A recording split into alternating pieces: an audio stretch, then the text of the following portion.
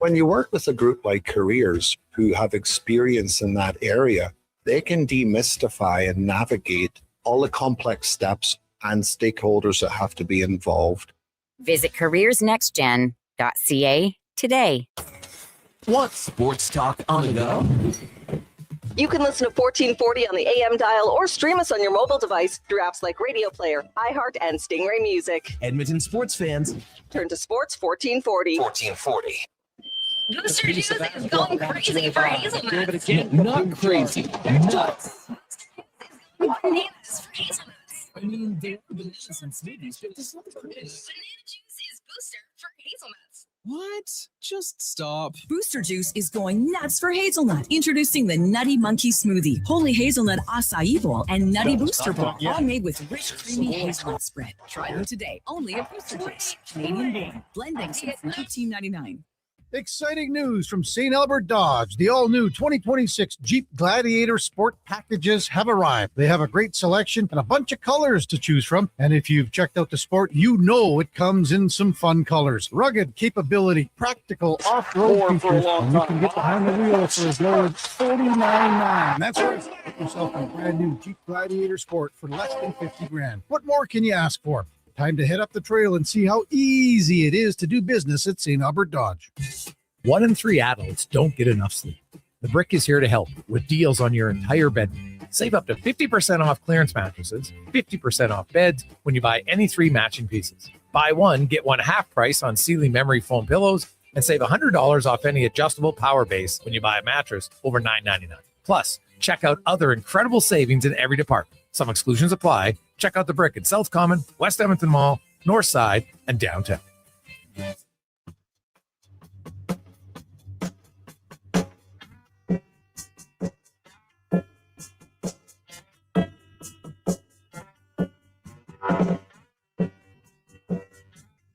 Jason Gregor Show. A piece of Askarov on its way by. McDavid again from Pete Sharp.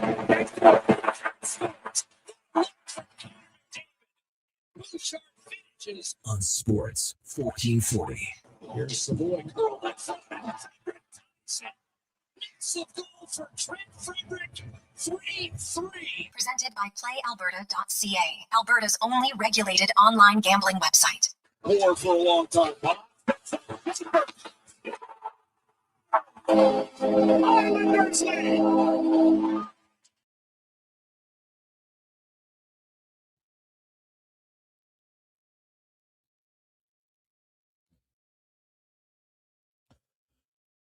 What a magnificent Monday afternoon. How are you?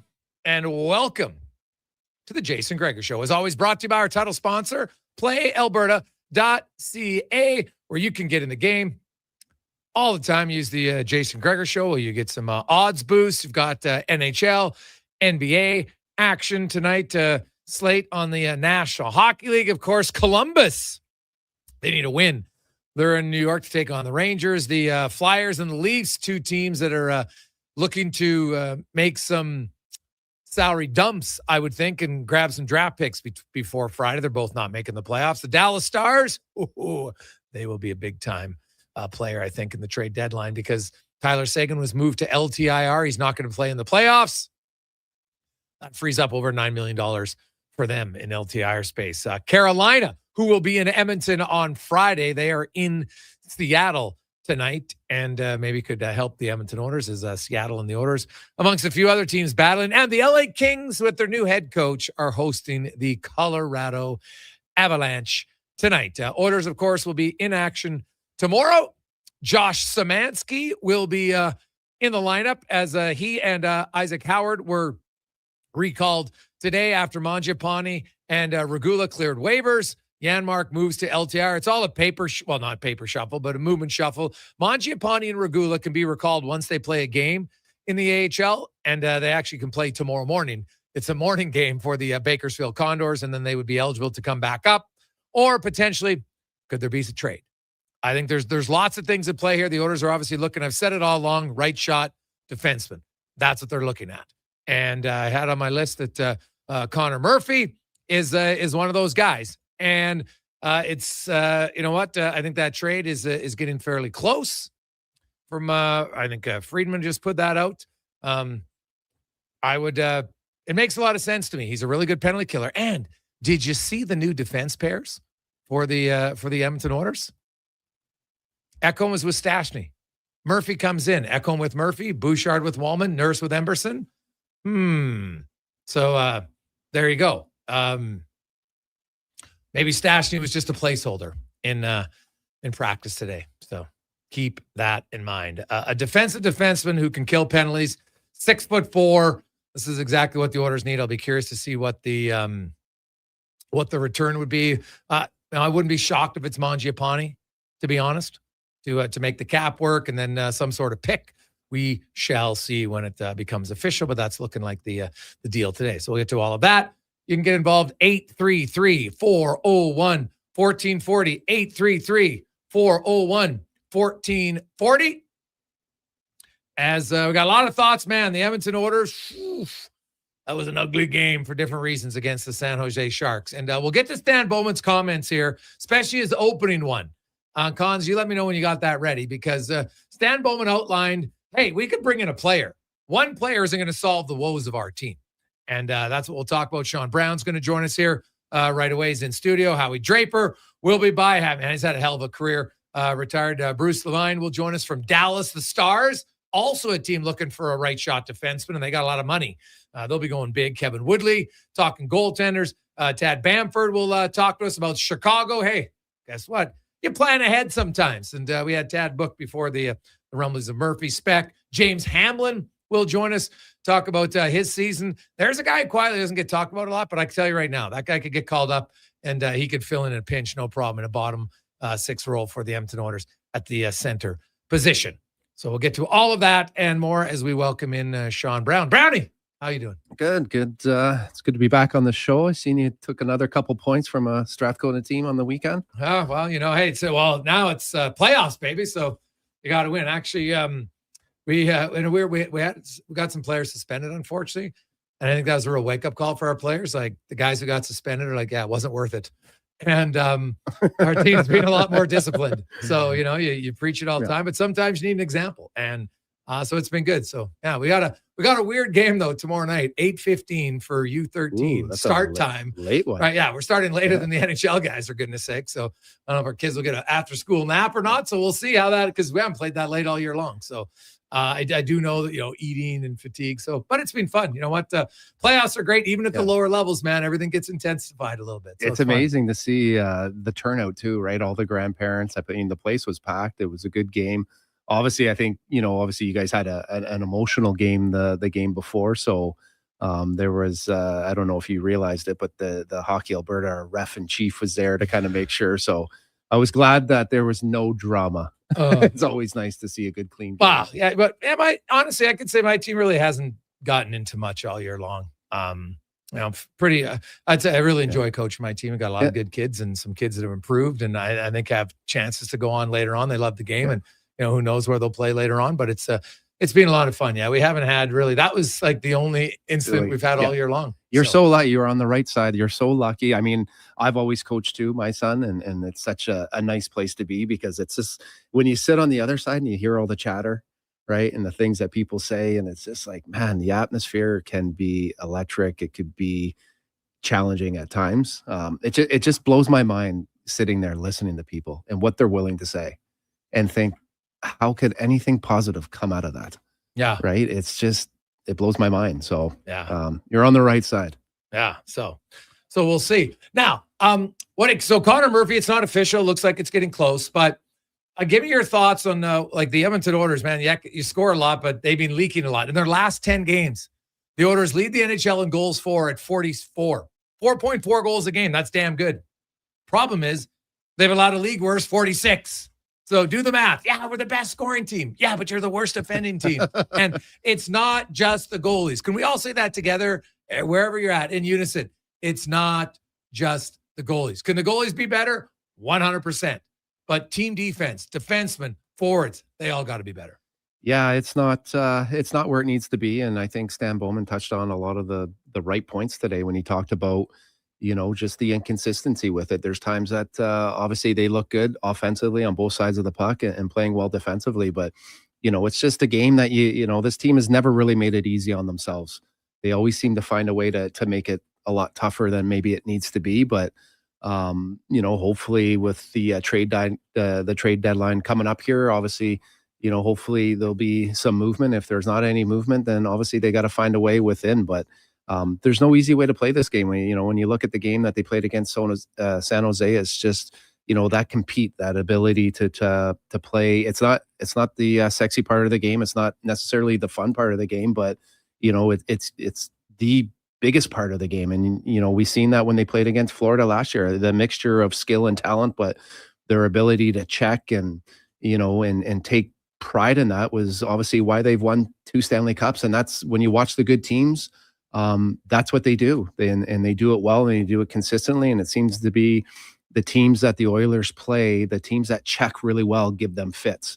And so, yeah, it's interesting. I obviously watch some of the tweets and that are out there, and you look at the different devices and apparatuses, and it looks like they use it as many teams in minor hockey use it. But there's always going to be a side to that game where it's not. You have to just be able to play defense. You have to be willing, to play in the trenches and to play that type of game. And I think we can all get caught up at different times, with too many apparatus, too many, that's too many the sexy part of the game, and not understanding the importance of just hard hockey.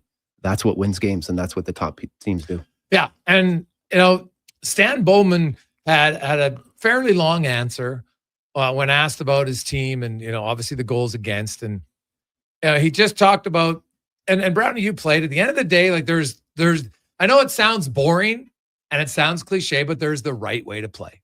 And now you got to play intense, and there's still a right way to play offensively, because you still got to score, right? And the Oilers have always been able to score. Even earlier this year, and I was like, oh my God, they can't score. I'm like, the Oilers will be fine. They'll score. And it was like, they got no depth guys. And then you look at, since the break, have their depth guys scored? Yeah. And they're not winning because they're giving up too much. Right? Matt Savoy has 6 freaking points in 3 games, for God's sakes. Right? So here's Stan Bowman earlier today when asked about what he sees as the issue for his team. Yeah, we haven't played well defensively as a team. I think it's a number of factors, all of them contributing. It's goaltending, defense, and forwards. I think the biggest challenge for our group is, we don't put ourselves in a great spot often in games, and we score a ton of goals, and I think that's great. And if you think back to the early part of our season, we weren't scoring a lot. I think so. We've swung the pendulum probably too far one way, where we're pushing to try to make things happen, and in the process of doing that, we put ourselves in really bad spots. And I think until we learn as a team to be smarter about the way we approach the games, we're going to see a lot of highs and lows, to where we look great some nights, we're scoring a lot of goals, and other nights we're giving up a ton of chances and putting our defense and our goalie in bad spots. And I think that's got to change. So that's more of a mentality shift for our group to understand what a winning brand of hockey is. And I think we see it in spurts this year, but I don't think we see it nearly consistent enough. And especially as the season progresses and the league changes around, this time of year, the stretch run, and there has to be better, bigger commitment from players, all of our players, to play smarter, not trying to make plays every shift. I think that's something that we've been guilty of lately. But even going back to the games in late January, I think maybe it's having more respect for the game and the simplicity of the game sometimes. I think we want to put on a show, and we want to score goals, and I think we all love scoring goals, but there's 2 sides to it, and I think we haven't managed that very well as a team. So yes, there's there's lots of details underneath that as far as players that need to play better. No question, both forwards, defense, and goalies. I don't think we've seen, but I think the bigger way to fix that, it's not going to be magical new players. It's going to be the approach that we take as a team, understanding that going through a whole period without getting a lot of scoring chances is okay if you don't give up a lot. And I think that's what happens in playoff hockey. And I think our team has shown the maturity to play that way when the games matter the most. I think right now we haven't been dialed in enough and committed enough to play that way. And that's what's causing us a problem most recently.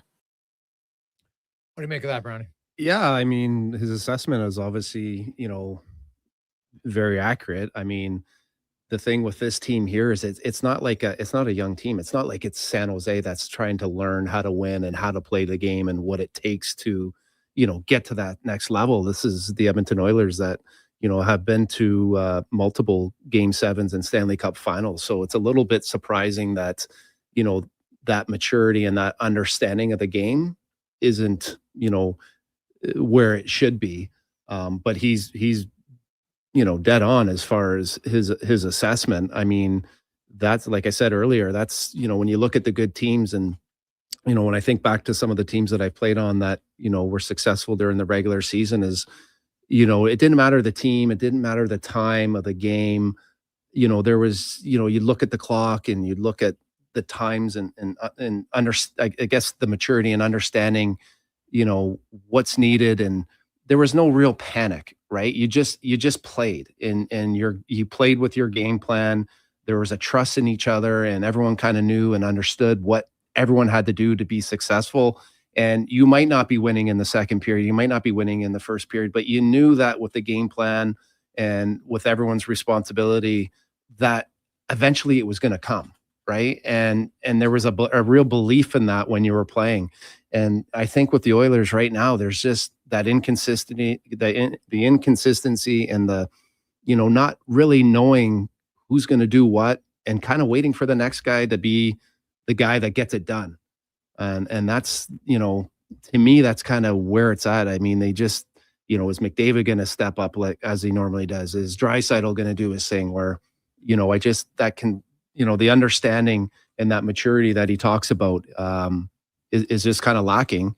And like I said, this is a team that's never really made it easy. So is this, at what point in time is it going to change?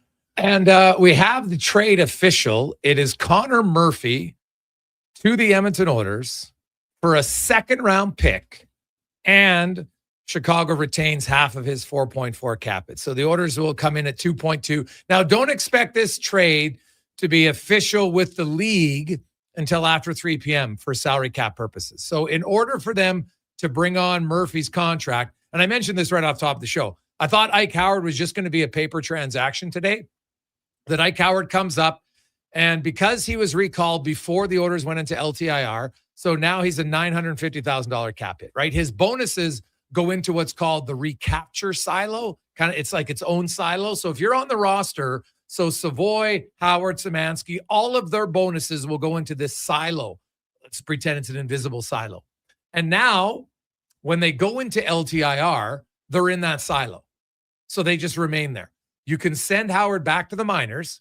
And now anytime the rest of the year, when you recall him, he's only his base salary of $950K, not $1.6 million. So this is why the Oilers did it, right? They moved the Janmark, and Janmark's he's done for the year. Stan Bowman had said to us earlier, I'm guessing he's probably going to, this shoulder injury, I'm guessing it's going to lead to surgery. I don't know that for sure. That's what I'm going to guess, just based on the conversations.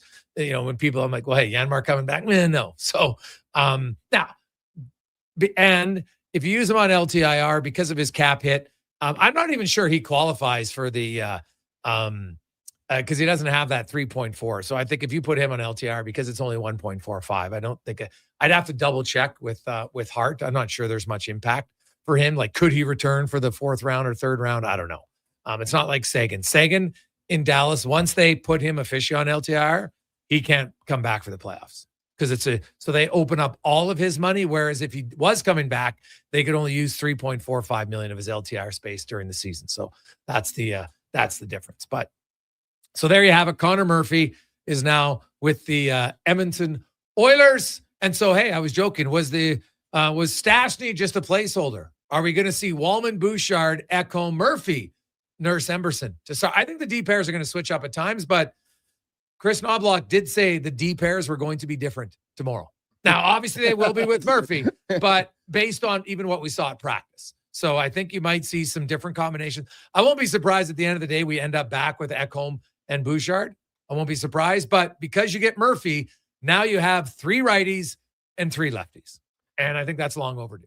And I don't have a problem with them going back with Ekholm and Bouchard. Because it's worked, right? But I mean, I don't know much about this Murphy, just reading about him here quickly. He's 6'4", 32 years old, right? A big body. I think they need a little bit of size back there with Stastny and Emberson. So yeah, I mean, this could be it looks like he was a first round pick. So could be someone that or hopefully it's kind of this person that kind of comes back there and just kind of settles it down a little bit. Right? Here's the scouting report on Connor Murphy. So outside of the bubble, he's never played in the playoffs. He is going to be jacked up to get in the playoffs.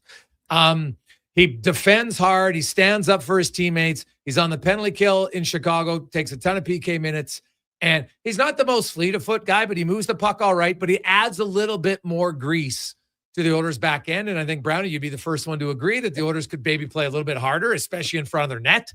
So I think that's what Murphy's going to add to them. If you put Wallman and Bouchard, even if you kept them, you could say Ekholm and Murphy, you're our big shutdown pair. Now, Darnell Nurse, if you want to get back to playing consistently, well, then I think Nurse can still be an impactful player for you. But he's got to round out his game. There's no question about it right now. So, Murphy's a veteran guy. He's really outside of the bubble. So he's never played a playoff game with fans. He is going to be jazzed right up. Yeah. I mean, what a perfect opportunity. I mean, he's got to be excited with the opportunity that's out in front of him here. And I mean, yeah, you're right. The Oilers are a team that just, if that's his identity and he's comfortable with that and wants to play that way, it's only going to help the Oilers. It not only helps him because that's what they need, but that guy that plays that way, I've always said it, I've said it before, like when you're playing that way, it creates scrums, it creates energy, it allows other guys to play bigger, right? And the Oilers, I feel at times when teams come in here, I don't know how much of a price they have to pay. So hopefully he's a guy that can be heavy, hard, right? You got to be a team that can check a little bit better, make it a little bit more uncomfortable in front of the net. Yeah. So there you go. What's your thoughts? 833-401-1440. I wrote it last week. Who are the guys for the Oilers to look for? Murphy was one of the top 4 guys for me. And I thought actually for cost, because he's a pending UFA, he was going to be less rather than Ristolainen or Kovacevic. I had listed, Dougie Hamilton cost way too much. Parayko was going to cost way too much. I'm not even sure cap-wise they could do it. But, look at it. So now the Oilers, can they find a way to move Mangiapane and free up? Maybe he's got to sit down there. I got to look at the numbers or not. I guess if they want to bring him back up, they probably got to move someone else here. But it's going to be interesting to see what they do. So we'll take a quick break. We'll return. We'll go to another team that's looking for a right shot defenseman. Well, there's one off the market, but there's a lot for them to look at. And they're a team that the Oilers have faced in the playoffs recently, so they'll probably be watching close to see what they do. It's the Gregor Show presented by PlayAlberta.ca. Excavators, loaders, lifts, compaction equipment, and more. Find the XCMG construction equipment you need. Available for rental or sale at Japa Machinery Group. Japa, helping build Alberta from the ground up for 50 years. Visit japamachinery.com. I'm Colin Livingston, president of Cantork. Cantork has always been a forward-thinking company, but now that we've turned 25, I can't help but take a minute to take a look back. Thank you to everyone that's been with us along the way. Whether you're a craft beer connoisseur or more of a wine aficionado, there's always something new to discover at Sherbrooke Liquor, a unique family-owned independent liquor store. The selection, incredible. The non-alcohol section is also very impressive. Sherbrooke Liquor, expert, knowledgeable staff with a passion for unique finds. More than just a liquor store, we're a community. Alberta's best, the one and only Sherbrooke Liquor. Wine, spirits, and oodles of beer. Visit SherbrookeLiquor.com. Day or night. tasting just so right. You can order Oodle Noodle at oodlenoodle.ca, delivering you the news almost right away. Remember, you can order Oodle Noodle at oodlenoodle.ca. So stay on your couch all day and order oodlenoodle.ca. Oodle Noodle. At Leading Edge Physiotherapy, healing doesn't have to feel heavy, because in our SwimX aquatic therapy pools, you literally float your way to recovery. Whether you're dealing with arthritis, back pain, joint injuries, post-surgical rehab, chronic pain, balance issues, mobility challenges, or just feeling a little creaky, warm water and gentle resistance have your back, your knees, and your hips. Trusted by pro sports teams and rehab hospitals, our SwimX pools help you move sooner, hurt less, and recover faster. So take the load off. Let the water do the work. Life shouldn't hurt. LeadingEdgePhysio.com. No fluff, no fillers, just pure entertainment. Sports 1440 brings the heat with bold opinions, big personalities, and Edmonton's fiercest fans. This is your turf. This is Edmonton's sports leader, Sports 1440. Okay, how about you give us your star winger for a bag of pucks? What if I throw in some Will Hawk beef jerky? Yourself a trade. With Will Hawk Beef Jerky on their side, the Alberta teams definitely have an unfair advantage this trade deadline. Pick up some today and use it for trade leverage in your fantasy league. No way, man. It's way too good. Will Hawk Beef Jerky, only available in Leduc. Get yours today, because you don't win trades with salad. Action Electrical's projects team takes the field, folks. Ready to execute the entire play for new commercial builds. Absolutely. They're masters of design build, sketching strategy from initial blueprints to core electrical infrastructure. The team never misses on complex projects. Known for handling big league constructions and major renovations, ensuring flawless execution, hire the Action Electrical team to bring home a win for your project. Visit actionelectrical.net. Portions of this hour brought to you by Crystal Glass, your clear choice for residential windows, locally manufactured and installed. Crystal Glass provides a beautiful product and incredible customer services for all of your residential needs. Call 310 Glass or visit crystalglass.ca for a quote.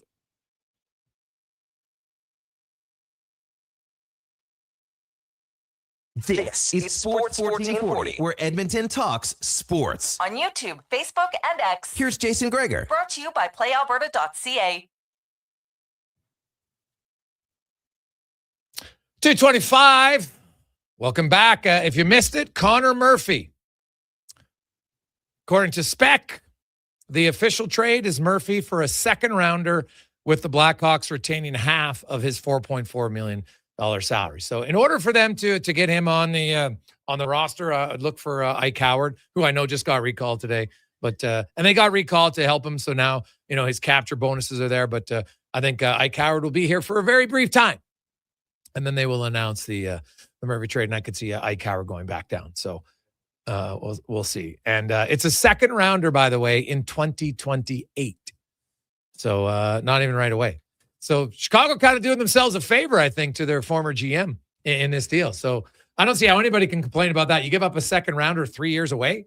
Like, that's a pick that's not going to help you for 6 or 7 years, realistically. So you take that all day long. And Connor Murphy comes in from Chicago. Defensive-minded defenseman. Is very good on the penalty kill. Plays hard. Stands up for his teammates.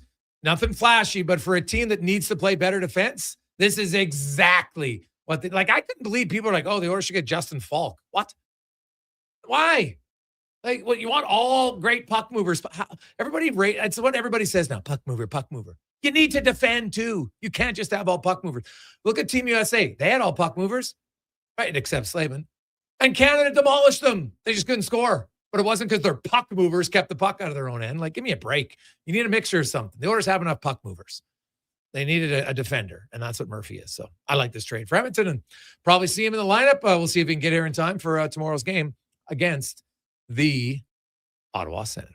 Now, another team that's in the market for right shot defensemen are the Dallas Stars. As we go around the NHL, brought to you by McDonald's. $5 McValue meal. Check it out at McDonald's. Oof, it's very good. What's your fave? Say the McDouble. Like the McDouble. Big fan. Love the McDouble at McDonald's. as Bruce Levine joins us. He's Stars post-game analyst. And Bruce, I guess let's start first of all. You see Chicago a lot. Give us your thoughts on Connor Murphy. Connor Murphy is exactly what you described. That he's a bigger defenseman, can play the physical role. Not the fastest guy. He's not the guy you want back on a 2-on-1 or leading the charge going the other way. But as a role guy who plays a right-handed defenseman, he fills a good spot. I thought Dallas was going to possibly make a run at him. Edmonton gets him first. That's hockey. All right, Bruce. Now the Dallas Stars. By the way, I wanted to be outside today. It's 28 degrees down here, so I just wanted to rub it in a little bit. Yeah. Bruce, if I would extend a certain digit, I would, but I would do it in jest. So there we go. But no, that's awesome, man. I love it. Good for you guys. Now, hey, things are heating up in Dallas off the ice because Tyler Seguin, unfortunately, was placed on LTIR, which means he's not going to play in the playoffs. But that frees up his whole $9 million plus salary for the Dallas Stars to work with between now and the trade deadline. And I fully expect them to use it. They need a right shot defenseman, don't they? They need a right shot defenseman. But first of all, let's clarify one thing. Because of injuries that Dallas has had already and had to bring up players, the Seguin bump is more like $6 million rather than $9 million because of usage that they've already had. Right. Dallas does need a right-handed defenseman. But the question is, with Rantanen out, Hintz hasn't come back from the Olympic break. Radek Fox is still out. You want to keep Matt Duchene at center. Are the Dallas Stars more likely to trade for a winger that they could put and keep Matt Duchene solid at the center position, or are they looking more for a defenseman? Right now, the Dallas Stars, you talk to their coaching staff, they're what Nils next to Thomas Harley. So it may not so much be a right-handed defenseman, but are they looking for a defenseman that could add a little bit of grit, a little bit of sandpaper? If you've got to go through Minnesota and Colorado in the first 2 rounds, it's going to get nasty. Dallas might be looking for somebody a little more physical than whether it's right-handed or left-handed on the blue line. So what other needs do you think they're looking for? I think I just said it, the winger. Dallas, this is a lineup that Tyler Seguin was playing. So I know if you go back to December, he was playing so well before he got injured. And you're one injury away from having 2 lines. You really are. You look at Dallas right now with the injuries the Stars are having, they are a 2-line team. They've won 2 games doing it. They've been playing good defense, gotten good goaltending. But in the playoffs, you've got to be more than 2 lines. I think Dallas might be looking at helping their offense a little more than helping their defense. You still have Lyubushkin, Petrovic, Capobianco. If you have 8 on, you could, let's be realistic. It's going to be Miro Heiskanen, Esa Lindell, Thomas Harley eating 25 to 30 minutes a night in the playoffs. Yeah, you can get minutes from some of the other guys, but scoring wise, can Dallas afford an injury? It's not like the last couple of years where they had guys like Dadonov and Marchment and Seguin coming back, where you had depth at the forward spot going into the postseason. I think Dallas might be looking for somebody that can help on their forward spot. One more thing, though. Talk to Jim Nill. This is a team that does not want to take on long-term contracts. They don't want to be hamstrung come next year with any contract negotiations they have to make. So it's going to have to be the right player with the right cap hit and not a long-term hit either. Bruce, maybe give us a little bit of an update on former Oiler assistant coach Glenn Gullison. How's he doing there? Gully's fantastic. I mean, here's a guy that, first of all, he's coached here, back in 2011. Roster the down compared to what he had to work with back in the day. It's night and day. He's like a kid in a candy store right now compared to the first time he was in Dallas. If you remember, at that time, Dallas had no owner and basically we were scraping to get above the salary cap floor just to be compliant with the league. He's done a great job of communicating with the players. When Dallas first started their current 8-game winning streak, they had a horrendous game in St. Louis. What they won, but they were out hit something like 46-11. Glenn Gullison said after the game, this is not acceptable. Then he and his coaching staff talked to the players, talked to the leaders in the locker room, and explained what they wanted, what the expectations were, and everybody immediately bought in. Glenn Gullison's ability to communicate, get the message across, and have the team leaders disseminate that message is a thing of beauty for the Dallas Stars right now. Everyone knows what they're supposed to do. Everyone knows how they're supposed to play, and it's getting the job done. Gully's been fantastic. Bruce, the Stars, obviously, you know what? Hey, they've had success. You've been to the conference final 3 years in a row, but they obviously want to get farther than that. You got Minnesota and you have Colorado, and, you know, depending how things shake out, like right now, it looks like, it would be a Dallas-Minnesota series, but like they're only 6 points back of Colorado. And Dallas has won 8 in a row. So, you know, I wouldn't say it's a foregone conclusion. Like they're 6 back and they have gained 8 points in their last 10 games, and they're still 6 back. So they've covered it up, right? Like they made up more ground in the last 10 games than they have to make up in the remaining 23. So I wouldn't say it's over by any stretch, but it was clearly important, I think, to get that number 1 seed, because then you avoid the other 2, at least for the first round. Yeah, and let's face it, it's going to be a bloodbath in the Central Division. Whatever that 2 versus 3 matchup is going to be the iconic matchup of the first round of the Stanley Cup playoffs. Dallas plays Colorado this Friday at home. Now, maybe Dallas plays Vancouver riding going into that game. After Friday, we should have a pretty good idea whether or not Dallas can really hunt down Colorado, or if Colorado has enough gas and separation to stay in front. You look at Minnesota, adding Quinn Hughes just makes them so dangerous. And I really want to fault the New Jersey Devils management for giving away too many no trade contracts, not allowing Quinn Hughes to go play with his brothers the way God intended it. They screwed it all up for the rest of us in the Central Division. Yeah. Well, that Hughes has made that team a lot better for certain. You mentioned the offense and, you know, where they want to go. Where are you at with Jason Robertson and the Stars, and what's going to happen long term there? I think what's going to happen is that they're just going to put everything on hold till the offseason. One thing about Jim Nill is they do not negotiate through the media. There are no leaks. There are no inklings of what's going to happen. I think that the conversation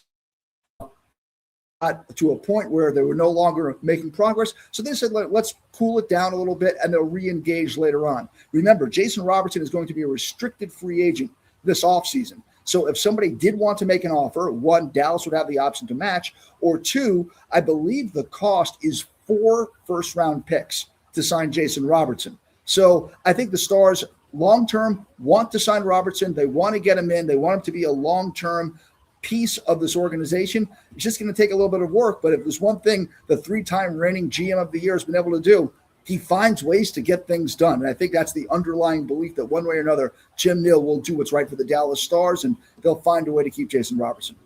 Okay. Any guess on what you think his AAV might be?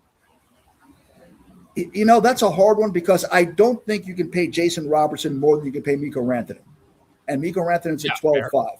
I think you could see if it depends is being at 11.5 to 12. I mean, Thomas Harley's at 10.5. So if you say Thomas Harley's at 10.5, Mikko Rantanen's at 12.5, can you put Jason Robertson somewhere in between and get the job done? Would Jason Robertson be willing to play for that? I mean, let's face it, Kaprizov's making $17 million. That's what everyone looks at. It looks and says, well, that's the top end. But if you're the Dallas Stars and you've got plans of building a team that's going to not only try for the cup this year, but next year and the year after and the year after, especially with Wyatt Johnson and the young core you've got on this team, you've got to be able to slot things. And that's the hard part. Is I think Jason Robertson would be fantastic here, but you can't pay him $13 million and make Mikko Rantanen your second most highest paid player. Okay. Bruce, for fun, between now and Friday, how many trades do you think the Stars are making? And do you have anybody that you would think is a top target? I don't know if it's a top target, but I keep coming back to Seattle simply because may or may not be sellers at the deadline. We don't know which way they're going to go. But Big Rig has been in Dallas before, and he does add some size and meanness on the blue line where necessary. So I could see Dallas maybe making a trade. That's sort of my dark horse. I think somewhere along the line they bring in another forward. They find somebody that can come in and play a top 9 role and try to boost that up. But I don't see Dallas going all in like they have last year. They gave away a lot to get Rantanen, Granlund, and Ceci. The year before that, they went all in to get to Chris Tanev. And now you're looking at a team that has 2 first-round picks over the next 4 years. I don't see Dallas making a monster trade. All that being said, last year at this time, we had no idea that Mikko Rantanen was going to be wearing victory green. So if there's a great trade to be made, Dallas will explore it. If everything is status quo, I don't see a blockbuster coming out of Big D. Awesome. Thanks, Bruce. We really appreciate it. Enjoy the heat. Yeah, I'm going to have to see if I can hit the driving range before the game against Vancouver. It's tough, but someone's got to do it. All right, man. I love it. Appreciate your time, Bruce. Have a great day. Thanks for having me on. There you go. That's Bruce Levine joining us from from Dallas. So the Stars have about $6 extra mil in cap space to use, and obviously you're looking for a scorer. So that's priority number one. I wouldn't be surprised if they make 2 moves and add another defenseman. Maybe not a big guy, because he's right. Like, they got 3 D-men who play a ton of minutes. Now, it'd be nice to have a 4th, but are you going to spend a boatload for that? Or what if you just get a really solid guy that can play 15 minutes, 16 minutes? That's something to look for. So speaking of trades, the Oilers trade Connor Murphy coming from Chicago, a 2028 second rounder going to Chicago, and the Blackhawks retained 50% of Murphy's salary. So didn't have to give up a ton. Now they get Murphy. The trade probably won't be official until after 3 o'clock by the league, just because of counting purposes and everything else like that. And then the Oilers probably going to send Ike Howard right back down. I know he's just recalled, but because how it works in the day, it's like 3 o'clock is the start of a new day in the CBA. It's kind of weird, but that's just how it works. So I could see that Ike Howard up, Ike Howard down, but he was up for the time that allows him to only be a $950,000 cap at the rest of the year, because now all his bonuses are in LTIR, because after he's recalled, the Oilers went on LTIR with Janmark. And so that puts his bonuses in the recapture silo, if we want to call it that. So there you go. It's a quick break. We'll come back and discuss the trade and more on the Gregor Show, presented by PlayAlberta.ca. Actions speak louder than words. Japa Machinery Group puts your construction plan into action with XCMG construction machinery you need. Available for rental or sale. Learn more at japamachinery.com. You've got a go-to coffee spot, a trusted barber, even a lucky game day jersey. But when it's about looking your absolute best, there's only one name you need. Mr. Dirk. Family run since 1939. We're experts in crafting impeccable tailor-made suits and offering a wide variety of everyday styles. Pair that with personalized one-on-one fittings and the convenience of on-site tailoring. Mr. Dirk elevates your style game. Visit our Edmonton store or explore MrDirk.com. Score big on style with Mr. Dirk. And here comes Action Electrical Service Team sprinting onto the scene. These are your first responders for any electrical emergency. That's right. With their fleet of service vans and specialized gear, they assess, they service, and maintain electrical lighting and automation systems. They're all about rapid response. Quick diagnostics and repairs to restore power and safety fast. Hire the Action Electrical team to bring home a win for your project. Visit actionelectrical.net. 60 years ago, we started selling trucks as Western GMC Buick. Today, we are Wolf GMC Buick. We're still located on the corner of 184th Street and Stony Plain Road with the same ownership for over 2 decades. Our customers have trusted our family-owned, community-driven business. And for that, we are thankful. If you're looking for a truck or SUV, pop in and one of our seasoned professionals will get you a great deal, hassle-free. Come trust our team at Wolf GMC Buick. Wolf GMC Buick. We're making it easy.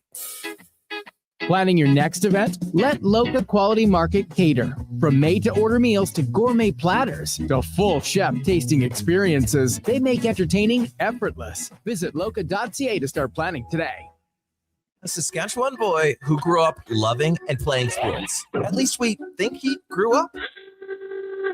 Listen to Kevin Carius weekday mornings from 7 to 11 on Edmonton's home for sports, Sports 1440. Day or night, tasting just the right.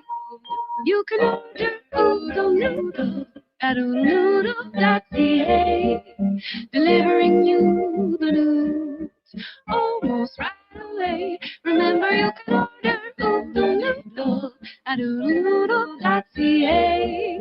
So stay on your couch all day and order oodlenoodle.ca. Oodle noodle. The job isn't done until the last load is hauled, and having a semi-trailer out of commission is not an option. Whether replacing or adding to your convoy, Edmonton Trailer has a huge inventory of new and used semi-trailers, trusted by the gravel, logging, oil field, fluids, and freight industries. Find a trailer right for you online or at one of their 3 locations. For sales, service, parts, rental, and finance, when you're in it for the long haul, Edmonton Trailer. Don't let equipment failure stop you cold. At AWS Welding in Nisku, our factory-trained service techs are on hand for all welding equipment repairs. We're a full warranty center for Miller, Lincoln, and ESAB, and we service all makes and models. Proper, regular service extends the life of your gear and keeps it running at peak capacity. Don't wait for a breakdown. Book your service appointment today at aws.ca. AWS Welding. Our welding keeps you working. Hey, Edmonton. Did you know a local Play Alberta winner scored over $500,000 on Mega Jackpots Ocean Bells? Think about the season tickets you could lock down with that kind of cash. From major casino winners every hour to jackpots worth millions and hundreds of popular games to money that stays in the province, there's never been a better time to sign up for Play Alberta. Download the app today to get started with casino, sports, and lottery all in one app. Must be 18 plus to play. When you gamble, use your game sense. A claims program for harmed Canadians has begun as a result of a landmark tobacco settlement. If you smoked regularly before November 20th, 1998, and were diagnosed with lung cancer, throat cancer, emphysema, or COPD, you may qualify for a significant payment. To learn more, call 888-482-5852 or go to tobaccoclaimscanada.ca.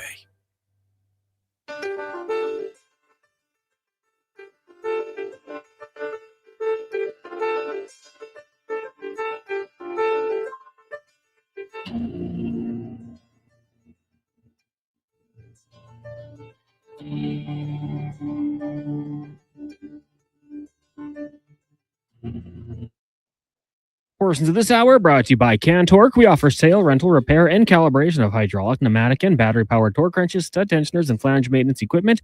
Order today at Cantork.com.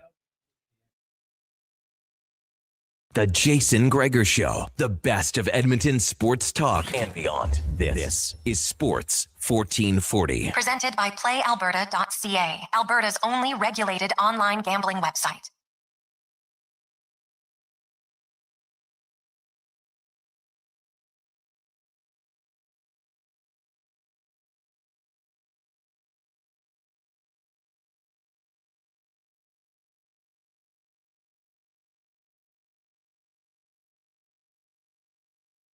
.245. Welcome back, Jason Gregor, Sean Brown, Sports 1440, sports1440.ca, YouTube, Facebook, X, Instagram. Thanks for listening. Thanks for watching. Hope you are having an awesome day. Oiler fans, you got a defensive defenseman, Connor Murphy. What do you think? We got lots of texts coming in. We'll get to that.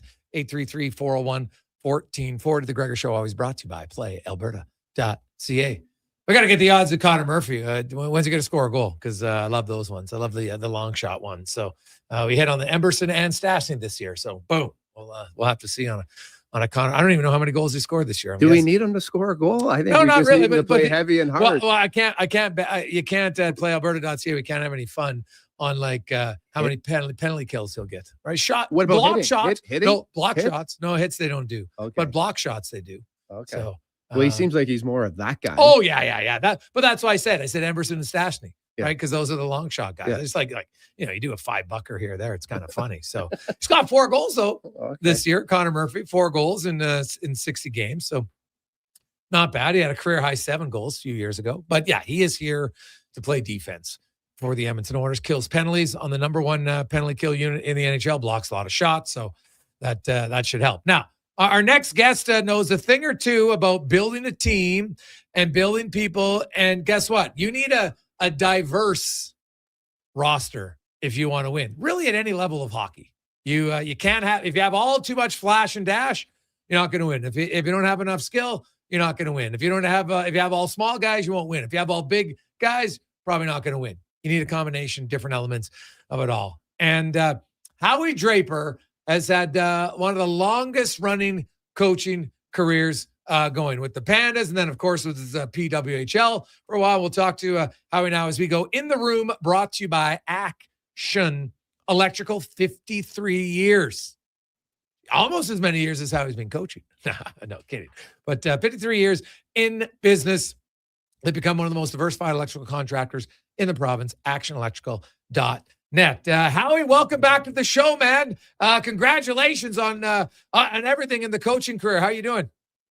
I'm doing really good, Jason. Thank you very much. I wanted, you coach, how many years you coached? 28 years total. 28. So what originally got you in, what was your first coaching job? Well, let's see. When I was still a Bear in my last year, I helped coach a bantam team here, a midget team actually here in the city as an assistant coach. And that was my first dabble in it. And then the year out, I did a little bit more work with a bantam team as an assistant coach, just small stints here and there. Yeah. And then went over to Australia and was a coach player in Australia for a year. So that was probably the closest I had been to that point as an actual head coach. And then came back and everything just kind of went from there. Well, you played at the U of A for 5 years from 86 to 90 under Claire Drake. And there's so many people that rave about Claire. When you were playing there, did you have meetings with Claire Drake thinking, hey, I want to get into coaching? How much of an influence did he have on your coaching career? Yeah, well, I think to speak to your first point, I don't know if I ever really thought that I wanted to coach when I was playing. It wasn't something that came to mind at that time, and I just sort of fell into it. I really enjoyed working hockey camps and those kinds of things, and we did a lot of that with the Bears back in those years in summer camps, and so that was always great. But I never really thought about being a head coach as a career, and then I just kind of fell into it. But I'll tell you, in terms of influence, though, I think what I did draw from Coach Drake was just how important he was to the growth that we all took part of as we were going through the Bears program. And then when the opportunity came to coach the Pandas, it was kind of an aha moment. And I thought, okay, this is my chance to hopefully have an impact on young people, and hopefully to the extent that Coach Drake had an impact on me. So congratulations. What is it like? You obviously coached for a number of years. Maybe tell me the difference from when you got into coaching, the athlete that you coached at the beginning to the athlete that you coach at the end. What was the difference? Well, it was quite dramatic, to be honest. When we first started, female hockey was in its infancy to a certain extent. So, so we had some hockey players that, we're just coming out of midget. Of course, we had some hockey players that had been essentially playing beer league for females at that time. We had some figure skaters come in. We had some ringette players come in. So we had a variety of different kinds of student athletes coming from all different areas, and so it was a real shock to the system at that time for me. But I think things have grown so much, and the female game, as you all know, has come such a long way, particularly with the institution of PWHL and and the heights that it's getting to. It's far more organized. The athletes are far more prepared now, and they're just it's just a pleasure to have been a part of watching that growth from day one. So you talk about that growth because you started in 1997, the first coach of the Pandas. You've been there every year except one when you went to the PWHL. Yeah. And can you kind of describe the growth of the women's game and the amount? Obviously, you have way more players to choose from, I think, now than you had in your first year of coach in Howie. It's obviously there's way more girls playing the game now than ever before. What's been the biggest area, do you think, of growth that you've experienced coaching at the university level with the women? Well, I think just the skill level. And as I kind of alluded to, hockey at that time was an alternative sport for females. And, I think a lot of parents were still hesitant putting them in because it's a boys' sport and all that stuff. And so it just wasn't the first choice, but I think it's come a long way in becoming a first choice for many young athletes, which is great. But I think so now we're seeing women come into our program that have had all the athletic resources around them, to help make them truly high performance athletes heading in towards the elite model. So skill has been huge. Their strength and conditioning, the size has come a long way. Just their preparedness emotionally and mentally. So it's, in all aspects, the players are far stronger than they were at one time. Not to take anything away from those players. Those players had a lot of those elements, and we were very fortunate early on in U Sports women's hockey to have more of those elements than I think some other teams, and so we're able to have some success as a result of that. But I just think we're seeing consistently across the board just more prepared athletes come into our program. How was your experience in the PWHL? Well, it was a unique experience. That's for sure. I think the thing that I learned most is that I got a sense for what it's like to work with the absolute pinnacle. Yeah. So I don't have that opportunity at the U of A.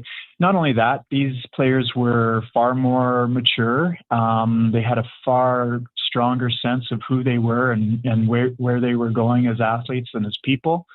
They were grown up. And so that was probably the biggest learning curve for me, was just understanding, okay, I'm coming from coaching young women who really don't have a really strong sense of who they are and where they want to be, and maybe playing a part in helping them shape that or discover that, to a place where everybody knew exactly what they wanted. I think that brought challenges. It was great in a lot of ways, but it brought some challenges too. What was one of the biggest challenges, maybe? How I haven't not been in that realm before? Mm-hmm. Well, I think probably, and this is, I wouldn't say this is like a black and white challenge, but it's, for me, it's always been about, more about helping young people grow. And I think when I started with the New York team, I think I had the same thing in my mind, that I wanted to help these women grow. And so I probably some of the techniques that I might have brought that were really successful at the varsity level. Okay. Brought those to the professional level, and they just really weren't as open to that, because they already were grown and they already knew who they were and all that stuff. And that's one of the things also that I brought out of the Coach Drake's program, is just, they really helped us grow as people. And it wasn't just about hockey. There, it's about hockey. They want to win. They're at an elite level already. They've come as far as they're going to go for the most part as human beings, or at least in their minds anyway. And so, so they weren't too interested in that part. They wanted to win hockey games. And as you know, we didn't win a whole bunch. Yeah, well, and hey, and that's part of it, and that that's a learning experience as a coach. And you say, hey, if I had a different opportunity, I'd probably approach it different the next time. Yeah, absolutely. So why now? Why was now the time for you to retire? Well, I just feel like I've lost a little bit of the passion for the game, I think, and I love hockey, and I still love coming to the rink every day, and I love getting on the ice with our athletes. But I think it was just all the preparation, the recruitment, all the things around that goes into the game that I think I kind of lost. And at my level, teams are getting stronger and stronger. The coaches that I'm coaching against are outstanding coaches. They're getting better and better. And I think it's the best thing for the program for me to step aside and hopefully have somebody come in that has new ideas, new energy, just that passion, so that they want to do it 24/7. Howie, you obviously still have a lot to offer to kids. Do you still find another way to get involved in the game? Yeah, I think so. I've just recently I guess for a good portion of my career, I've mentored young coaches as well. And I think that's an area that I could really see myself being involved in. And, for every coach that I might be able to have an impact on or help in some way, they have the opportunity to help, that 25 to 50 to 75, however many young people that they're going to be impacting directly as well. So maybe in that way, I'll have a broader impact or continue to have a broader impact on the game. I think that'll be important. I really enjoy that. And then who knows? We'll see what else comes. I'm going to be sticking around the U of A. I've been very fortunate that Leah has given me the opportunity or offered the opportunity for me to stick around a little bit and support the new coaches that come in. And so we'll see. I might be able to be here for a little bit longer and maybe help raise some funds and do whatever I can to help support the program. Awesome. Well, Howie, congratulations on an amazing run. The Pandas without Howie Draper will be something new, but like anything, it's you'll have an opportunity to help someone else come in with a younger, youthful passion, and hopefully keep the program going very strong. And if they can get into 15 Canada West titles and 8 national titles, that'll be a pretty good run, because that's what they have to live up to now. So you set the bar pretty high. Right, absolutely. I'm really excited to see where the program goes, for sure. Awesome. Thanks so much, Howie. Best of luck. Congratulations. Thank you on a great career. Thanks, guys. There you go. That is Howie Draper, basically the only coach I've ever had for Pandas hockey, which is it's a big deal, man. Like in 28 years, you won the league 50, like you won the title 15 times. You won the national title 8 times. Like, that's pretty impressive. And not to mention influenced a lot of girls and helped them grow as players and as people. And you just hope that he continues, like he said, to kind of find a way to stay in it and pass it on. I think, his knowledge and experience is something that a lot of people could benefit from. So yeah, congratulations. It's not, anyone that's been in the game that long and made it a career, it's not easy. It was interesting hearing his point of view of just, it takes a lot, right? The hockey almost becomes secondary. It's the recruiting and, all the things that, a lot of people don't see behind the scenes, the preparation, conversations that you have. And he obviously had enough, but really good career. Congrats. 3:00, we will take a break. We'll come back. We got a lot of texts. We'll get into the Connor Murphy trade. If you missed it, Connor Halley will give you the update on what has transpired for the Edmonton Oilers. Busy day, lots of moves for the Edmonton Oilers on waivers and recalls and LTIR and trades. There's a lot happening as we get to Sports 1440 update, brought to you by Loca. If you want healthy food, chef-prepared food, you can pick it up yourself or they'll deliver it right to you. 2 locations in Sherwood Park in West Edmonton, or online, meals.loca.ca. Eat healthier now. This is the Sports 1440 update. The Edmonton Oilers have acquired right shot defenseman Connor Murphy from the Chicago Blackhawks with 50% of his $4.4 million salary retained. Reports say it's a 2028 second-round pick to Chicago. Murphy was originally selected 20th overall in 2011 and spent the last 9 years in Chicago. Also, Andrew Mangiapane and Alec Regula both turning waivers, now eligible to be assigned to the AHL. On the ice tonight, you've got the Blue Jackets taking on the Rangers, Leafs, Flyers, Stars in Vancouver, Kraken host the Canes, Avs taking on the Kings earlier today. Preds falling at home to the Red Wings by a score of 4-2. In the association, just 4 games tonight. Rockets in Washington, the Bucks host the Celtics, Nuggets taking on the Jazz, and the Clippers up against the Warriors. In the CFL, the Edmonton Elks making some moves, signing 3 defensive backs, Ladarius Tennyson, Ike Brown, and Shamar Walker, along with wide receiver Ife Adey. Coming up in hour 2 of the Jason Gregor Show, we'll ask 5 questions and be joined by Kevin Woodley from In Goal Magazine. I'm Connor Halley. This has been a Sports 1440 update.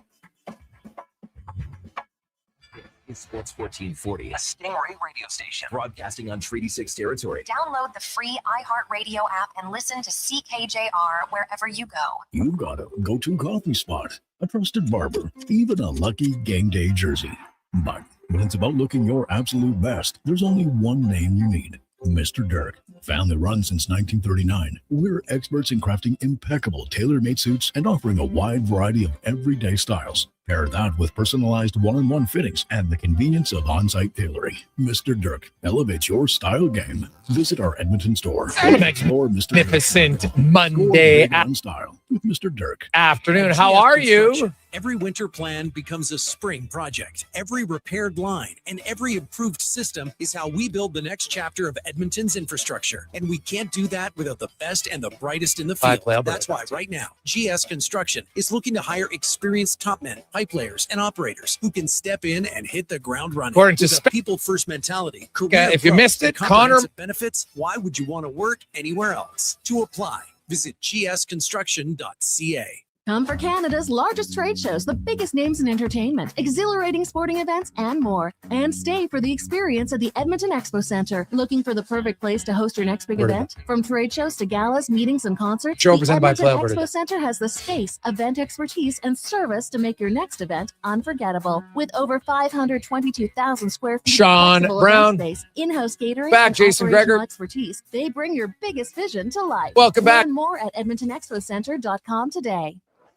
Booster Juice is going crazy for hazelnuts. No, not crazy. Nuts. Booster Juice is going bananas for hazelnuts. I mean, there are bananas in smoothies, but that's not the point. Banana juice is Actually, some of booster the- for hazelnuts. I think. What? Just stop. Booster Juice is going nuts for hazelnut. Introducing the Nutty Monkey Smoothie, Holy Hazelnut Acai Bowl, and Nutty Booster Ball, all made with rich, creamy hazelnut spread. Try them today, only at Booster Juice. Canadian born, blending since 1999. Exciting news from St. Albert Dodge. The all-new 2026 Jeep Gladiator Sport packages have arrived. They have a great selection and a bunch of colors to choose from. And if you've checked out the Sport, you know it comes in some fun colors. Rugged capability, practical off-road features, and you can get behind the wheel for as low as $49,900. That's right. Put yourself in a brand new Jeep Gladiator Sport for less than $50,000. What more can you ask for? Time to head up the trail and see how easy it is to do business at St. Albert Dodge. Measles outbreaks are occurring in Canada, including Alberta. These outbreaks are highly preventable. Measles is an extremely contagious disease that is spread easily through the air. The best way to protect yourself, your family, and your community is to ensure you are up to date with your immunizations. Don't get measles. Get immunized. Visit alberta.ca/measles to find out if you're up to date and what to do if you're not. A message from the Government of Alberta.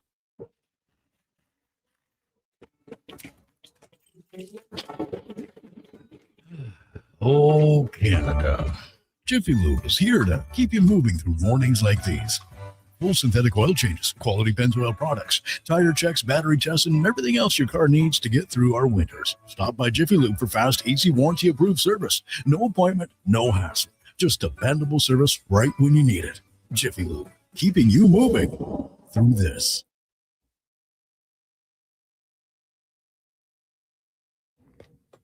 Portions of this hour brought to you by Japa Machinery. Japa is digging deep on their 50-year history of supporting Alberta's construction industry with their line of special edition blackout excavators. Visit japamachinery.com for all the details.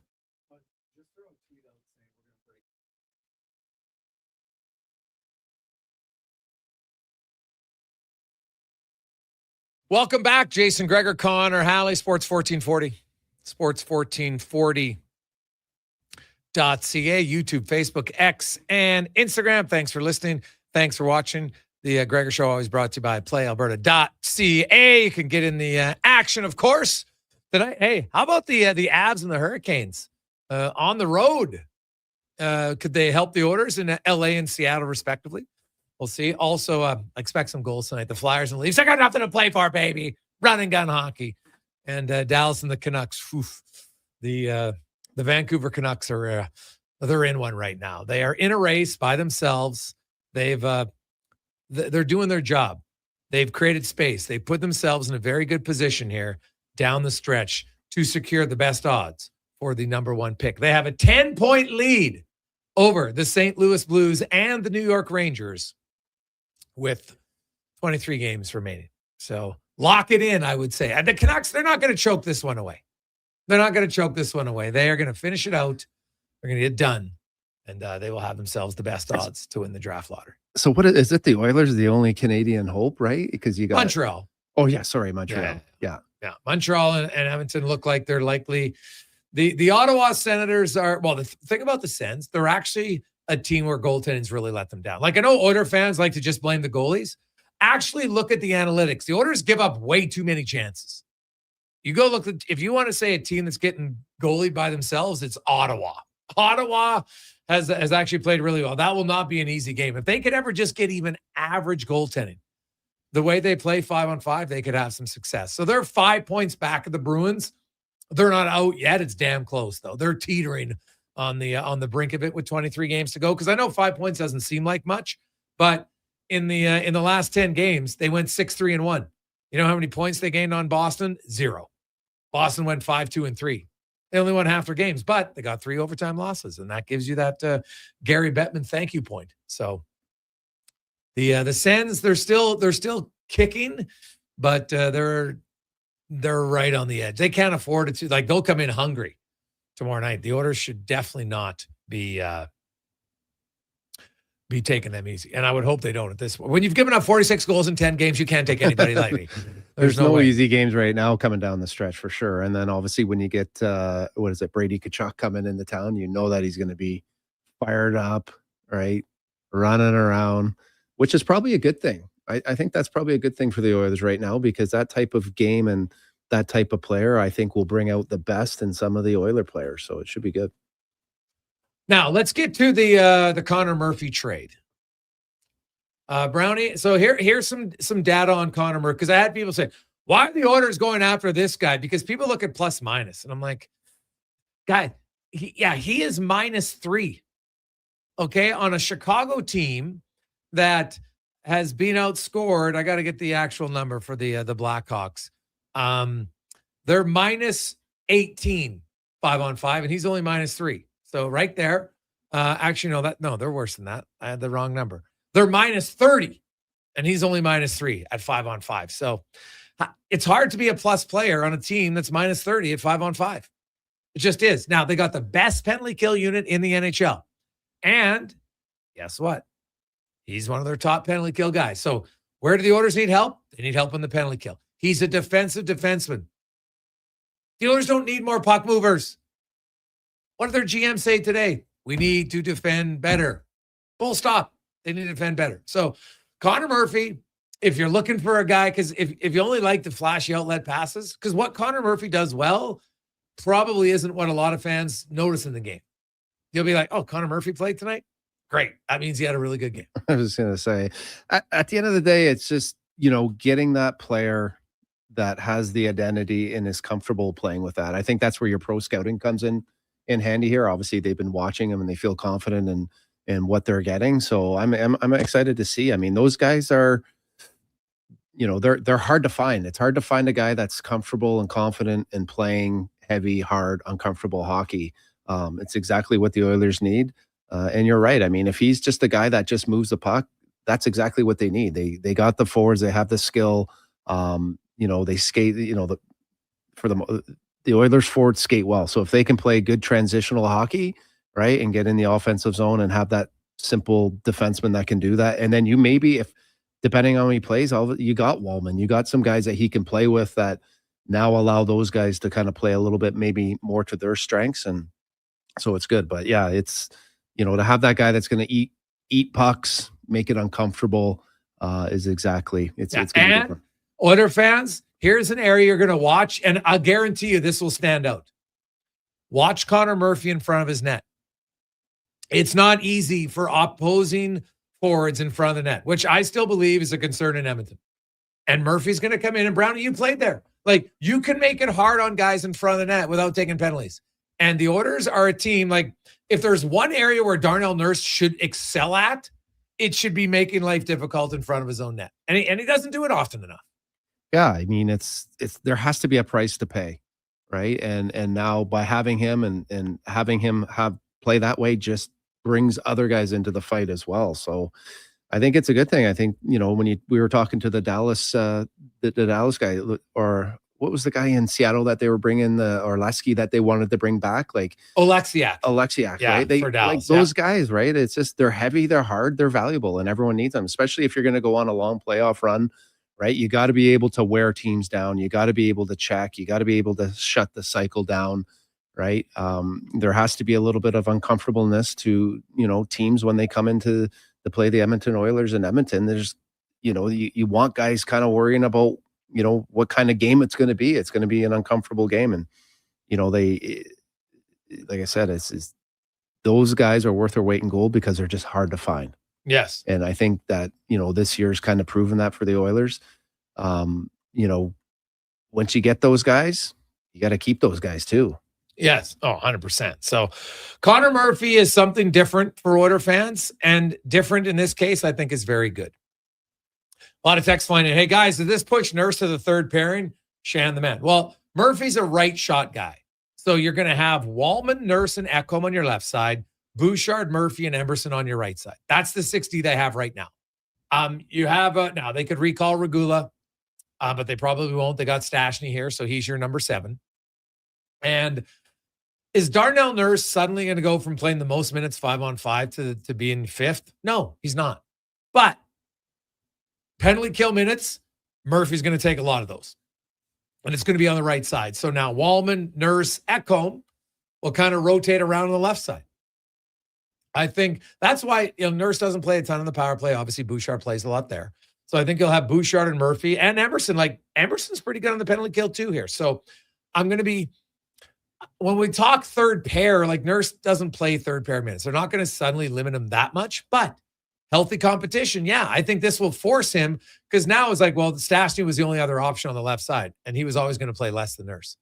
But now you got Wallman, Ekholm, and Nurse battling for ice time on the left side. Guess what? He's going to have to play better. So I don't know if I fall into the quote third pair, but there's going to be more of a competition. I like that. I mean, anytime you have competition in your lineup only just makes guys play better, right? You kind of got to keep guys edgy, a little bit uncomfortable. And if this guy can find a way to be consistent, right, and comfortable in the position that he's playing, does it not just kind of it'll try to maybe even some minutes out. It'll take some minutes away from guys and kind of spread it out, because these guys, for the last couple of years, they've been to the Stanley Cup finals playing in a game 7. Like, these guys have played a ton of hockey, right? So they need some guys that can kind of come in here and take some minutes and take some heavy, uncomfortable minutes away from some guys. Not that, you're going to give them a complete rest, but, you got to, spread it out a little bit more coming down the stretch, especially if you want to go on a long run. Hey, Brownie, would you say Knobloch's system and ideology are about not needing physical play that plays in the mind of Nurse? Has he come out and said that they don't need physical play? Like, I think especially in front of the net. Like, I don't know any system, Brownie, that says, okay, guys, here's our breakout system. We don't want to play tough in front of the net. Yeah, I don't think that has anything to do with it. I think Knobloch is the same as any other coach that wants guys, and he's talked about it in his post-game interviews, right? He knows there needs to be a sense of urgency and they need to be able to check better. So I don't think his message would be any different than anyone else. It's just eventually, you can say what you want. Eventually the athlete, the actual player, has to take the initiative and want to buy into playing the role that he needs to be. That's one thing that, with anyone, it doesn't matter who you bring in or who's in the lineup. And that's a little bit of the issue with the Oilers right now, is you don't know, and as a coach, necessarily what you're going to get. Guys aren't really playing to their identity. If you look at the Oilers lineup, you look at, the guys that are playing desperate, playing uncomfortable, and playing to their identity. There's not enough of them. You look at, what is it? Podkolzin, Kapanen, Roslovic, Savoy's playing well. Obviously McDavid and Draisaitl, but after that, it's, Nugent Hopkins, but, there's too many guys and too many nights and too often that, they're not playing to an identity. They're playing a game, but they're not really adding any value to themselves or to the team. So, I guess getting back to your point, yeah, it's every coach wants, I don't think that has anything to do with Nurse. I think, they've talked about his strength, his identity, and how he needs to play. Eventually, it's got to come down to the player just feeling comfortable playing that way. Yeah.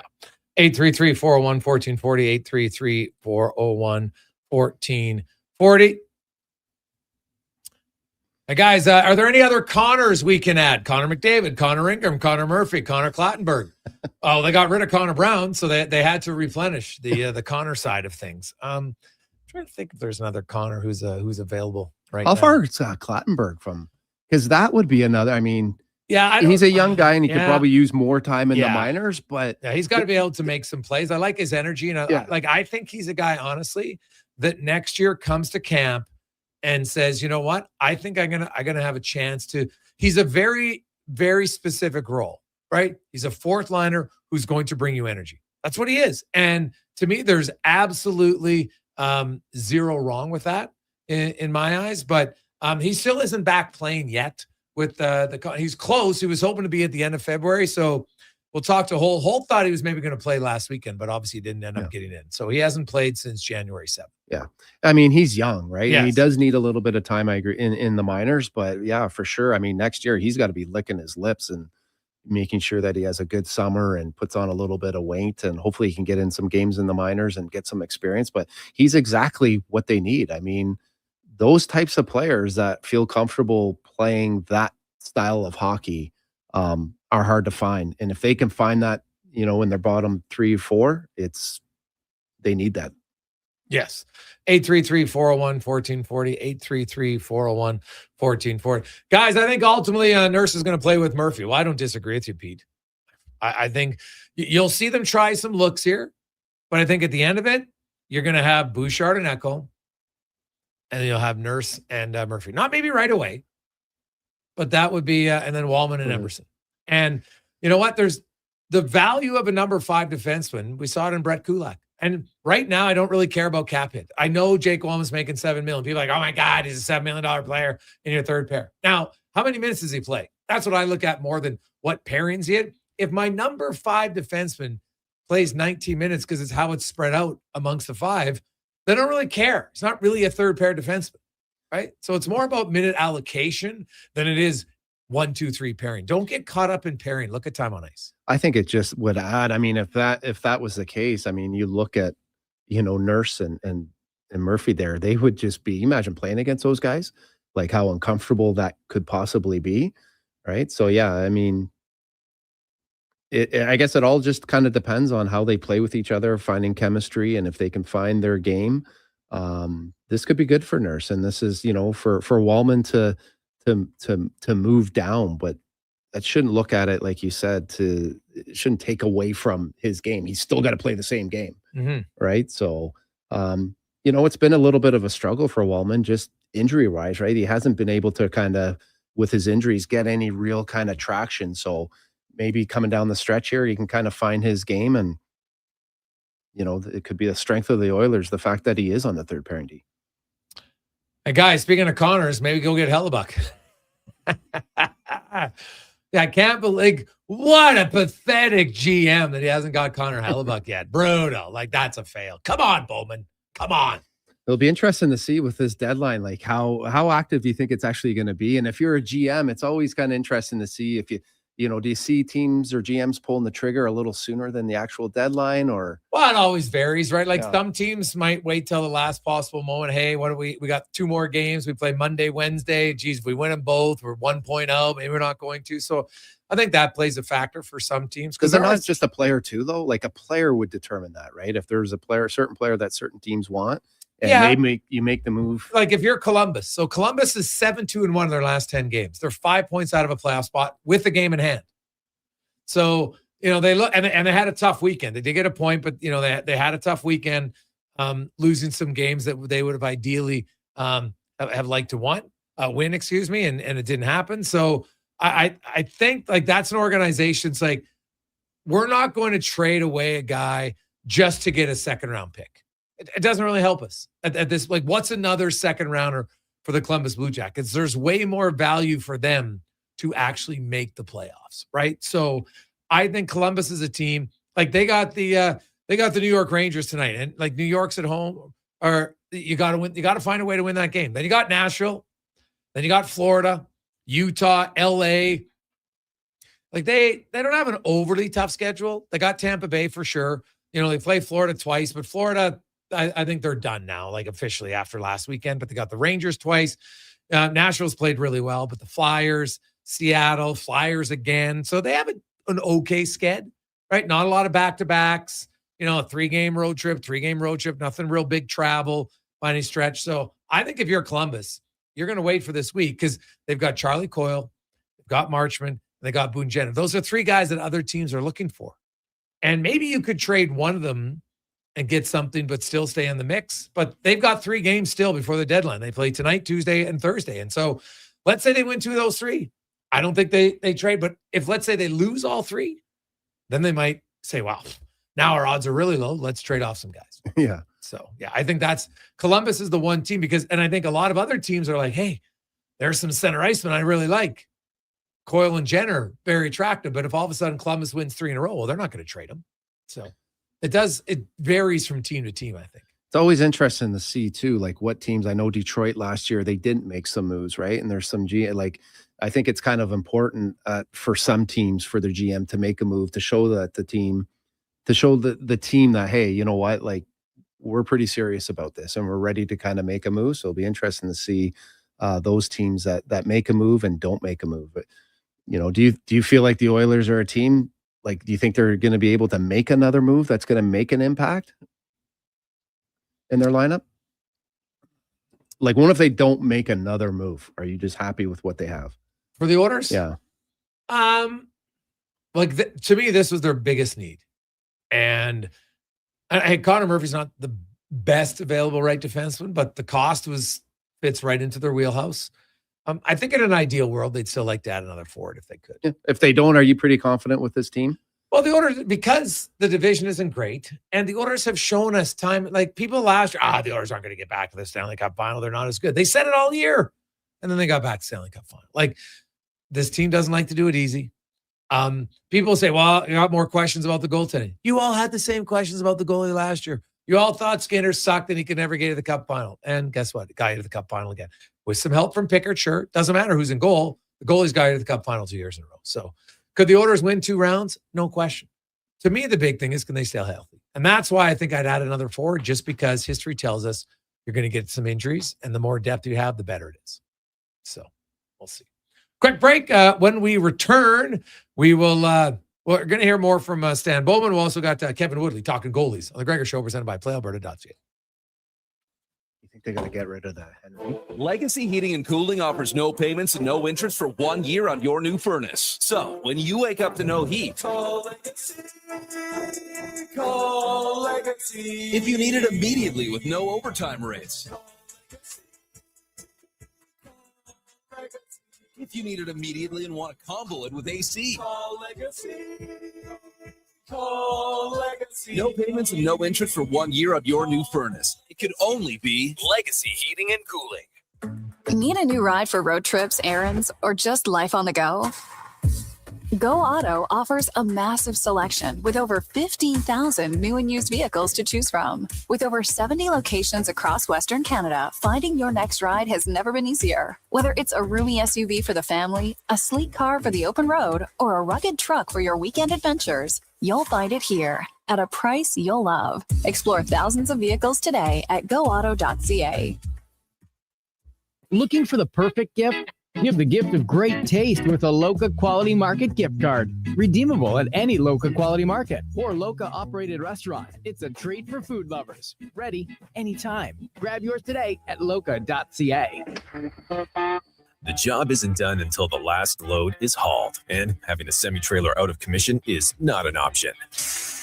Whether replacing or adding to your convoy, Edmonton Trailer has a huge inventory of new and used semi-trailers, trusted by the gravel, logging, oil field, fluids, and freight industries. Find a trailer right for you online or at one of their 3 locations. For sales, service, parts, rental, and finance, when you're in it for the long haul, Edmonton Trailer. At Hughes, it's all about getting in and out quick and clean. No cash, no problem. With Hughes' new tap and wash system, all you need is your debit or credit card to get your vehicle sparkling clean. Find us at HughesCarWash.com. He's a legend in the booth and a master on the mic. Low Tide brings the banter weekdays from noon to 2. Sports 1440 is where Edmonton talks sports. Get in the game. Text 833-401-1440. It's the iconic Jasper and Patty Party. That's on the rocks. We're turning Jasper Avenue green. Your 5-day St. Patty's Day party kicks off Friday at OTR. With live entertainment every day. Including the Feelin' Lucky burlesque show on Sunday. Plus pipers, Irish dancers, and doors open at 9 a.m. on the 17th. We got more green beer than Marco has fancy shirts. And trust me, that's a lot. Lucky the Leprechaun will be there. Will you? It's the iconic Jasper and Patty Party. That's on the rocks. Next round's on me. Woohoo!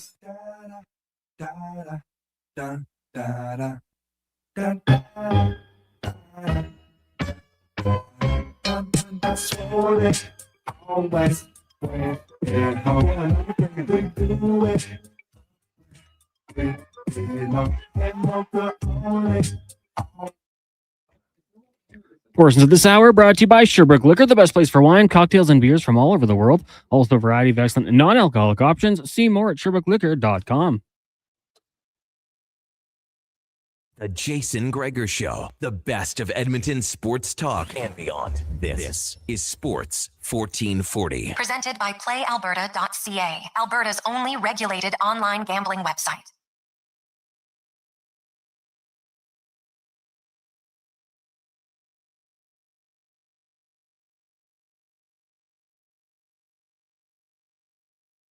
Welcome back, Jason Gregor, Sean Brown, Connor Halley. Oh, there is another Connor, of course. Can't forget Halley, right? May get him on. May could be like the water boy. He'd kill it at that job. Hey, Con man, absolutely kill it. So we'll see. Hey, you ever been the water boy, Cons? No, I've never been the water boy, but anything to help the team. Whatever's needed, yeah, let me know. Oh, yeah. Well, there you go. See, Con's always a team player. Always a team player. People are asking other Connors. Hey, Hellebuck, yeah, that'd be a great addition. I don't think get it. Bedard, no, probably not going to get Bedard. Right? I don't think they have the cap space to do it. So you'd like him for sure. We'll see. Let's talk some hockey as we get to our big guest of the day, brought to you by the Spruce Grove Saints. Man, we're into March, the final month. BCHL action. Saints and the Crusaders separated by 1 point as they battle for seeding in the division. Get your tickets at sgsaints.ca.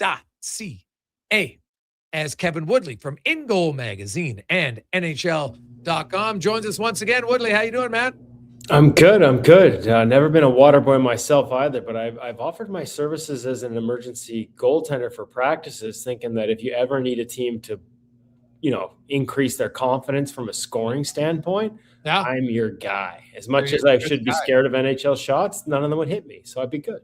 Yeah. Well, there you go. Don't sell yourself short. I know you pulled a groin, so I know that the effort would always be there, right? E for effort from Woodley. He's not the guy showing up not trying. Right? Try hard. Do they not have a backup goal? Like when I was in Edmonton, obviously. Oh, no, the Oilers do. Yeah. Brad, right? Brad German is one of their extra goals. Yeah, he was actually out there just the other day. I saw him just taking extra rubber. So who does Vancouver have? Oh, I don't know. Oh, it's a mortgage broker from out near Abbotsford. He used to be the Abbotsford Canucks. And I apologize to him if he ever hears this, because I should know his name. It's on the tip of my tongue, and that's embarrassing. He does a really nice job with it. Don't forget, guys, that's actually going to be a mandatory position next year. Yes. Like, you're going to have a practice goalie. Now, how you use them in practice is up to you, but you're going to have a goalie on the roster that travels with the team. Because so there's no e-bugs anymore. Oh, that's right. Every team has to bring their own guy. And we've seen teams travel that type of player. Now, because of the old rules, they couldn't be the e-bug.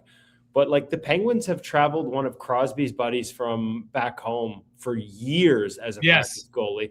The Leafs have traveled a practice goalie for a couple of years now. Utah did it this year when they came into town here in Vancouver. I noticed both goalies on one end of the rink working on their warm-up routine, Vanacek and Vejmelka. And then there was a third goalie down at the other end. And here's the beauty. This is where it counts.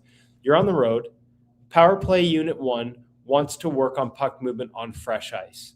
The goalies do not want to be seeing power play unit number 1 at the beginning of their skate. They want to get their warm-up in. Having that sacrificial lamb, that poor practice goalie, he gets down there, moves around the crease, and he's taking PP1 shots right away. They get right into it. without the fear of one of your two main goalies pulling a groin or getting hurt, having to ramp up to speed that quickly. So that's a small snippet of how you can use something like that really effectively, not just for the goalies, but for other parts of the team as well.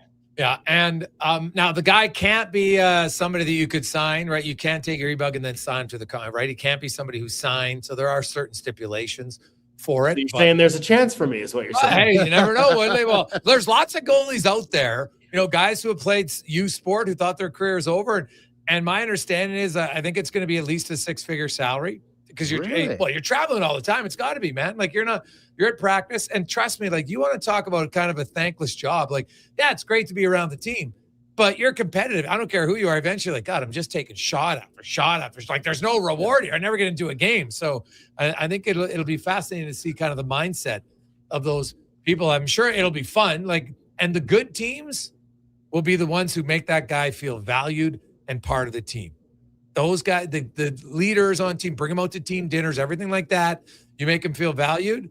Then he'll be like, yeah, sure, I'll take more needless shots for another half an hour, 40 minutes after practice with the extra skaters. I thought it was great. When we had Floydie, he was a part of our team. And yeah, I mean, he would sit there. That's when, he would go in net. I felt bad for the guy because I remember LaRock like practicing his one-timers at like the hash marks. Yeah. And he would take his stuff off at the end of practice, never complained.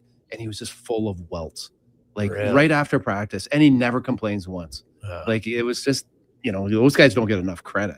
Yeah, that's crazy. So I'm not sure what the rules are, Jason. Sorry about whether how much pro experience you can't come into the like you can. I'm not 100% sure what the previous pro experience rules are, but this is going to be one of the lines that teams have to find because the reason that players don't like the idea of a third practice goalie for a lot of guys is they want to be shooting on an NHL quality guy. They don't want it to be some 45-year-old, or in my case, 52-year-old beer leaguer who can't play the role. Yes. Oh no, that's what I'm saying. I think it's going to be a lot of young players coming out of youth sport who don't have a pro contract. That's who it's going to be. Great way to transition into behind the scenes, whether you do some extra video work or even if you want to get into goalie coaching. Yeah, it's very smart. Now let's look at the goalies and some teams that potentially available. Like I look at Toronto, and people are talking about all these trades for Toronto because they've got Hildeby, and I don't think he'll go through waivers next year, Kev. They got to trade one of their two goalies. So you might as well look now at the deadline and see if a team would have any interest. No? The only thing I would say to that is it depends on the interest. I'm with you. I agree with you wholeheartedly. I think Dennis Hildeby showed a lot. I don't think he gets through waivers. I think a lot of teams would look at him next year the way they looked at Brandon Bussey this year and the success he's having with the Carolina Hurricanes and think, hey, like really big bodied goaltender, chance to get him for free. Like I'll take that shot. And he had a lot of success this year. Hildeby was really good for them. And so the only thing I don't know, Jason, is depending on what the market is, and let's be honest, goaltending, a lot of teams feel the need to think they've solved it by now because there's not enough runway for a lot of guys to get comfortable behind a new team. So if the market's soft now, is that a move you make in the summer if you're the Maple Leafs when maybe you've had a chance to rehab a little bit of Anthony Stoller's images? Like, because this is the first down season he's had in the last 4 years where it's not just about injuries, it's about injuries and he's not stopping pucks at the rate he has pretty consistently up until this year. So that would be the only hesitation I would have. If you believe in Hildeby, you've still got Wool. I'm assuming that Stolarz would be the guy. He's on a bargain ticket. If you get the Anthony Stolarz of the previous 3-4 years, it's just been a bit of a tougher year for him to sort of find his groove in Toronto. So that might be the one downside. You're not getting as much right now as you could perhaps in the summer. Kev, what are your thoughts on the Connor's when he came out of the crease there to go grab his stick? At the right call, what are your thoughts on that play? Doesn't end up being the right call because it goes in. It's a helpless feeling as a goalie, and I think that's something that's universal. Whether you're in the NHL or a schmuck like me playing beer league, you lose your stick, you see it in the corner, you feel naked without it. It sort of becomes a rudder for a lot of your movements, becomes a big part of a lot of your save execution. Even your blocker just feels totally unnatural without it. So I understand the urgency to get it back. I think for the most part, you're waiting till that puck's into the other end. Like I don't know that there's a rule of thumb like there is on a rim. If it's along the ice, you go get it. If it's up on the glass, you leave it. I don't know that there's a rule of thumb, but I would think it would be something along the lines of let's make sure that puck is dumped into the other zone before we venture off into the corner. And I would be shocked if we see him do that again without the puck being down in the other end and the other team ideally on a dump, the defensemen having their backs turned to you as they go back to retrieve it. Kev, there's Binnington, who potentially is available. You look at teams who are in the mix, and I know Oilers fans are like, what about us? They should trade for a goalie. I'm just not sure they're going to necessarily do it again. I wouldn't rule it out 100%, but I think it's probably low odds it happens. Is there a team that you see as a clear team that needs a goalie, like Montreal? Like, should Montreal go after Bobrovsky? Oh, that's such a tough. Like, those are all like, it's tough questions. Like, Jakub Dobiš has given them really good goaltending for the past, since late January. I know it's a short sample. But he's inconsistent. And what does it look like in the playoffs? Sam Montembeault hasn't been able to find his game to the same level. I guess it depends on the conversations you're having with your new goalie coach, because don't forget they made a change. Marco Marciano is a guy that I know really well, and I believe in a lot of what he does. And if he's telling you, hey, we're making strides, we're comfortable, this guy can be our guy, then maybe it's an easier decision.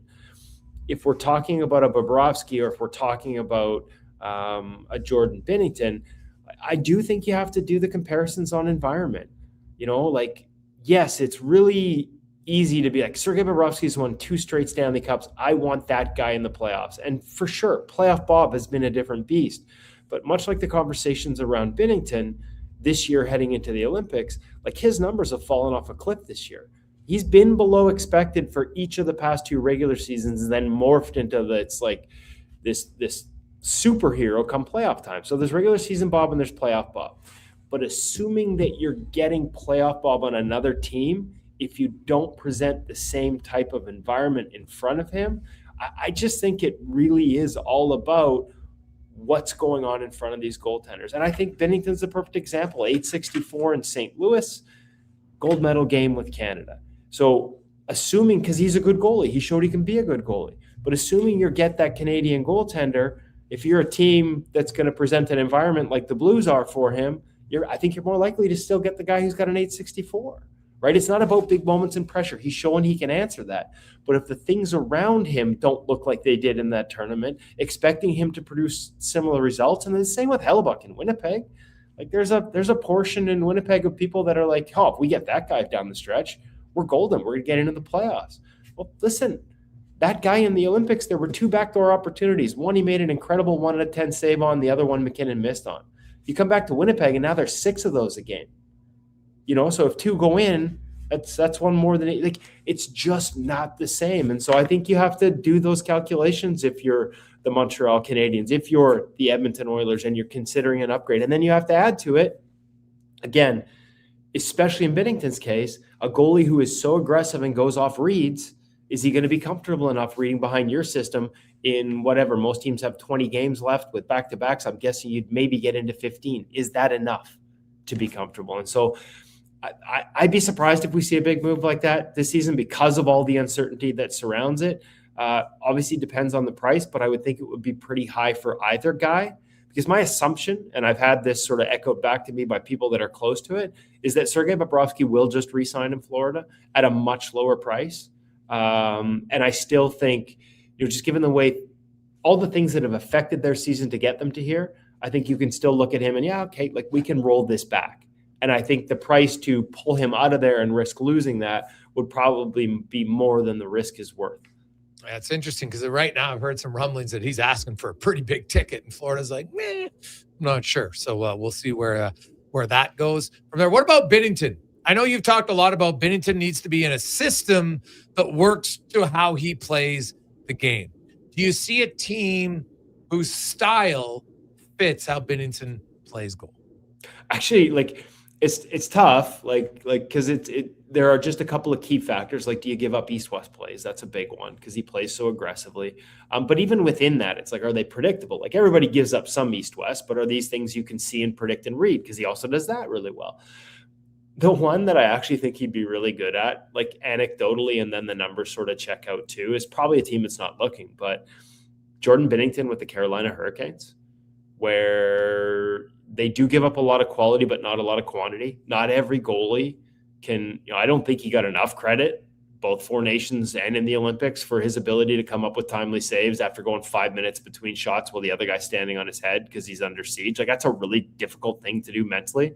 There are goalies, and I hate to point to him, as my poster child example, but he really was. Curtis Joseph, in my opinion, should be in the Hall of Fame. And you put him in Edmonton facing 70 a night, and look out, he will ruin your game. He will beat you. You put him in Detroit facing 20 a night with all the expectations that came with it. It was a different guy. Like, it's not easy to do that. And Binnington's shown he can. And Carolina is one of those environments where, and as much as they give up quality off the rush, they also insulate on second chances. Like, they don't give up second chance opportunities. They protect the house pretty well. And again, that's an area, broken plays, second chance opportunities, rebounds, where Binnington's gotten killed in St. Louis. You go to Canada, didn't have to worry about it as much, was insulated on those chances and looked much better. I think Carolina would be a fit. I just don't, necessarily believe they're a team that's looking. Hey, Kevin, what do you think of, like, obviously game wins and the games are obviously important coming down the stretch here. That looks like the Oilers are going to go with the hot goalie. Do you see any concerns with that? Or do you think, to me, I thought Jarry was kind of brought in here to be the guy. What are your thoughts on that? Well, two things. One, because I did run some numbers for you guys today, and I thought maybe we'd take a look at what I think we know, right? I've heard the conversations in Edmonton a little bit. You guys are watching the games. They've been way too porous defensively, right? Like, that's a given. But in the last 10 games, and this actually reflects their season overall, but in the last 10 games, high percentage chances. So the worst, most dangerous types of chances, 5-on-5, 30th. in the National Hockey League. Rush chances, high danger, 32nd in the National Hockey League. D-zone 26, PK 28th. If anything, Sean, that's what needs to change. I don't know that it matters who's in goal. If you are that far down the list, it doesn't translate in the playoffs. We talked about 2 years ago how I thought they were a team that was ripe for a run because their defensive environment was so good under Knoblauch. Last year it dipped, but then down the stretch and in the playoffs, it got back to that. Right now, they look nothing like that team. They're on the polar opposite of the league spectrum in terms of where they rank. Instead of being top three, they're bottom three, and in many cases, dead last in a lot of the key categories. So that's the first thing that has to change. Now, to get to your question, I don't love winning you're in. I just don't love winning you're in. I understand it at times, and I understand it a little bit in this time. And hey, this is pro sports. This is big boy stuff. So I do get it. But man, isn't there enough pressure on this position right now on these two guys? And hopefully there's some reasonableness in there. Like, if you play a really good game, but you don't win, you lose 2-1 or 3-1 even. But you can see that, like, hey, we continued, because honestly, 3 goals right now, the way they're defending would be a good game, because they're averaging like close to 4 a game in terms of expected against right now. So giving up 3 is good, but if you lose 3-2, do you lose your spot? How do you build confidence if you feel like you've done some things in your game and taken steps, working on it in practice? And I felt I executed it. Oh, but we lost, so I don't get back in next time. Man, I hope the other guy doesn't go on a heater. I might not get it back in for a week. Like, I just think there's a lot of extra things it adds to it. I'd probably be looking to make sure, like, at the end of the day, you can be disappointed that they haven't had a guy establish himself as the guy. But short of that, I think your next best thing is to have both guys playing well, as opposed to trying to force one guy playing incredibly. Because I think you're more likely to get both of these guys playing just slightly above average if you make a better environment or create a better environment in front of them. Tristan Jarry's expected save percentage since January 22nd is .859. Like, .859. That's what the average goalie stops seeing those chances. Ingram's is .869. Jarry's is the 4th lowest in the league since January. I just went through the last 10 games. That's January 22nd. Okay. Ingram's is the 12th lowest. Like, those are tough. Hey, and listen, Jake Allen's .858. He's actually got a slightly worse environment than Tristan Jarry. He's outperforming it by 3%. Both of these guys are underperforming this environment. So like they're not holding water, but I'm just trying to give you a perspective on how bad the environment actually is. Yeah, that's not good. It's hey, that's why Connor Murphy, maybe now one guy can't solve everything. That's obvious. Stan Bowman was pretty direct in his comments today about how the team's got to get back to playing better defensive hockey. So we'll see if they can. So I leave you with this. Do you think a goalie will be traded before Friday? And if so, who? I actually don't. And maybe I've just misread this and I'll be totally proven wrong. But I do think, like we saw Edmonton make their moves in December. We saw Colorado make their moves in December last year. I still struggle to see Bob getting traded. And ditto Bennington.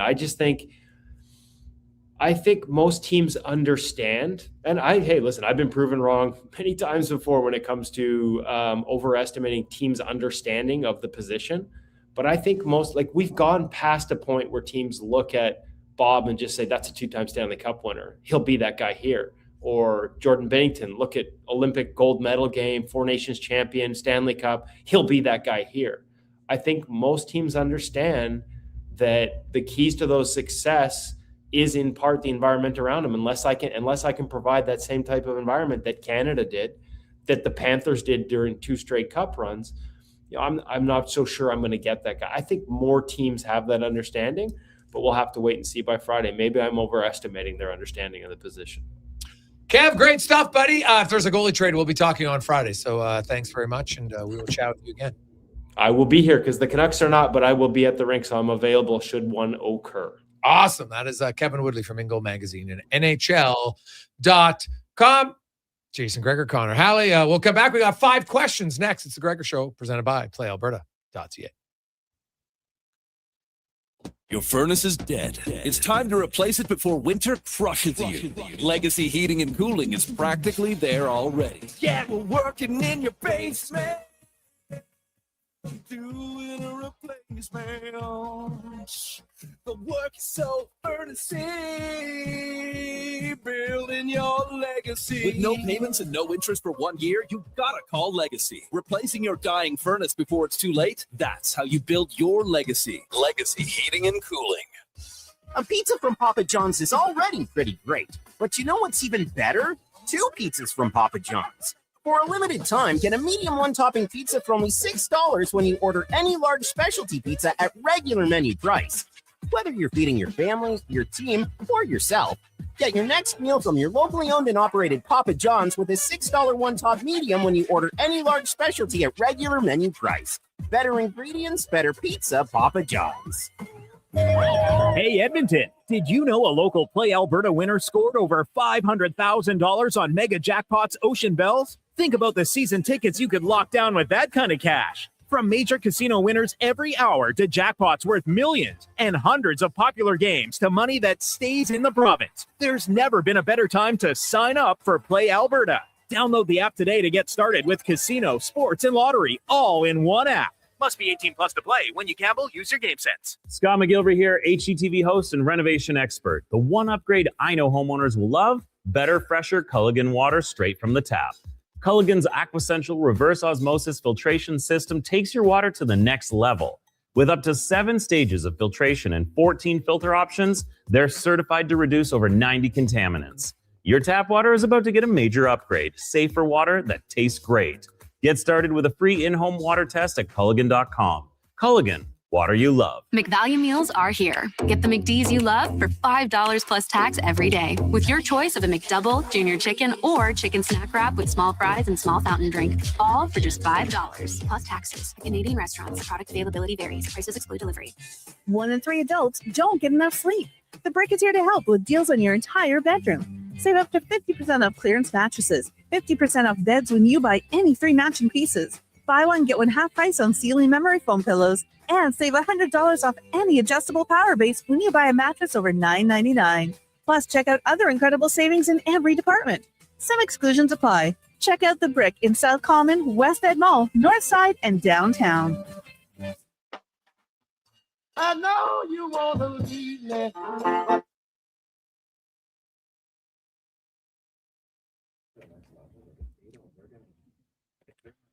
Portions of this hour brought to you by Papa John's. Looking for a tasty lunch? Papa John's has you covered. Get a small 2-topping pizza for only $9.99 with code $999 at papajohns.ca. Better ingredients, better pizza. Papa John's.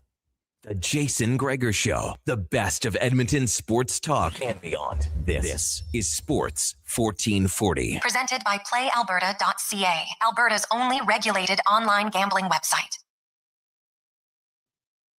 350. Welcome back. It's a Gregor Show presented by PlayAlberta.ca, where tomorrow night, the rookie Evan Bouchard lottery, $75 million and 12 max millions.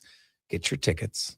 PlayAlberta.ca. Good luck. Ooh, good luck on that. Let's get to 5 questions brought to you by The Brick. They're here to help you get a better sleep because many of you don't get enough sleep. 50% off mattresses right now. Also, you can get 50% off beds when you buy any 3 matching pieces at The Brick and at thebrick.com. It's time for 5 questions on the Jason Gregor Show. All right, guys. Question number 1. Did anything stand out to you as Stan Bowman spoke to the media earlier today?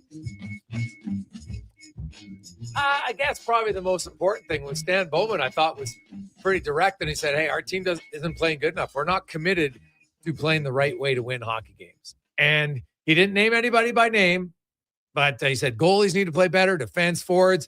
We can't be worried about trying to score every shift. So I think he basically was polite way of saying he thinks his team's cheating too much around the ice. And lately the numbers match it up. We just heard the numbers from Woodley, and I've outlined the fact the Oilers have given up the most goals in the NHL, 46. Their goalie expected save percentage is .869, means that in the an average goalie, that's what we would have based on the environment. So teams got to clean things up. Yeah, obviously I think he made it sound like he's got to make potentially a few changes if he can, but if he can, he made it sound like he's got the players that if they play the right way can get the job done, and that's kind of what I took out of it. Question number 2, looking at the Oilers trip in California, some really good and then some not so good. What was the biggest thing that stood out to you in those 3 games? For me, it was just the inconsistency and the ability to just really commit themselves to just checking, playing away from the puck and playing hard, right? It's, they obviously, it's been talked about, they scored enough goals, they got enough skill and ability, and if that side of the game you don't want to commit to and play, you're not going to win, you're going to struggle. To me, the thing that stood out is in your 2 losses, you scored 9 goals, 4 and 5, and lost both games. So offense, I don't want to hear anybody complain about the Oilers' offense. Offense isn't their problem. They need to be better defensively.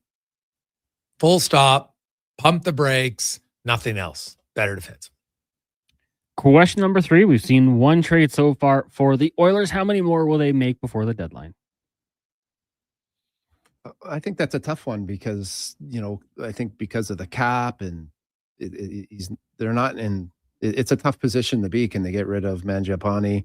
I don't know. It's, I guess that's always the exciting thing about trade deadline is, tuning in to see what GMs can be creative. And there's always a trade at the deadline that nobody's ever, thought about, or, the professionals haven't really spoken about it. So, I don't know. Today's trade, I think, looks good. It, addresses a need. So, I'm not too sure what the Oilers have in store. How many more moves? I'm going to say 1. Minor one? Yeah. Decent, because the truth of the matter is they got no cap space now once they get everybody moved here. They got Jan Mark on LTIR, so that allowed them to maybe bring in Murphy. But if you want to make a move, it's money in, money out, or Mangiapane, right? Because right now Mangiapane, even though he's in the minors, still counts $2.45 million on your cap. So the Oilers, they got to move that out to any team, and so it might have to cost a sweetener to do it. So they did keep remember the second round they gave up for Murphy was also for 2028, but. You don't want to give him too big of a sweetener because that's basically just saying, God, what a terrible signing it was less than 8 months ago, right? So that's the only move I really see happen. I know a lot of people talk about a 3C, and I'm sure, but Again, they got to get a team to convince to take Andrew Mangiapane. He's got another year left. That's the hard part. Question number 4. Outside of the Oilers, which team do you think needs to go all in before the deadline?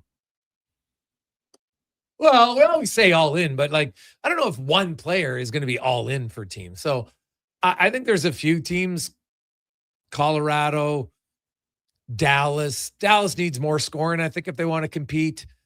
I think that Colorado, I still wouldn't be surprised if they had another defenseman. And I'll say Carolina. If Carolina is the team, to me, not sure who they can add, but they got to add some more offense. I was thinking Carolina too, but I'll also go with Dallas. Dallas has always kind of been knocking on the door. They have some good pieces. They got a good goaltender. They're a team, but yeah, I mean, Carolina's always been, they've always been there and just haven't been able to get over the hump. So it'd be nice to kind of see them get on a little bit of a run. Final question for you guys. On this day last year, it was the Academy Awards. So I'm going to ask you if you had to recommend a movie for someone to watch that was released in the year 2025, which would it be? I'll go with Marty Supreme. It's loosely based on ping pong. There's a little ping pong action in it, so I'll go with Are you a big ping pong fan? I'm a big ping pong player. Oh, really? Okay, big ping pong player. Oh man, I'm trying to think if I've seen a good movie this year, like not really in theaters. I really haven't. I'd probably say, well, 2 movies. I will say Sinners for adults, and if you're a parent, got kids, Zootopia 2. Banger of a flick. It was awesome. So yeah, those would be my 2. Cons? I don't think I saw a movie in 2025 from the year. So I guess Sinners, because people say it's pretty good, but no, I haven't seen any movies from 2025. You didn't go to one movie theater last year? You just had a kid. You didn't? Yeah, well, he's not dead. How do you get out? Like, God, I've had a kid. It's called Grandparents. They love it. They come over for like, it's 3 hours, right? Like, come on. Even movies, like they go in theater, they're released. You can watch them online. Yeah. Like, it's not, you didn't see one 2025 movie the whole year. That's wild. I know. Like, it's a pretty big accomplishment. As you guys were discussing it, I was scrolling through, like, how did I not see Sinners or the newest Jurassic Park? But I haven't seen any of these. So I can just trust what you guys say. Jeez, that's wild. Well, I'll just say I didn't watch any of the awards, but I've seen some of the tweets, and Hollywood's looking weird. Like some of the looks of some of the people coming out, I'm like, they don't even look the same. Like what was the award last night? Actor something? Like, is that a new one? Like, am I living under a rock? I don't. Because honestly, Cons, is that one new? Listeners, like, how old is that one? The 30s. That was the 32nd annual, I believe. And what's it called? The Actors what? The Actor Awards. Like, what the hell is that? Honestly, like, it was formerly known as the Screen Actors Guild. Oh, okay, Screen Actors Guild. Okay, well, there you go. At least I'd heard of that one. That one just seems like a little bit even more like, hey, all the actors, let's get together and pat each other on the back. Like, I don't know. It's just like, how many damn awards you have for this? Like, you have one movie. Like, we don't have, and like, you have one NHL Player Awards. You don't have one NHL Player Awards, and then, now we're going to have the Rogers NHL Player Awards. Now we're going to have the Sports 1440 Player Awards. Like, it's all the same thing. Yeah. Right? It's the same 5 or 6 movies, and Golden Globes gave this one a winner. It's basically just more BS. Let's call a spade a spade. Like, come on. I'm tuning in just to see how weird everyone's starting to look. Really? That's what I find the most interesting is no one's just aging gracefully. Yeah, like a lot of people, like I always kind of feel sorry for someone who some of them just have like major facial construction. They don't even look like the same person. Oh God. I'm just like, man, that would you feel that you have to do that. And do you look better? Oh, I don't know if they even look better. No. Lots like, of them are just like, oof. Yeah. Like waking up with that in the morning and just being like, what is that? Like, like, hey, man, like I remember dyed my hair a few times and you're just like, oh, that can grow out, or in this case, shave it off and then it never grows back. And, you move on. But like some of it, like I get if you have something small, maybe you want a little small lip injection that most people can't tell. But then they get the lip injections and they're just like, it's like someone punched them in the face. all day, every day, and they walk around just like. And where does it end? Where does it don't end? get it. And it's like the weird. Yeah, I always, I have young kids. I have a young daughter, and that's like my biggest fear, right? Is just what they see and what they're exposed to, and I'm just like constantly talking to her and reassuring the fact that Like looks aren't going to make you happy. Yeah. Be happy with what you got. Yeah. Like it's yeah. bring some personality. Speaking of that, there was a few kids on your team that dyed their hair. I didn't notice if your son did he dye? A few guys on our team. Maybe it was our team. Maybe Yeah, it was Strathcona. yeah, a I've few noticed guys more in our- kids walking around with blonde hair. A few guys in our team went with the buzz cut. Oh, okay. And then they're trying to convince the players that when we get to the elimination round, if we make it, then the rest of the guys have to. So they're having a little, but there's a few guys that really like their hair. Well, my son did it. All his teammates did it, and I loved his hair when he was younger because it was long and wavy. And I was like, right, don't do it. And he wanted. Hey, you got to be part of the team. Oh yeah. So if the team votes on it, it's kind of like, hey, oh, yeah. you know what? It's and the hair when you're that they're 12, 13, the hair's going back. Like whatever. Yeah.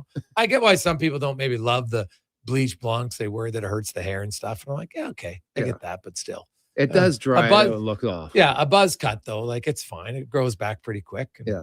away you go. And a lot of them, once they get it once, they're like, oh, this is amazing. It's Low maintenance. Just get up, boom, ready to rock and roll. Yeah. Brownie, have a good one.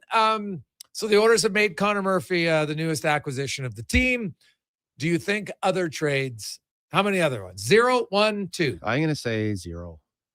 That's probably not what Oiler fans want to hear, but I think there's, there's the pieces there that if, like Stan talked about, if they commit themselves to playing the right way and playing defense, playing heavy, hard, they got the numbers, they got the guys. And, when you got the 2 best players in the world too, and it's a team that just hasn't made it easy, and they continue to not make it easy. No, So this is kind of who they are, Yeah. right? They need to get punched in the face a few times, and then they're like, oh, okay, let's wake up. Yeah. And that's kind of what they do. Now, it doesn't guarantee a success, as we all know. But, do I think the Oilers, like we have people thinking the Oilers won't make the playoffs. I think that's a little strange. Like, you honestly feel more confident that Seattle and San Jose can beat out Edmonton?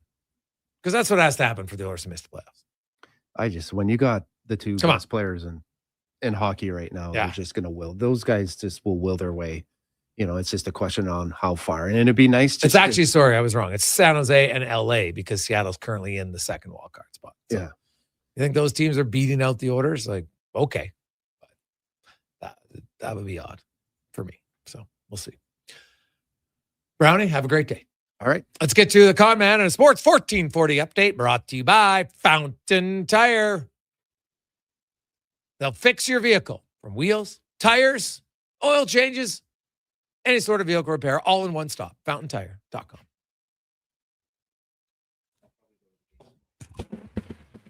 The Sports 1440 update. The Edmonton Oilers have acquired right shot defenseman Connor Murphy from the Chicago Blackhawks with 50% of his $4.4 million salary retained. There'll be a 2028 second-round pick going back to Chicago. Murphy was originally selected 20th overall back in 2011. He spent the last 9 years in Chicago.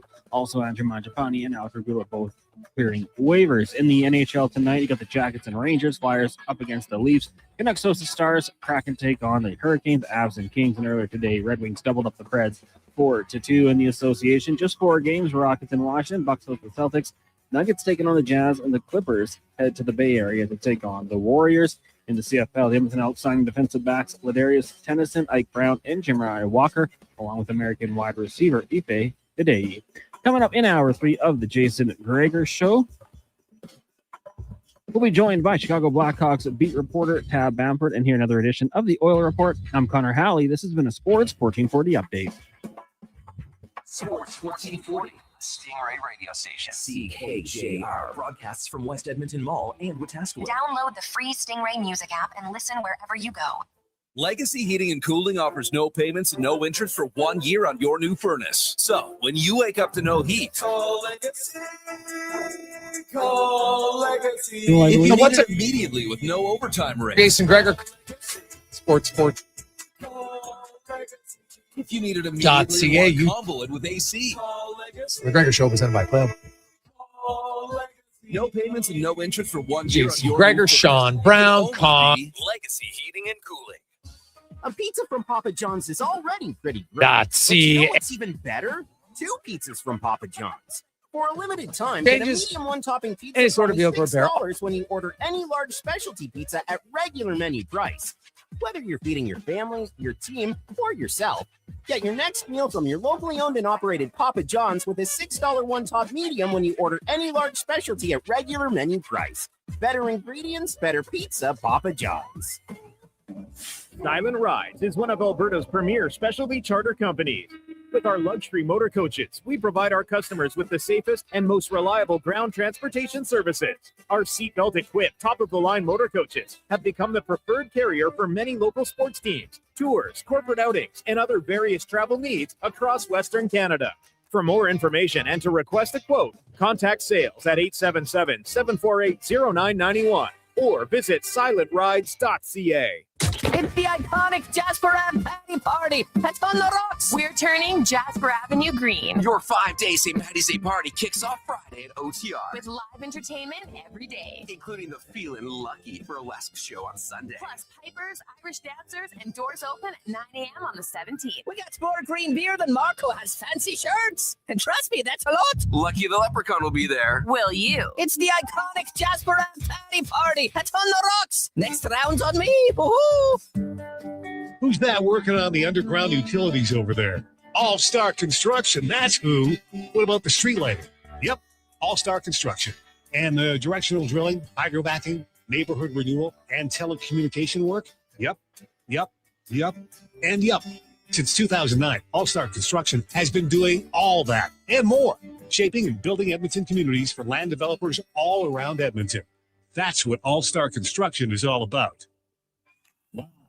For Arcelli hockey fans, your partner in power just skated onto the ice. EWEL.ca, the new e-commerce website for electrical wholesalers Edmonton, is ready for the power play 24/7, 365. UL skates to where the puck will be in 5 years. Now that's forward thinking. Killer selection, slamming products from the best brands, and legendary service. Don't sit on the bench. Get your account today at EWEL.ca and win that project. Plug into your partner in power. Get an EWEL.ca account today. McValue meals are here. Get the McD's you love for $5 plus tax every day with your choice of a McDouble, junior chicken, or chicken snack wrap with small fries and small fountain drink. All for just $5 plus taxes. Canadian restaurants. Product availability varies. Prices exclude delivery.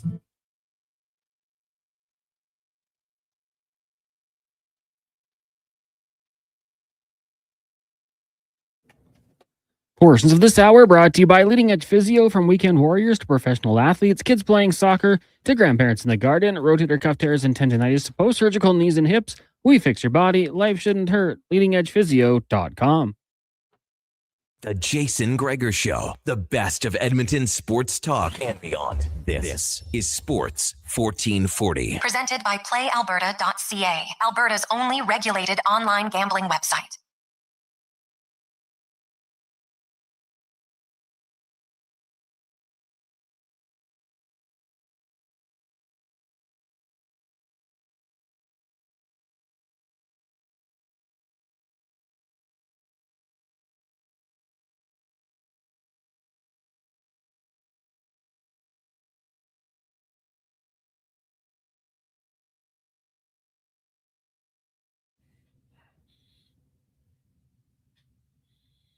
Just after 4 o'clock, Jason Gregor, Connor Halley, Sports 1440, sports1440.ca, YouTube, Facebook, X, Instagram. Thanks for listening. Thanks for watching. Hope you are having a wonderful Monday. And hey, trade deadline week officially begins. The Edmonton Oilers with the trade. If you missed it, Connor Murphy, newest member of the Oilers. They send a second-round pick in 2028 to Chicago, and the Blackhawks retain 50% of his salary, so he's a $2.2 million cap hit. The Oilers also, earlier in the day, they recalled Isaac Howard and Josh Szymanski, but Howard has already been sent back down to Bakersfield. That's to make the trade salary cap work. But by calling up Howard and then putting Janmark on LTIR, his bonuses are captured. So if they do have to call Howard up later on in the year, he's a $950,000 cap hit. So that's the benefit of having him up and down. I'm going to guess he didn't actually get on the plane. I can't say that for sure, but that's what I'm going to guess. Connor Murphy comes in. I know there's lots of questions. Who's he going to play with? You know what? Could play with Wallman, could play with Nurse. Echo and Bouchard. I know the coach had him split up at practice, and he might split him up for a game or two, but I think when it's all said and done, Echo's going to play with Bouchard. Come on here. Well, we know they're good together. They'll play together. Lots of people are going to fret and hand wring and worry about, well, who's second pair, who's the third pair? Just who plays better, right? Look at their total amounts of minutes on the ice. That's what you look for, right? So with Murphy now, what this means is there is more competition on the left side. Wallman's not going to be playing the right side. Unless there's an injury, he'll be playing the left side. Nurse, Wallman, Ekholm. Then you have Emerson, Wallman, Bouchard on the right side. We know the Bouchard's playing the most minutes, and then everything else siphons down from there. So does this allow you to, maybe lower a minute or two for Nurse and Ekholm, have Wallman on the left side? Probably. Right? I don't think it impacts Ty Emberson a whole bunch. You might even be able to lower a minute or two of Bouchard because you can play Murphy on the penalty kill as a natural right shot defender. And just, rest Bouchard a little bit. He's been good on the penalty kill. No worries. I'm not saying he shouldn't be there. But if you wanted to lower some hard minutes, that's a way to do it with Connor Murphy coming in. So Gregor Show is always brought to you by PlayAlberta.ca. Of course, NHL, NBA, you name it, the MLB, World Cup of Baseball, it's all got it. Live dealer lottery, instance and more at PlayAlberta.ca. Now let's hear more from, we'll get to more from Stan Bowman, who spoke earlier today. And if you missed it, he did talk at length about the their problems. Actually, I want to play it again because it was a pretty good quote from the GM on the goals against issue. What's the problem, and how do they address it? And do they need it? No, they didn't. This was asked before they made a trade because they were asked, do they need to make a trade to address it? Yeah, we haven't played well defensively as a team. I think it's a number of factors, all of them contributing. It's goaltending, defense, and forwards. I think the biggest challenge for our group is, we don't put ourselves in a great spot often in games, and we score a ton of goals, and I think that's great. And if you think back to the early part of our season, we weren't scoring a lot. I think so. We've swung the pendulum probably too far one way, where we're pushing to try to make things happen, and in the process of doing that, we put ourselves in really bad spots. And I think until we learn as a team to be smarter about the way we approach the games, we're going to see a lot of highs and lows to where we look great some nights, we're scoring a lot of goals, and other nights we're giving up a ton of chances and putting our defense and our goalie in bad spots. And I think that's got to change. So that's more of a mentality shift for our group to understand what a winning brand of hockey is. And I think we see it in spurts this year, but I don't think we see it nearly consistent enough. And especially as the season progresses and the league changes around, this time of year heading into the stretch run, and there has to be a bigger commitment from our players, all of our players, to play a smarter hockey and not trying to make plays every shift. I think that's something that we've been guilty of, especially lately. But even going back to the games in late January, I think maybe it's having more respect for the game and the simplicity of the game sometimes. I think we want to put on a show and we want to score goals, and I think we all love scoring goals, but there's two sides to it, and I think we haven't managed that very well as a team. So yes, there's lots of details underneath that as far as players that need to play better. No question, both forwards, defense, and goalies. I don't think we've seen, but I think the bigger way to fix that, it's not going to be magical new players. It's going to be the approach that we take as a team, understanding that going through a whole period without getting a lot of scoring chances is okay if you don't give up a lot. And I think that's what happens in playoff hockey. And I think our team has shown the maturity to play that way when the games matter the most. I think right now we haven't been dialed in enough and committed enough to play that way. And that's what's causing us a problem most recently. So there you go. Makes sense. And that's probably why they acquired Connor Murphy. He's more known as a defensive defenseman. Not going to wow you with offense. The Oilers have a ton of offense. They need more defense in their game. Easiest way to put it. Last 10 games, the Edmonton Oilers lead the NHL in goals with 44. They also lead the NHL in goals against with 46. And as Kevin Woodley said, the Oilers' expected save percentage by their goalie, Tristan Jarry's .859, Ingram's .869. Meaning that's the environment that you would expect an average goalie to make saves. Now, sure, they can make the odd one that's better, but if you think the Oilers' goalie should have a 900, even a 900 save percentage in that environment, you're fooling yourselves. They're not that good. Consistently, like you can have a game where you steal it, sure. Can't do it every night, so play better defensively. Bowman was also asked about the return of Paul Coffey. Yeah, at the break, I had conversations with Chris. It was kind of a unique situation to have a break in February. You never have a couple weeks off like that. Normally, you have a day or two between games. We weren't playing well heading into the break, and I think it was obvious that we had to do something to change our group. And in talking to Chris, that idea came up. Chris brought it up to me and said, "Do you have any thoughts?"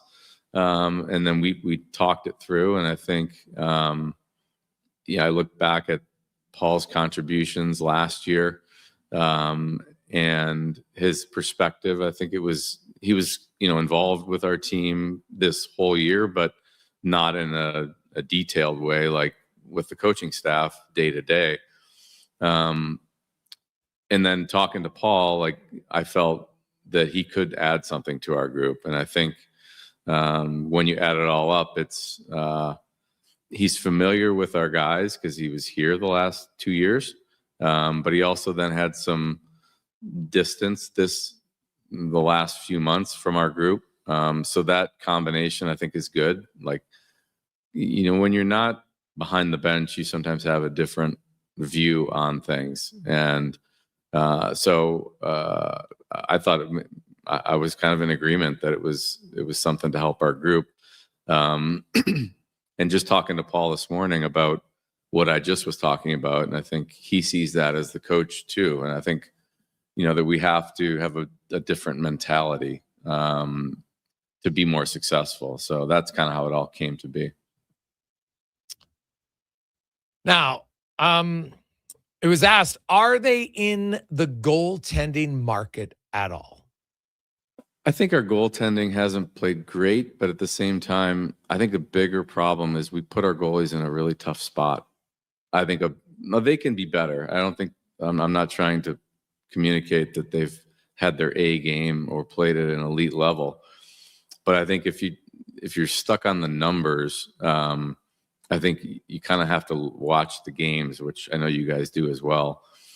We put our goalies in some really tough spots, and I don't think that's a winning formula no matter who you have in net. So, yeah, I'd like to see our goalies find some more consistency to their game.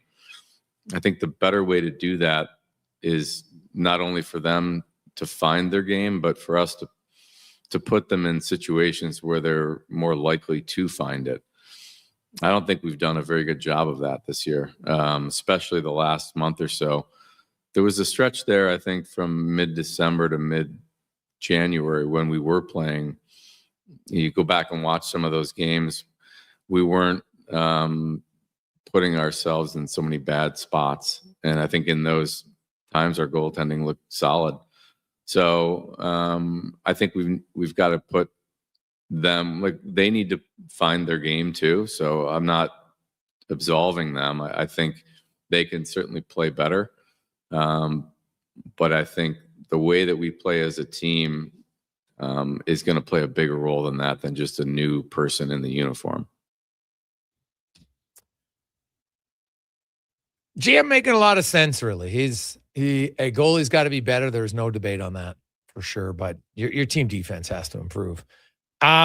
He was asked, though, it's 60 games in and the team struggles. They've been to 2 straight finals. Can they figure it out? Do they know it? You concerned at all that they still haven't figured it out this year? I don't know if it's they don't know how to do it. I don't think it's a lack of knowledge. I think there's a lot of things that happen during the season, and like I said, early in the year, we weren't scoring a lot. Like, we didn't really have our offensive game. So I think, it's hard to look at things from a high perspective. Like, we're kind of in the middle of it now, coming off the last couple games, we gave up a lot of goals. But if you rewind this to October, November, when we were trying to find our way, like, our offensive players didn't score a lot in October. So I think we were trying to find it, and I think we did find it, but in the process, we kind of went too far. So I think you're right. We know how. It's not a lack of knowledge on how to play winning hockey. I think you can't get to the Stanley Cup final 2 years in a row if you don't play a winning brand. We definitely can do it. And we haven't done it frequently enough. So I think that's part of sports, though. I mean, there's variability in performance. There's highs and lows to a team. And you take the best team in the league this year, they had stretches where they looked terrible. And like, that's kind of how sports go. But so I guess that's not a great answer as to why we can't, but I think it's just that commitment. I mean, a lot of ways it's not super exciting sometimes to play a whole period and not really get many scoring chances and just play simple, boring hockey.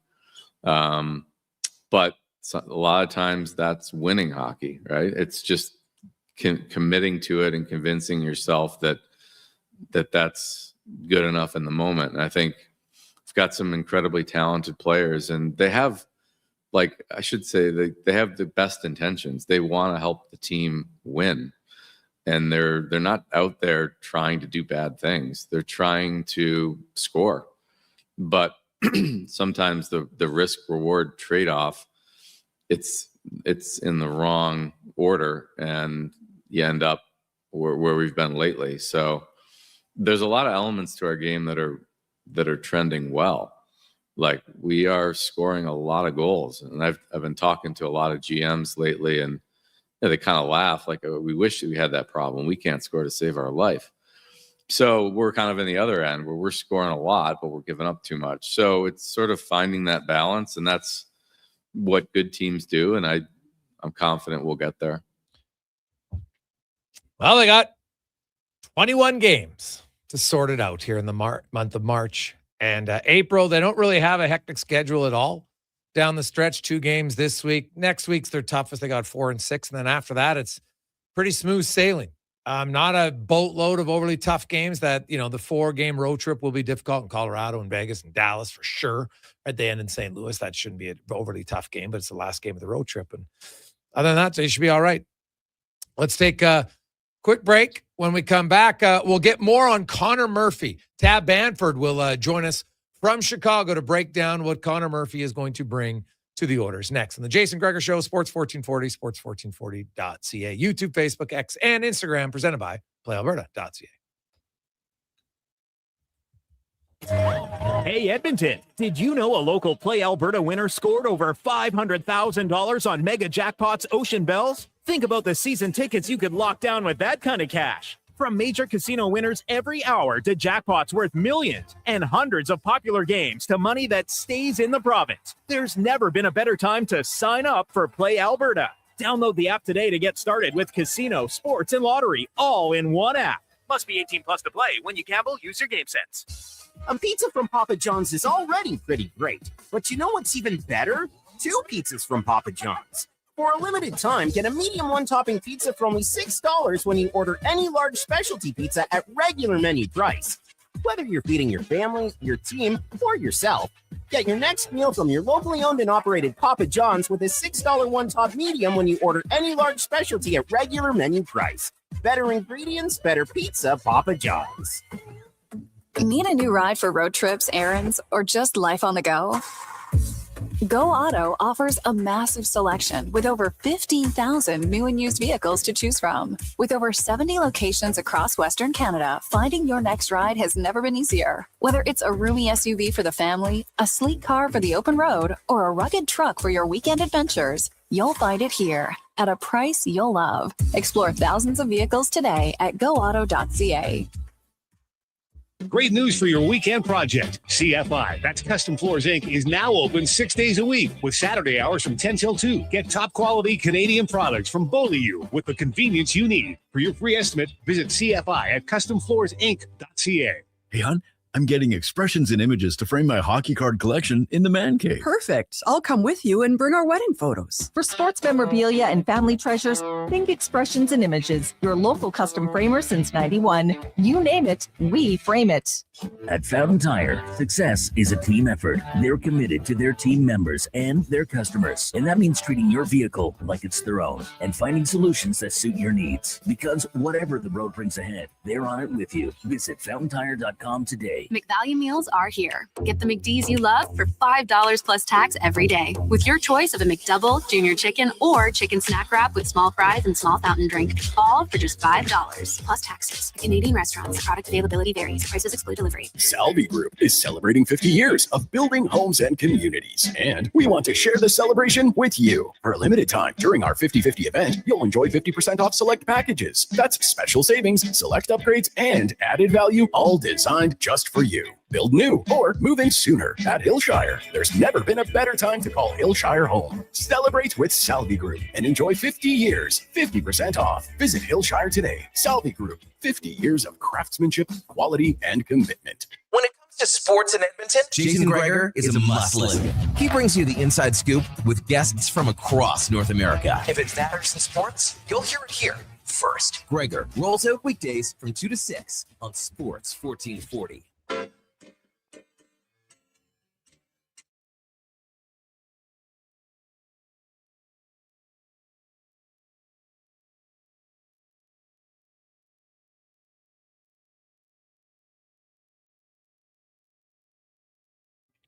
Portions of this hour brought to you by Ewell. Get your power play amped up with Ewell, supplying the City of Champions and Alberta with quality electrical gear since 1975. Ewell.ca is your partner in power. This is Sports 1440, where Edmonton talks sports. On YouTube, Facebook, and X. Here's Jason Gregor. Brought to you by PlayAlberta.ca.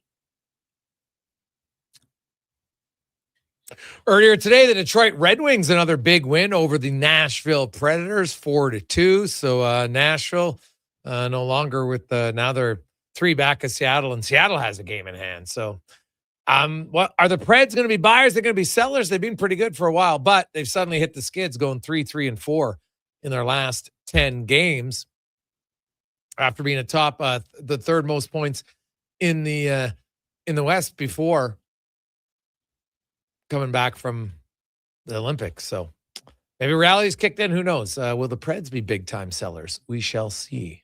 Do they have a scorer that the Dallas Stars would be interested? I think they might. They just might. Now, let's get to the oil report brought to you by Go Auto. You're looking for a new vehicle, cars, trucks, SUVs, you name it. Used, they got it all. Over 15,000 vehicles to choose from at 71 different locations. Find the location near you and the ride that you want, goauto.ca. Earlier today, the Edmonton Oilers announced they've acquired Connor Murphy, right shot defenseman from the Chicago Blackhawks for a second-round pick in 2028, and the Blackhawks retain 50% of the salary. Murphy is a stay-at-home defenseman. He's a defensive defenseman, good on the penalty kill, and on a team that's minus 35 on 5 this year, he's been minus 4. Now, he doesn't play the most minutes. They've wanted to play some younger guys more. Necessarily hasn't worked out the best, but Murphy, I think people are like, well, why would Chicago trade him? I'm guessing because Murphy's like, hey, man, I've been a good shoulder in Chicago, but I want to try to make the playoffs here. He's only made the playoffs once, and there was no fans in the stands. So he's never actually played a playoff game with fans. You'll be a little jazzed up for that. So we'll talk about his strengths and weaknesses now with the beat reporter from the Chicago Blackhawks from the fourth period, as well as the Bleacher Report. Tab Bamford joins us. Tab, welcome to the show, man. How you doing?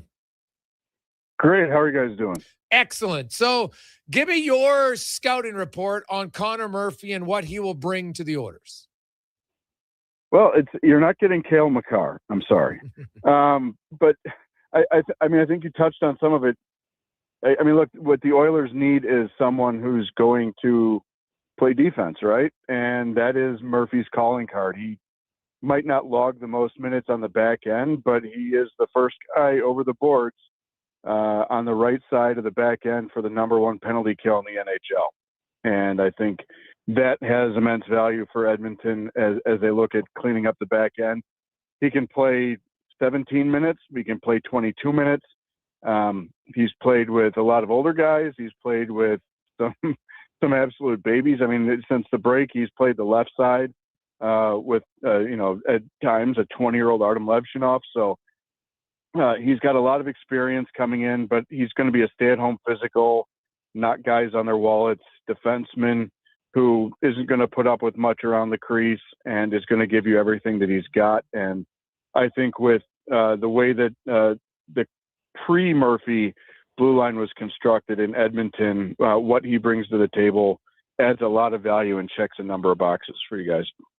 Yeah, he is, all the reports are good teammate, physical guy.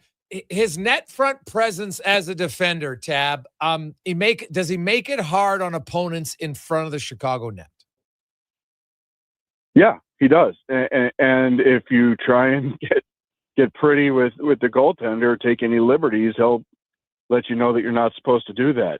He's got no problem dropping the mitts.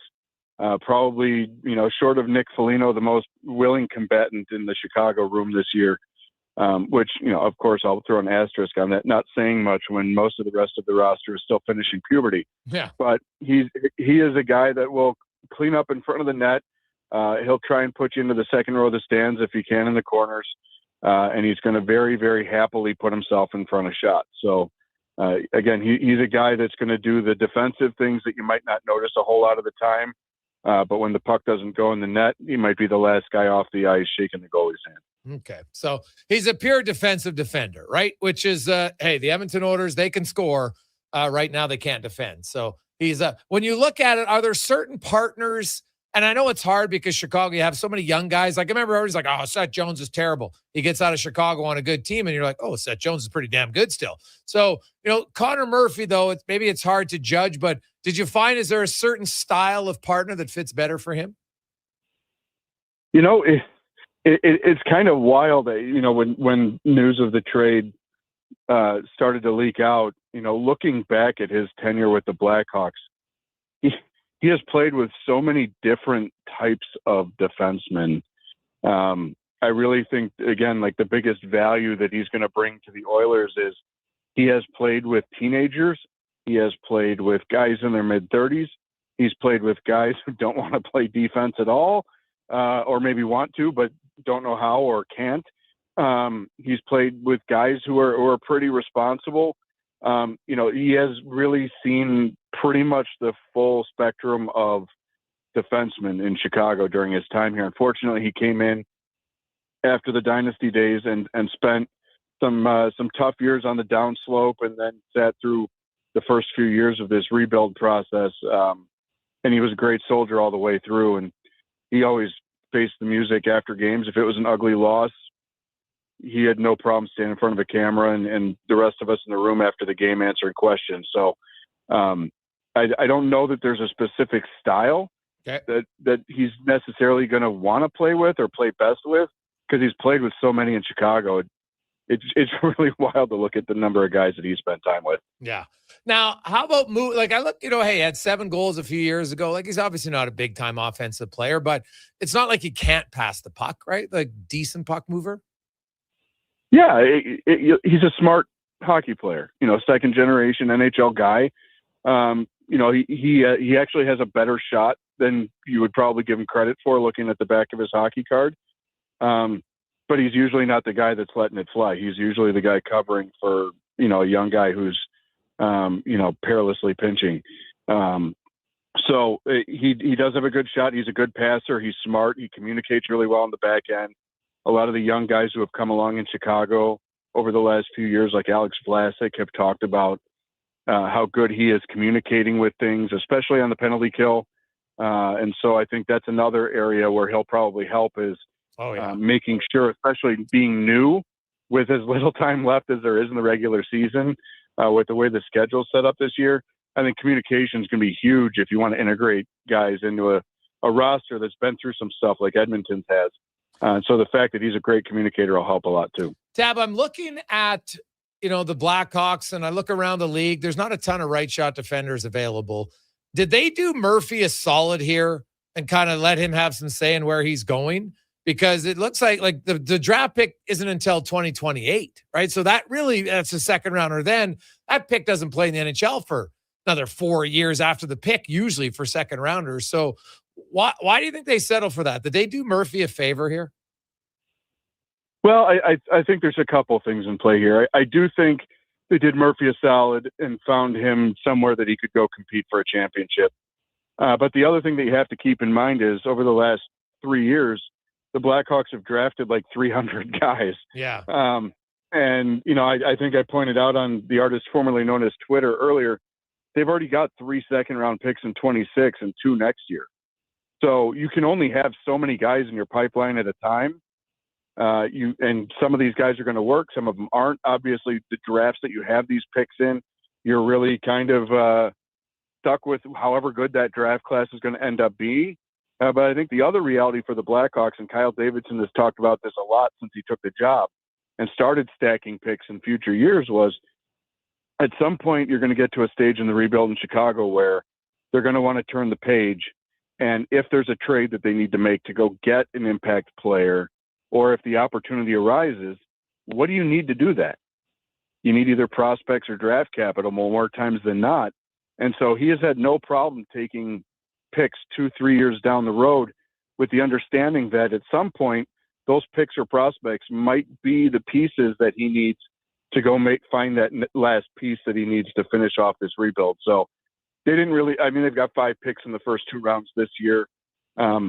Like I said, with the number of guys that they've already drafted over the last 3 years, the pipeline's going to at some point be, overloaded, and you're just not going to be able to sign all the guys. And so there's going to be diminishing return on the value of the picks that they have made. So I think pushing it to 28 makes sense, just because the further down the road you can get these assets, the more value they have down the road when you might need them for more than making a pick of another young kid to add to the pipeline. Okay, so that makes sense. So it's a combination of, hey, you know what? We give Connor, who's been a really good, teammate warrior outside of the year when 24 teams got into the playoffs. The Blackhawks really haven't been close. So this will be something different for him.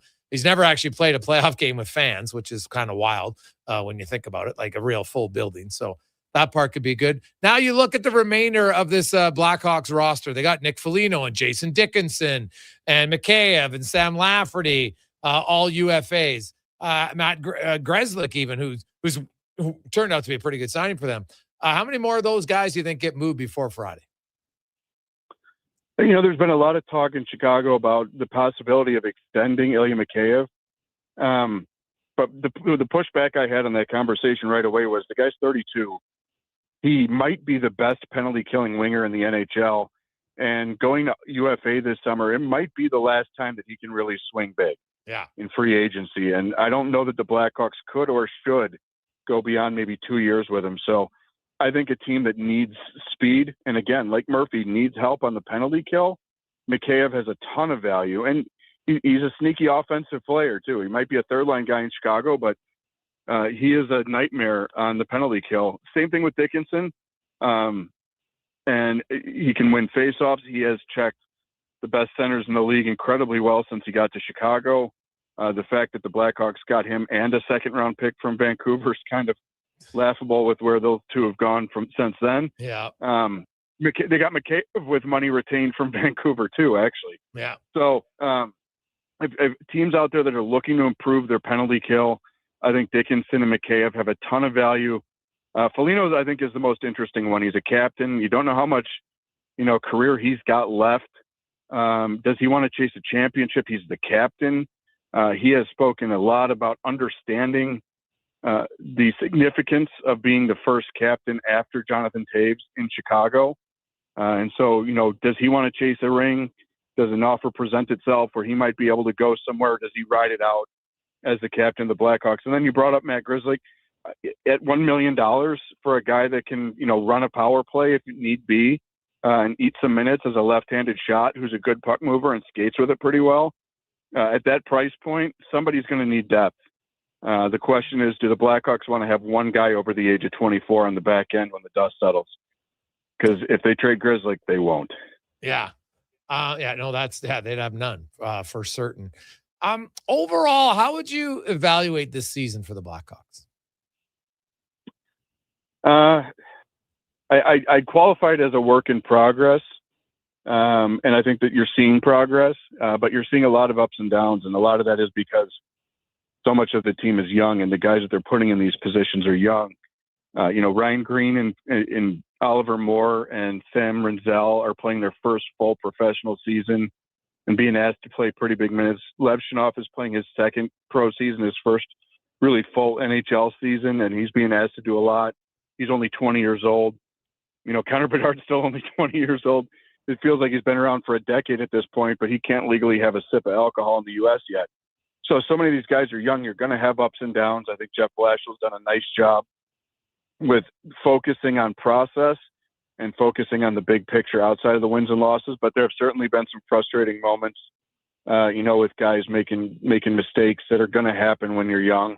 But again, with the number of guys that the Hawks have drafted over the last few years, this is really the first wave of those picks starting to get to the NHL, and you'll probably see the second one as soon as the end of maybe the season in Sweden with Anton Frundell, or maybe some of the guys that they've got in college. And then next year, certainly you'll probably see 2 or 3 more guys get promoted full time. So it's still a building process, but I think that you're seeing those incremental steps forward. And the biggest positive for Chicago is, after, a bruised up rookie season and a second year that saw some ups and downs, and some people would have said, maybe a slight regression from Connor Bedard. He certainly took that step into superstardom and has shown on a more frequent, if not nightly basis, that he's the goods. And I think that's what you were looking for to build around. And now it's just a matter of, again, waiting for the rest of the roster to finish puberty and catch up with him.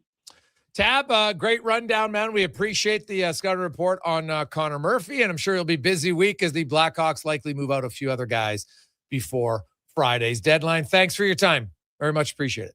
Absolutely. You guys will enjoy Connor Murphy. He's a tremendous human being. Yeah, that's what I've heard. Looking forward to it. Thanks. That's Tab Bamford joining us from Chicago. And I'm a big believer, man. You can never have too many good guys on your team because and you need good guys that are just a little relaxed. Because I've said it all the time that, this core group here is a little wound tight. I hate to say it, but the next time Darnell Nurse comes out and says, I have to play better, might be the first or second time. At some point, you know what? You never hear. Draisaitl has no problem saying he needs to play better. 25 for some reason does. Even after a terrible, no. And I'm sorry. That's not the best, man. Stu Skinner, people could hate him all they wanted. Stu Skinner had a bad game and never shied away from it. I still remember the Tampa game. We played great tonight and stepped me. I was terrible. Right? He hasn't pulled punches. And I think there could be a lesson learned there for Nurse at times, just in my own humble opinion. Take a quick break. Come back. We got lots more. We'll get to the stats of the day and more. It's a Gregor Show presented by PlayAlberta.ca. Welcome to Uncommon. Welcome to Subaru. Engineered for Canadian winters, built for real-life confidence. Tackle the ice and snow with Subaru's symmetrical all-wheel drive, delivering the power, control, stability, and grit you need. And when the temperature plummets, you'll cruise in comfort with heated seats and heated steering wheel. All this plus peace of mind with Subaru's top safety pick status for 19 years running. This winter, it's time to get you into a Subaru. Visit Subaru.ca today. Electrical Solar Team is now making a play for sustainability and savings. They're specialists in powering up for a greener future.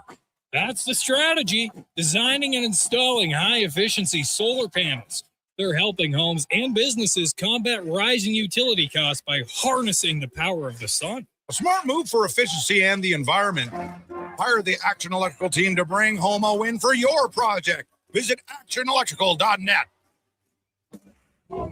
Are you looking for safe and professional transportation solutions for your group events and sports teams? Look no further than Silent Rides, Alberta's premier charter bus company. Whether your group is big or small, Silent Rides has you covered. We offer state-of-the-art motor coaches, first-class service, and affordable rates. Get your quote today. For more information and to request a quote, contact sales at 877-748-0991 or visit silentrides.ca. 1 in 3 adults don't get enough sleep. The Brick is here to help with deals on your entire bed. Save up to 50% off clearance mattresses, 50% off beds when you buy any 3 matching pieces. Buy one, get one half price on Sealy memory foam pillows, and save $100 off any adjustable power base when you buy a mattress over $9.99. Plus, check out other incredible savings in every department. Some exclusions apply. Check out the Brick at South Common, West Edmonton Mall, North Side, and downtown.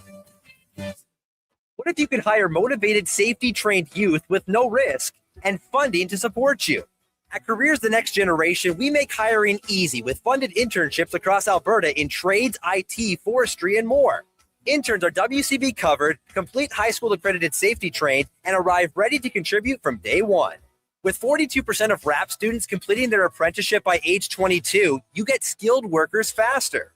Spots are filling up. Visit careersnextgen.ca today. McValue meals are here. Get the McD's you love for $5 plus tax every day with your choice of a McDouble, Junior Chicken, or Chicken Snack Wrap with small fries and small fountain drink. All for just $5 plus taxes. Canadian restaurants. Product availability varies. Prices exclude delivery.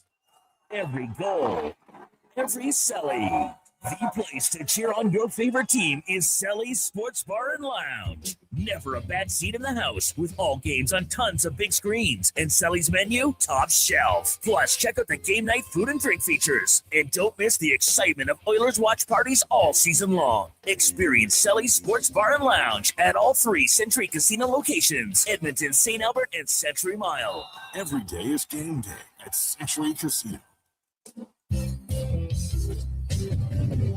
When your driveway's covered in snow, Toro and the Lawnmower Hospital have you covered. Toro's gas or battery-powered single-stage power clear snowblowers make it easy to clear right down to the concrete with incredible Toro-powered Propel technology. Face the next snow day without fear thanks to Toro and the Lawnmower Hospital. Visit lawnmowerhospital.com. The Lawnmower Hospital. Do you work for a company that wants to reach people who love sports? Or maybe you're looking to hire people who love sports. Sports 1440 partners with dozens of local businesses, connecting with tens of thousands of Edmonton sports fans every day. On the radio, on the listening apps, on YouTube, and on social media. Contact our sales team today to see what Sports 1440 can do for you. Email Gregor at sports1440.ca to get started.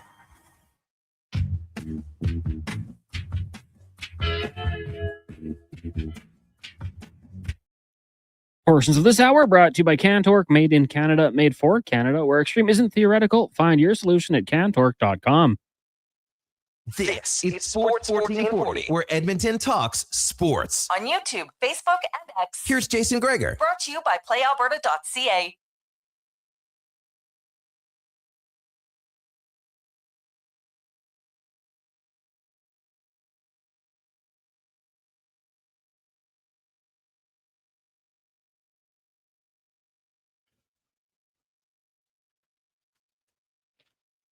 We continue on Monday afternoon. How are you? Maybe some of you just getting out of work, getting set to make your way home. Drive safe, please. Hey, good news. Every day it gets a little bit longer. I know, Con Man, we're walking out of the station now after 6, and it's still light out. So that is a big, big win. I'll tell you that. Big win. So I like it. I like it a lot.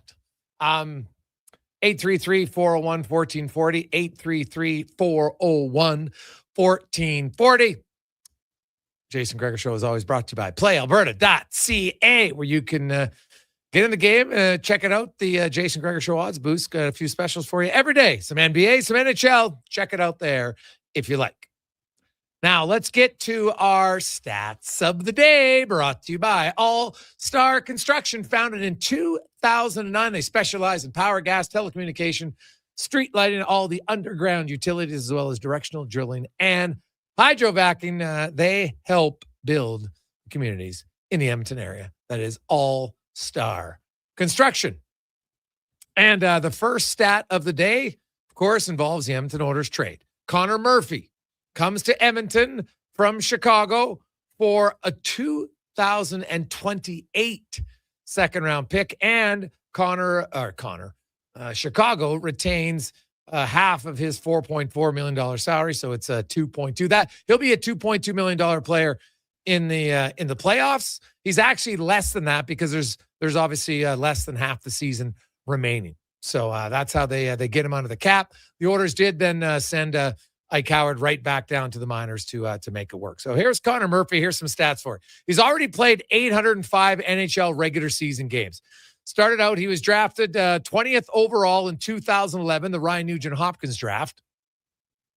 He was drafted one pick after Oscar Klefbom, if you recall, and was taken by the Coyotes. He made his debut a few years later with the Coyotes. He played 1 year in the American League after playing 2 years in the OHL after being drafted, then 1 year in the American League, and not even a full year. It was only 36 games. He's only ever played 36 games in the A, and then was basically an NHLer ever since. Was with the Coyotes for the first 4 years of his career, and then went to Chicago, and he has been in Chicago since 2017-18.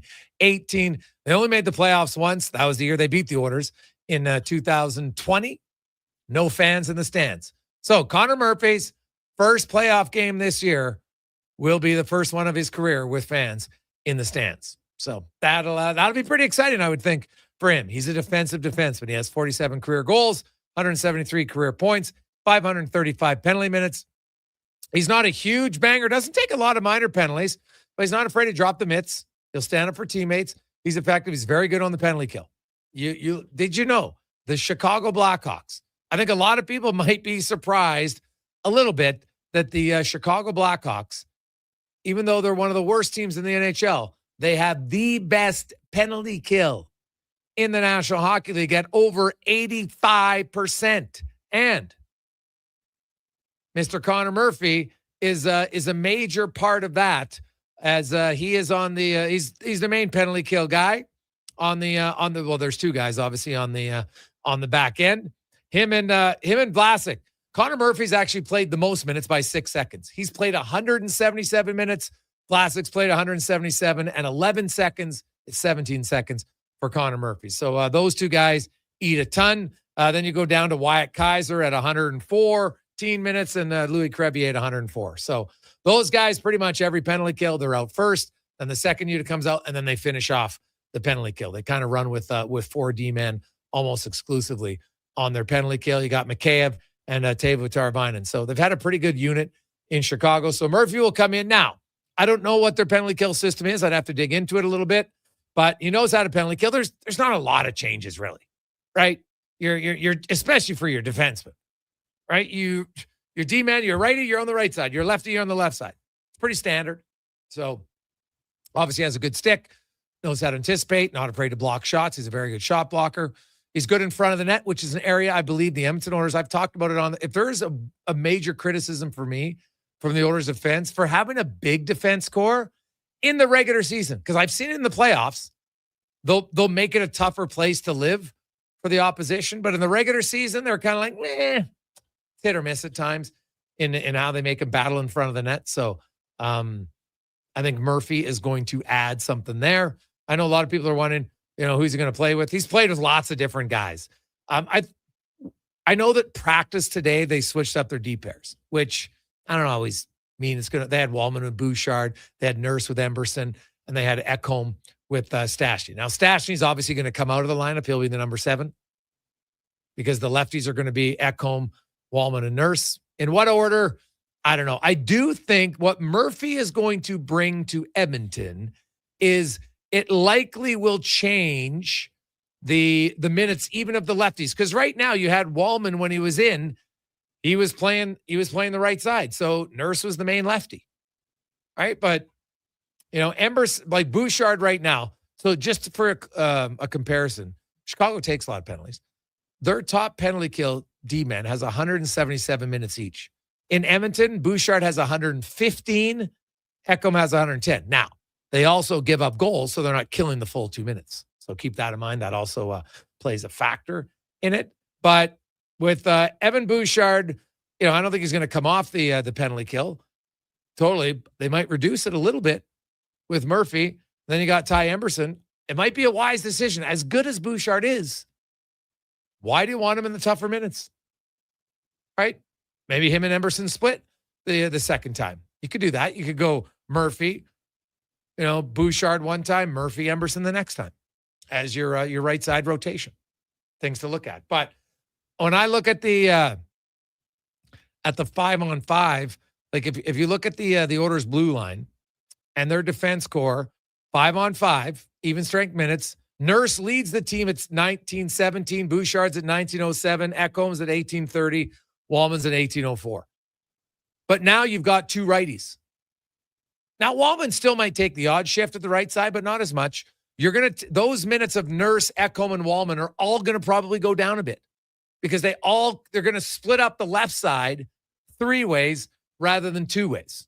Right now, not down a ton, but down a little bit. I'll be watching. So if Nurse has been averaging 19-17 right now and about 1:17 on the PK, I bet you in the final 21 games, I could see Nurse down around a minute. I know people are saying, third pair. He's not going to suddenly drop down to 16 or 15 minutes a night. I just think that's unrealistic. Could Nurse play better? Yes, he better play better.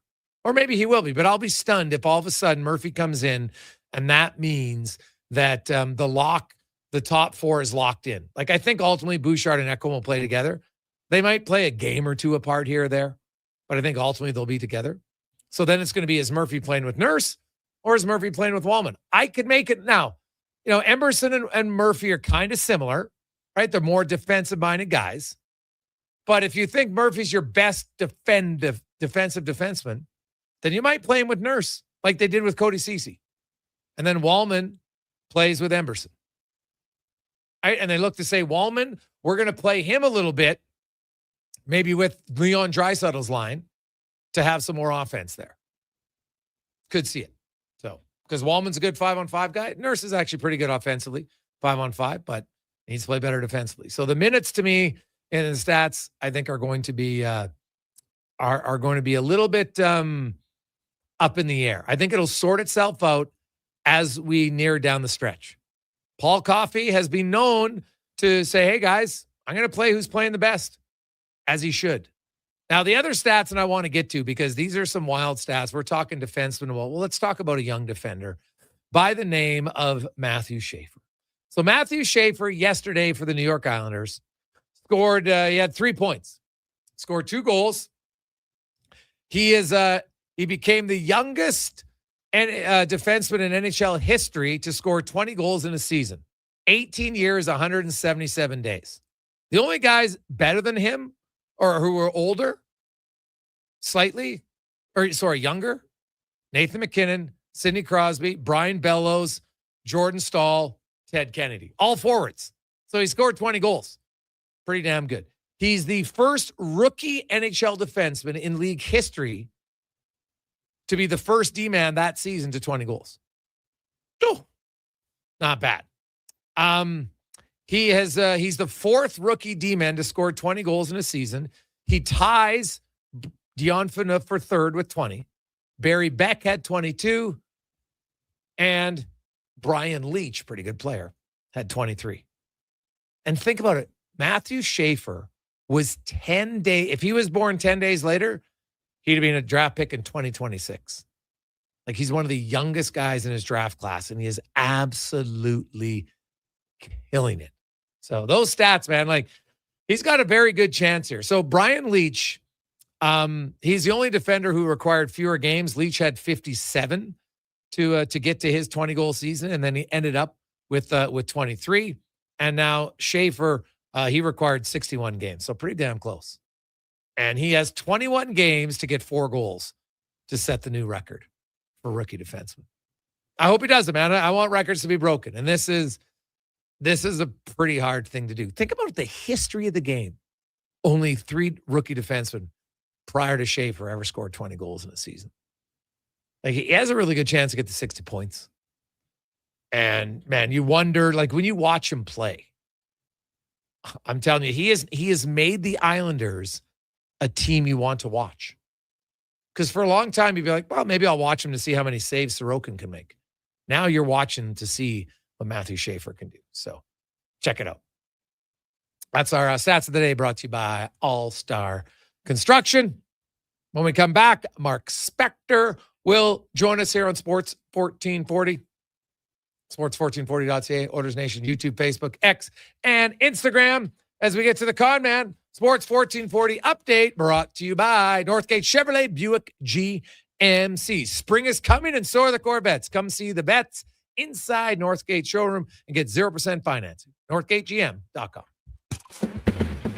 The Sports 1440 update. The Edmonton Oilers have acquired right-handed defenseman Connor Murphy from the Chicago Blackhawks for the 50% of his $4.4 million retained. It's a 2028 second-round pick going the other way. Murphy was originally selected 20th overall back in 2011 by the Coyotes and spent the last 9 years in Chicago. Also, Andrew Mangiapane and Alex Regula both clearing waivers. On the ice today, Red Wings knocked off the Preds 4-2 earlier on. Later, you got the Rangers taking on the Jackets, Flyers in Toronto, Canucks host the Stars, Hurricanes up against the Kraken, and the Kings meeting the Avalanche. In the association, just 4 games, Wizards, Rockets, Celtics, and Milwaukee, Jazz take on the Nuggets, and the Clippers meet the Warriors. The Elks signing American defensive back Ladarius Tennyson, Ike Brown, and Jeremiah Walker, along with wide receiver Ife Adei. Coming up in hour 4 of the Jason Gregor Show, we'll be joined by Mark Spector of Rogers Sportsnet, Bakersfield Condors forward James Hamlin, and hear another edition of Cam Tate's 2-Minute Warning. I'm Connor Halley. This has been a Sports 1440 update.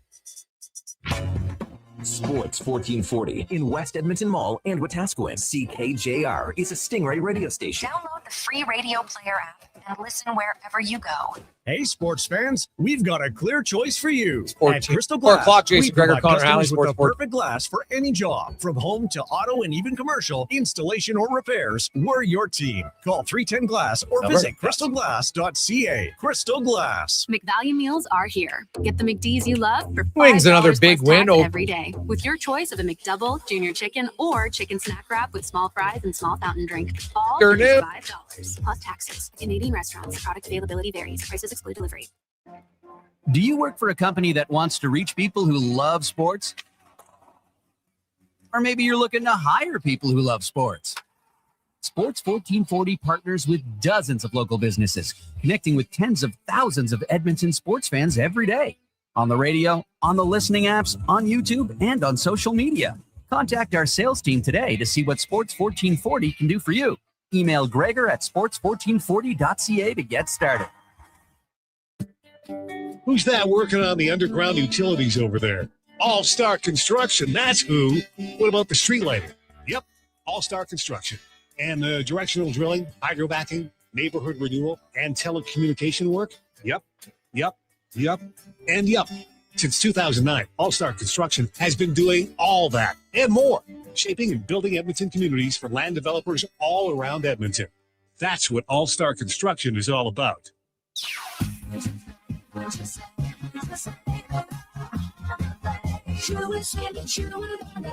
Sherwood Honda is home of the GOAT. That's your greatest offer all time. And they have plenty of pre-owned GOATs that they got on a trade. Every used vehicle they sell goes through a 182-point inspection and comes with a vehicle history report. Because peace of mind is an essential part of getting your GOAT. And Sherwood Honda sure would want you to buy with complete confidence.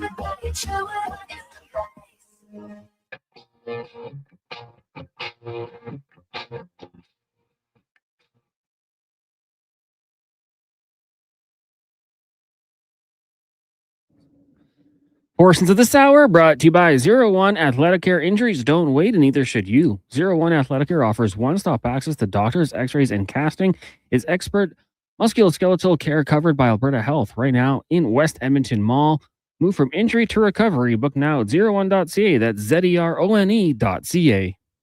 The Jason Gregor Show, the best of Edmonton sports talk and beyond. This is Sports 1440. Presented by PlayAlberta.ca, Alberta's only regulated online gambling website.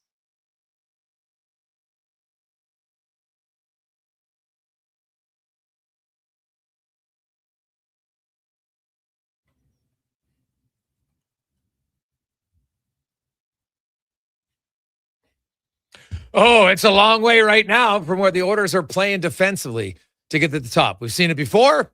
Can we see it again? We shall see. I think they're capable of it, but it's just a commitment, man, and it's hard. It's playing hard, strong defense isn't sexy. At times, maybe it isn't fun, but it's rewarding if you do it well. So that's the key. It's a lot of will. It's more will than skill for sure. Welcome back. The Gregor Show, presented by PlayAlberta.ca. Alberta's only regulated online gambling website where 100% of the revenue stays right here in the province. PlayAlberta.ca. Oilers will host the Ottawa Senators tomorrow, and I have to think that Connor Murphy will make his Oiler debut tomorrow night, barring any major travel snafu, I would think. So we'll see. Let's get to the Spec Report, brought to you by GS Construction, your underground infrastructure specialists, and they are hiring. If you want a great career, not just a job, but a career with opportunities to grow and learn and get more responsibility, apply today. gsconstruction.ca. Look up careers. As Mark Spector from Rogers Sportsnet joins us. And Spec, we talked about this name last week on the show, and I had Connor Murphy as one of the 4 guys I thought the Oilers would target, and turns out he was the one. The return, I don't think, is terrible. You're only giving up a second rounder in 2028, and they retain half the salary, so it fits in, and away they go. And after listening to Stan Bowman talk today, it's pretty clear what he feels his team needs to improve in defensive zone hockey. Yeah, I think that's pretty evident to everybody, and he's not even, he didn't even sort of mince words like it's the defenseman's fault or it's the goalie's fault. He says it's everybody's issue here, and it's clear. Like, you can, in terms of defensive, who needs to carry the ball on turning the team around defensively, I think you just split it up by ice time. The guys that play the most have to improve the most, right? The guys that are on the ice all the time are the ones that are responsible for 1 million pucks going in. So, it starts at Connor McDavid and it goes all the way down to Spencer Stastny. But I can tell you which guy plays a lot more. Yeah. When you look at Connor Murphy, it's obvious he's the second, he's their number 2 right D. Yeah. Now, does that mean he's going to play 20 minutes a night? We'll see. I don't think it will. Just because I think certain situations, power play and everything else, offensive zone starts, yada, yada, yada. But I think he probably ends up playing about 18, 19 minutes.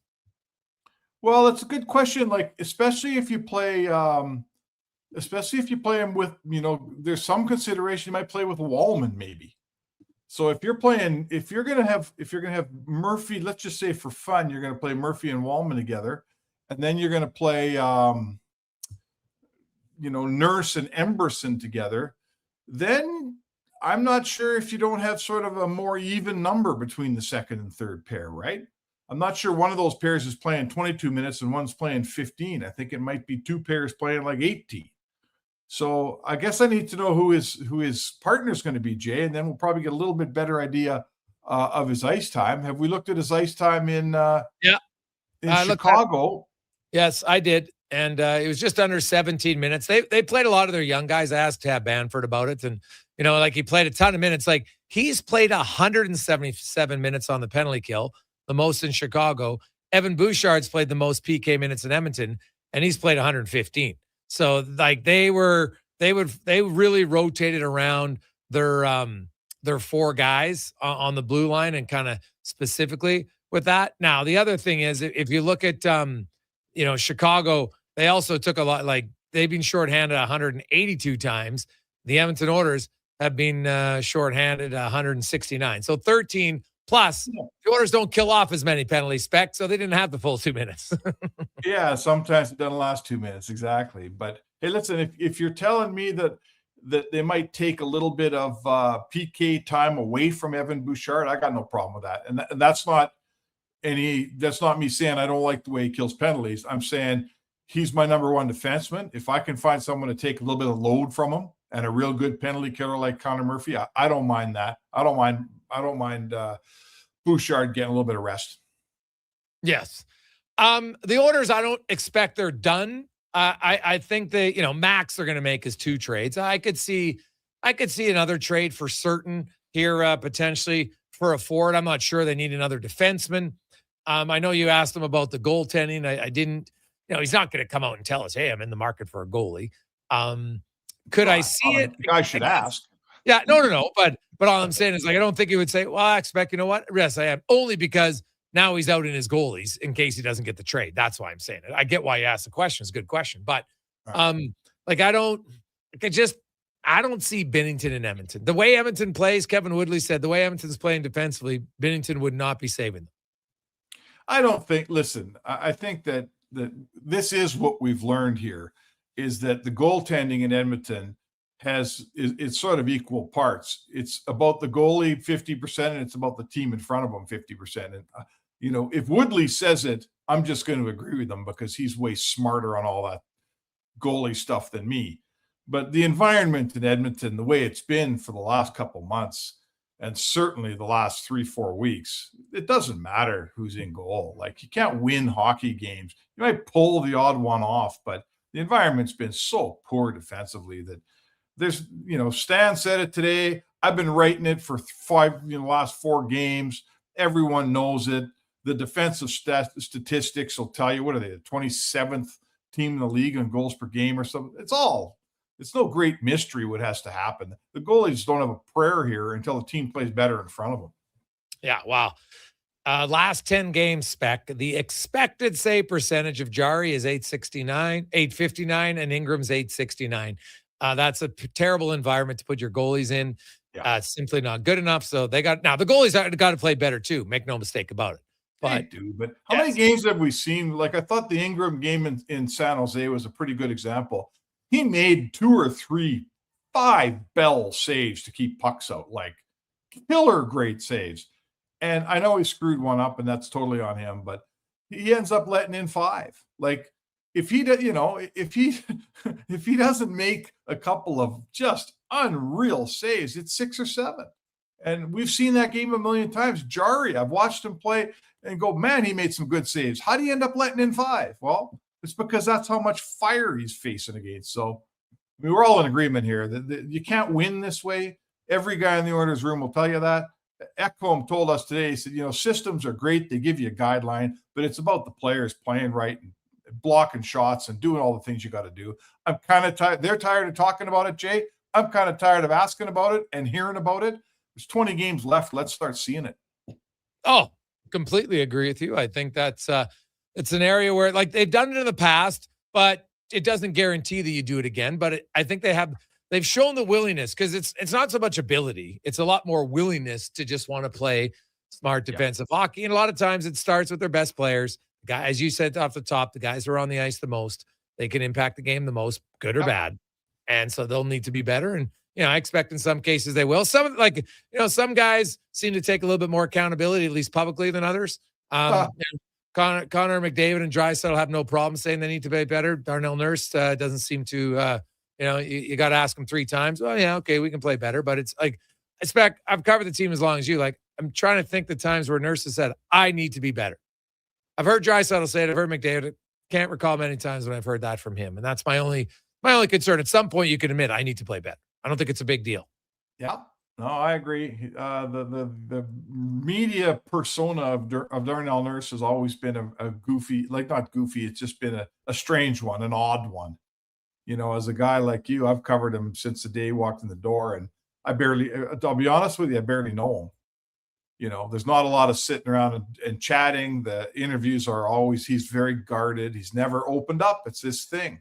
And it's not changing now. That's who he is. No. And I respect his right to be whoever he wants. But, I feel like a guy like Ryan Nugent-Hopkins, like, I feel like I could have a beer with him and we'd have something to talk about.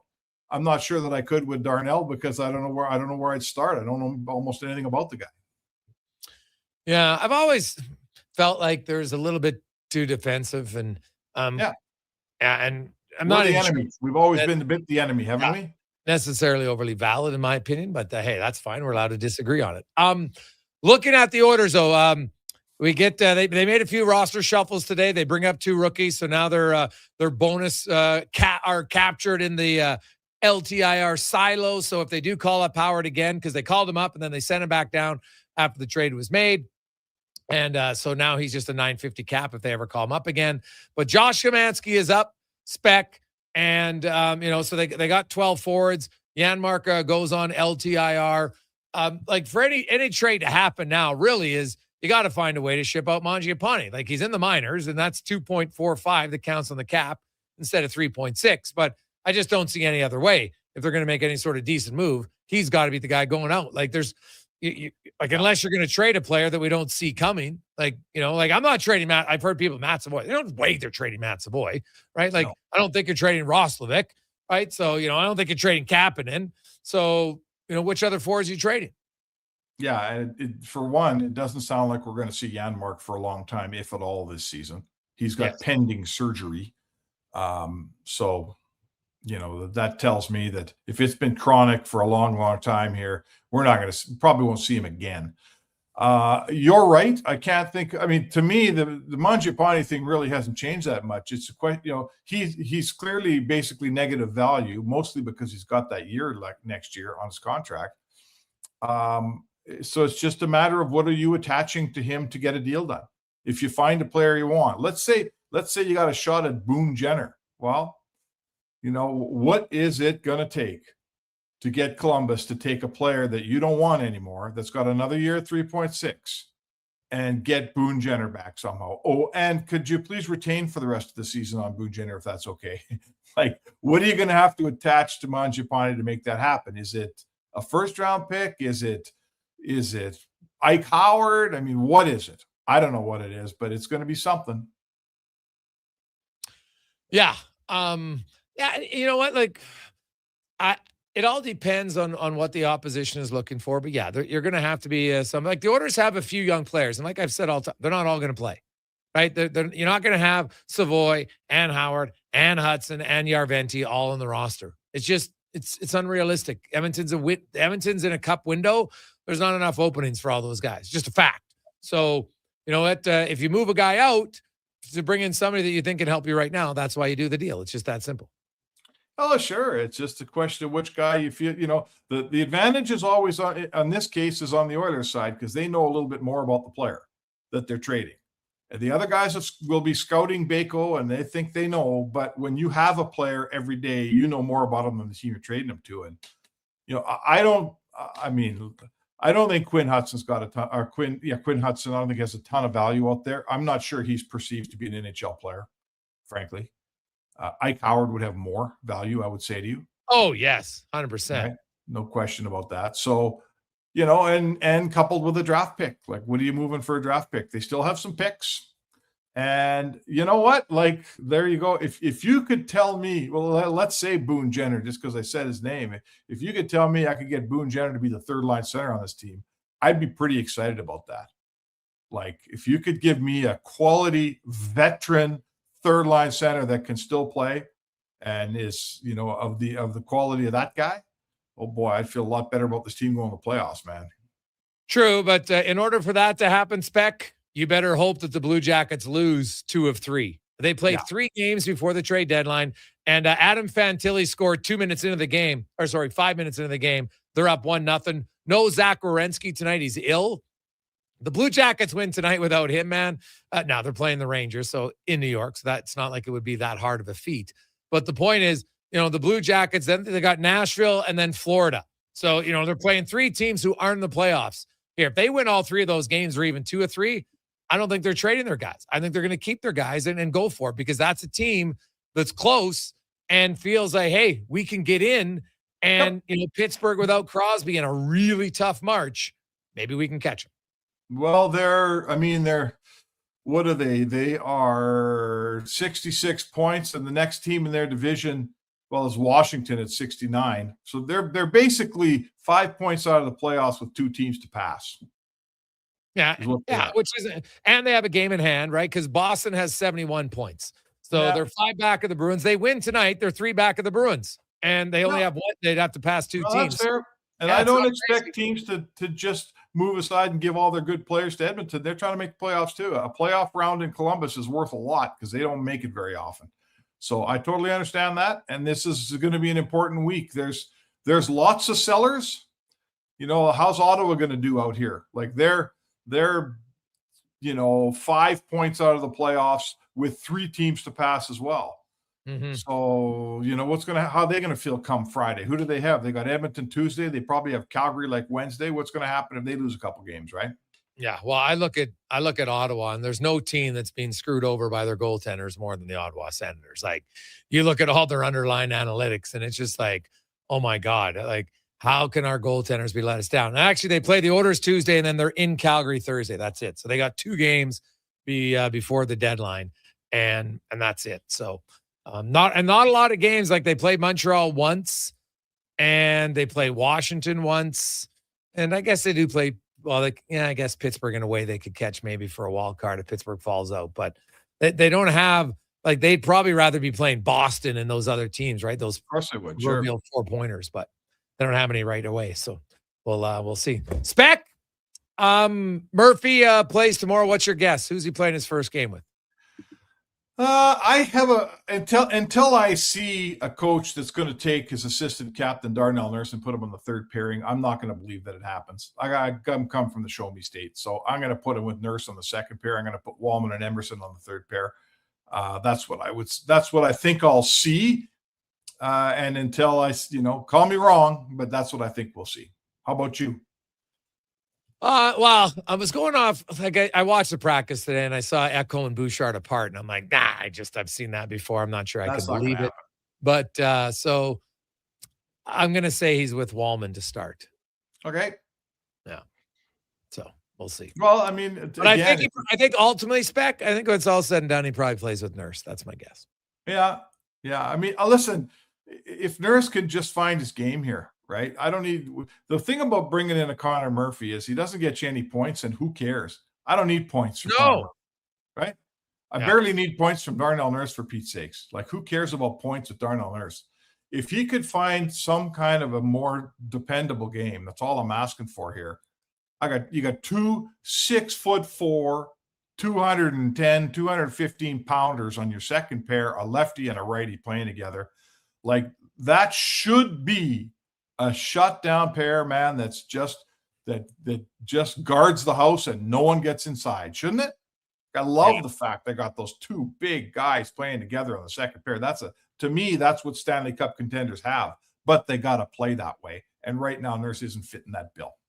Yeah. Spec, have yourself a great one. We will chat with you tomorrow. All right, Jake. There you go. That's Mark Spector. The Spec Report brought to you by GS Construction. We will take a quick break and we'll return. James Hamlin joins us next. It's the Gregor Show presented by PlayAlberta.ca. Need a new ride for road trips, errands, or just life on the go? Go Auto offers a massive selection with over 15,000 new and used vehicles to choose from. With over 70 locations across Western Canada, finding your next ride has never been easier. Whether it's a roomy SUV for the family, a sleek car for the open road, or a rugged truck for your weekend adventures, you'll find it here at a price you'll love. Explore thousands of vehicles today at goauto.ca.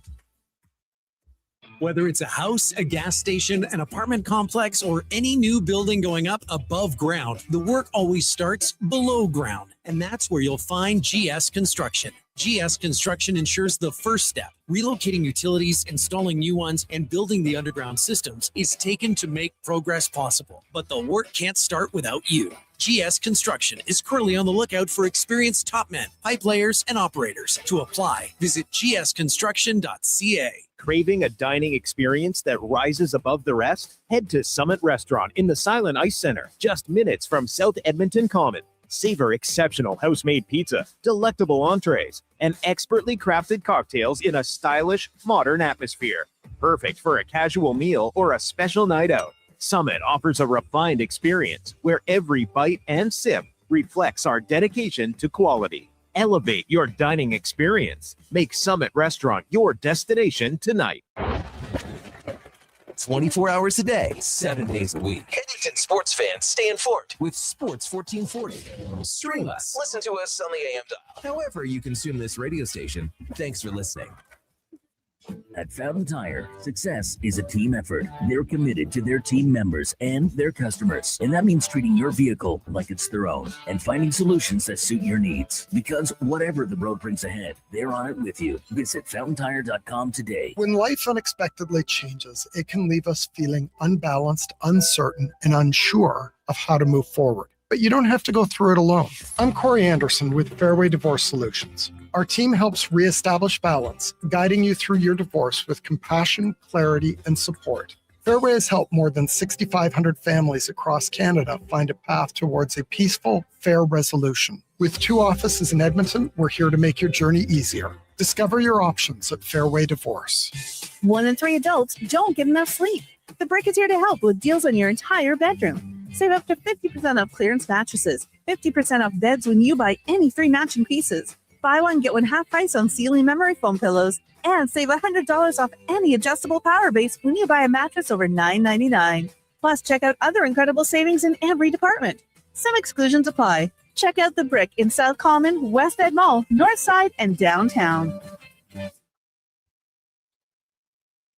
Portions of this hour brought to you by Crystal Glass, your clear choice for residential windows. Locally manufactured and installed, Crystal Glass provides a beautiful product and incredible customer services for all of your residential needs. Call 310 Glass or visit crystalglass.ca for a quote. The Jason Gregor Show, the best of Edmonton sports talk and beyond. This is Sports 1440. Presented by PlayAlberta.ca, Alberta's only regulated online gambling website.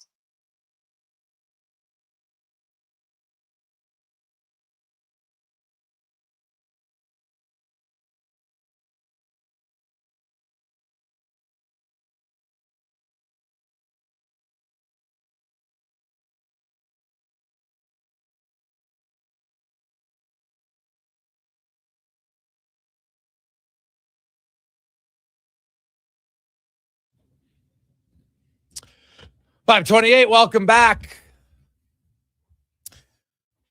Jason Gregor, Connor Halley, Sports 1440, sports1440.ca, YouTube, Facebook, X, and Instagram. As always, brought to you by our title sponsor, PlayAlberta.ca, Alberta's only regulated online gambling website where 100% of the revenue stays right here in the lovely province of Alberta, PlayAlberta.ca. So even if you lose, you're still winning. Goes right back in, building roads and so much other stuff at PlayAlberta.ca. It's time now for our AHL report, brought to you by Legacy Heating and Cooling. Home to no payments, no interest for 1 year on your furnace. Stay warm all winter at legacyheating.ca. And our next guest is 1 goal away from setting a career high for most goals in a season. He's had another spectacular season for the Bakersfield Condors. And we are joined by James Hamlin. James, welcome back to the show, man. How you doing? I'm doing great, Gregor. Thanks for having me on. Hey, I appreciate it. Let's start with the personal note for you. 21 goals, ties a career high, and obviously, you got a lot of runway here to break it. What do you attribute the increase in goals to this year? I'm not too sure. I think number one, I've just been able to play with a lot of really skilled guys this year. This team down in Bakersfield is a really exciting team, really offensive and skilled team. And it seems like every night we're never out of games. And so I think that's probably a big contributor is just the guys around me really helping me out and finding me in good areas. This is year 6, I think, for you. And, you're definitely not an old guy by any stretch of imagination. You're only 26 years of age, but you kind of feel like the wily vet with so many young guys coming in on that team, and Yarventi and Hudson and Howard and Marhala and Szymanski. And, all of a sudden you're the wily vet. Yeah, it's strange. I don't know how this happened so fast, but it definitely feels like that. And it's been so cool just to see all these younger guys grow. And I think the leadership group in Bakersfield has been great too, to try and help everyone as they come along throughout the season. So who have you played mainly with? I've been playing a lot with Jones, especially recently, and our wingers have changed a little bit. Most recently, we were with Hudson as well, and like I said before, those are two really skilled players. So it's been a lot of fun to play with them. I want to get your thoughts because players, they see other players and you're really good at evaluating kind of where they're going. Robbie Yarventi, of course, coming off, he had 2 years where just, dealt with injuries. And even at the start of this year, they didn't start him out playing in back-to-back games, but now he's really coming along. I thought he had maybe one of the goals of the year and they got called off for goalie interference. So I thought it was a joke. I thought that shouldn't have been, that should have been a goal. But what have you seen from him and maybe what impresses you most about his game? Yeah, to talk about skill, he's probably one of the most skilled guys in our team. His ability to go through the other team without any help. He's had a lot of really cool goals that way. The one you said that got called off. That should have been a goal. I agree. So just his ability to make plays in tight without any space and find guys. Last game he had a really nice play to set up Szymanski on a goal. And he's one of those guys that he also just shows up to the rink every day with a smile on his face, and he's a pleasure to be around. Josh Szymanski told me that, when he came to North America, he didn't realize how much of an emphasis there was on faceoffs. And he talked about how yourself and a few other guys really helped him, just work on draws. He's a big guy, and we've seen him become pretty good on it. How did you help a guy like that just become maybe more aware in the faceoff dot?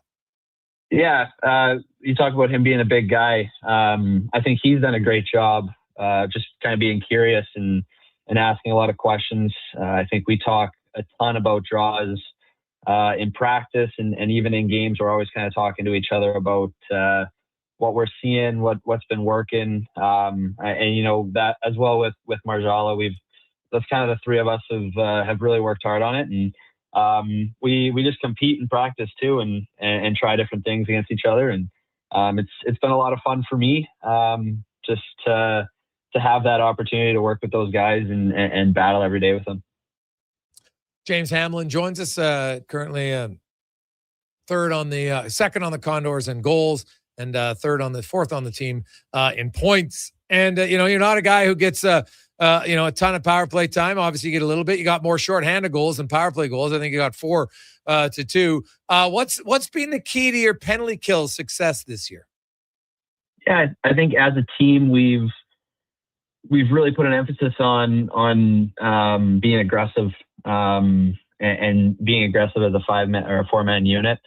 I think we struggled at the start of the year, but we've come a long way. I think we've battled our way all the way up to tied for 11th or something like that in terms of penalty kill in the league. And I think that just stems from being a group, being together all the time. And we got a lot of fast guys on that PK, and that's led to some good chances offensively. So it's always fun to go out there and compete with those guys.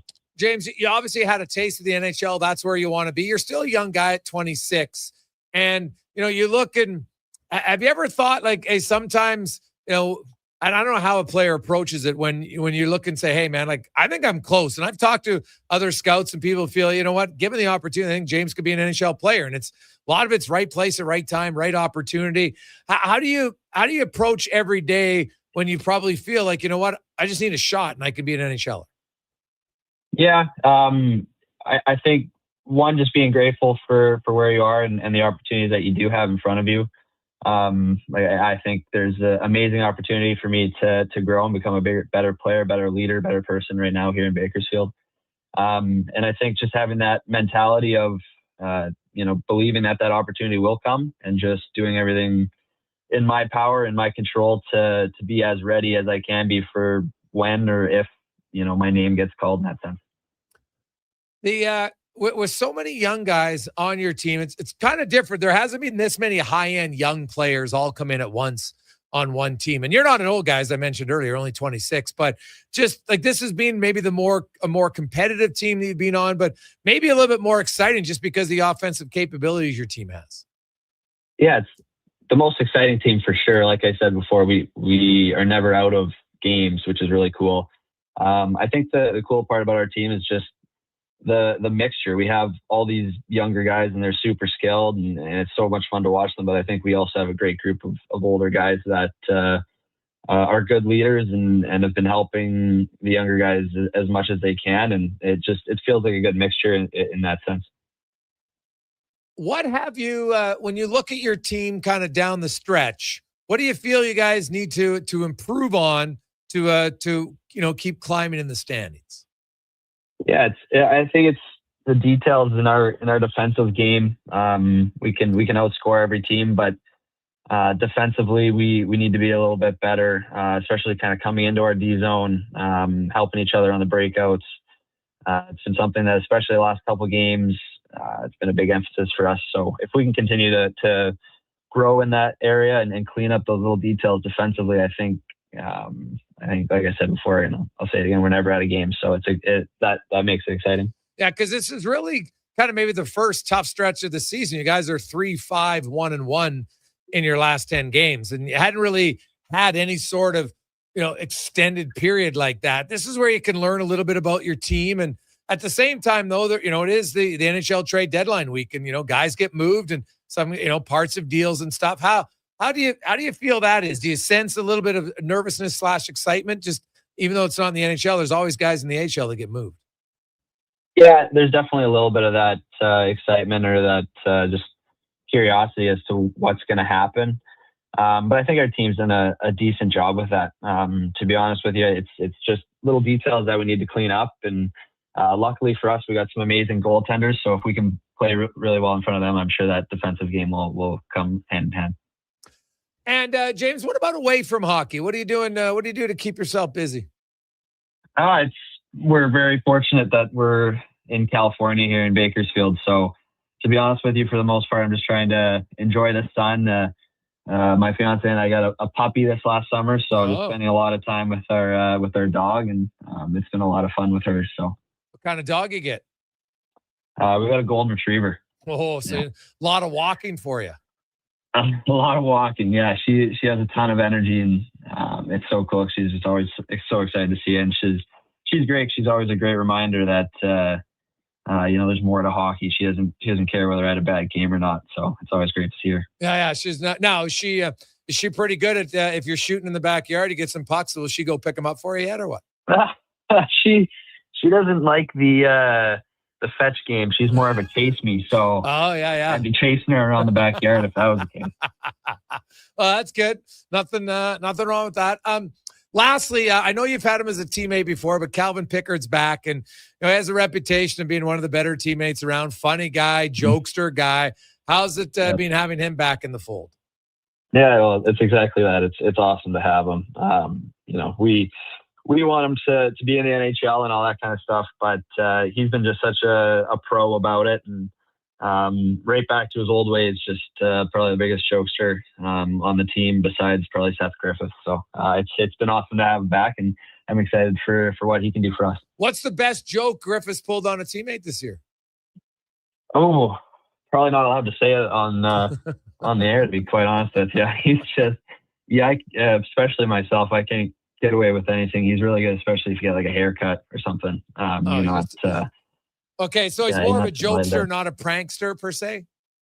Yeah, definitely more of a jokester. Okay. Yeah, you have to be sharp when you're around him. Any pranksters on the team? You know what? We haven't had too many pranks. If anyone is, it's probably Jarventi. I said earlier, he's always got that smile. He's a funny guy as well. And if anyone's pulling pranks, it's probably him. But he likes to do like cut the skate laces and stuff. So he's annoying prank. Fair enough. Those are great. Oh, it's so annoying. It's true. Well, James, continued success, man. Best of luck when you set the new standard for most goals, and hopefully you guys get back on track and have a long playoff run. I appreciate that. Thanks for having me on, Greg. I appreciate it. You betcha. That's James Hamlin. Really good dude, man. And you know what? Like, hey, if James Hamlin was in another organization, I think he could easily be in the NHL. He's very responsible defensively. He's got good hands. He's improved at every level. You know, you go look at his time in the WHL, just got better every year, more productive, went from a 23-goal scorer, ended up a 36-goal scorer, started out as a 47-point guy. Well, actually 3-point guy in his first year, and ended up as a 92-point guy. So he's always been improving. And you know what? You look at his goals, like he's going to have a good chance here maybe to score, 25 plus, I would think. Maybe flirt with 30. We'll see. We'll return, wrap things up on the Gregor Show, presented by PlayAlberta.ca. Booster Juice is going crazy for hazelnuts. No, not crazy. Nuts. Booster Juice is going bananas for hazelnuts. I mean, there are bananas in smoothies, but that's not the point. Banana juice is booster for hazelnuts. What? Just stop. Booster Juice is going nuts for hazelnut. Introducing the Nutty Monkey Smoothie, Holy Hazelnut Acai Bowl, and Nutty Booster Ball, all made with rich, creamy hazelnut spread. Try them today, only at Booster Juice. Canadian-born, blending since 1999.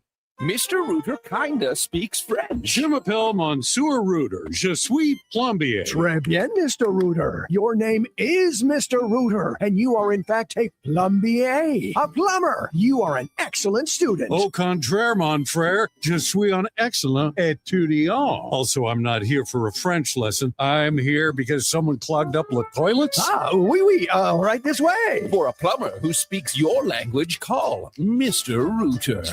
Expand your brand with Fusion Promo Marketing. Fusion is your trusted partner for all things branded merch and apparel. Thousands of products perfect for businesses, sports teams, and corporate events. Fusion with a Z. Promomarketing.ca. Getting your vehicle sparkling clean doesn't have to cost a fortune. Take it into Hughes today and pay just loonies a wash. Find us at HughesCarWash.com.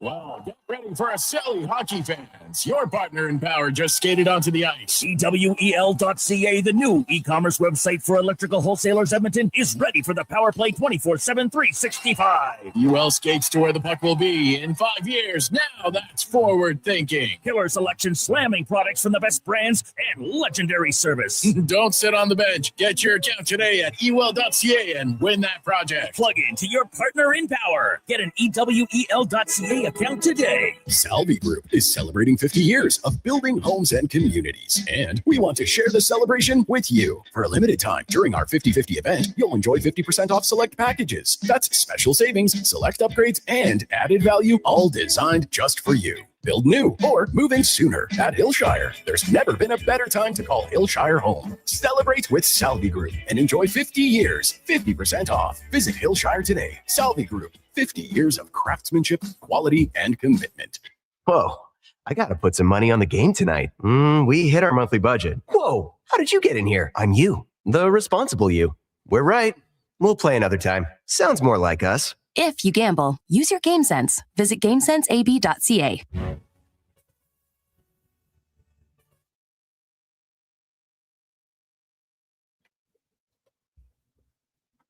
Portions of this hour brought to you by On the Rocks. The Oilers push to the playoffs is on, and OTR is ready to be your hockey headquarters. $5.75 Molson Canadian, 69-cent wings, and play score and win every game. See more at ontherocksyeg.com. The Jason Gregor Show, the best of Edmonton sports talk and beyond. This is Sports 1440. Presented by PlayAlberta.ca, Alberta's only regulated online gambling website.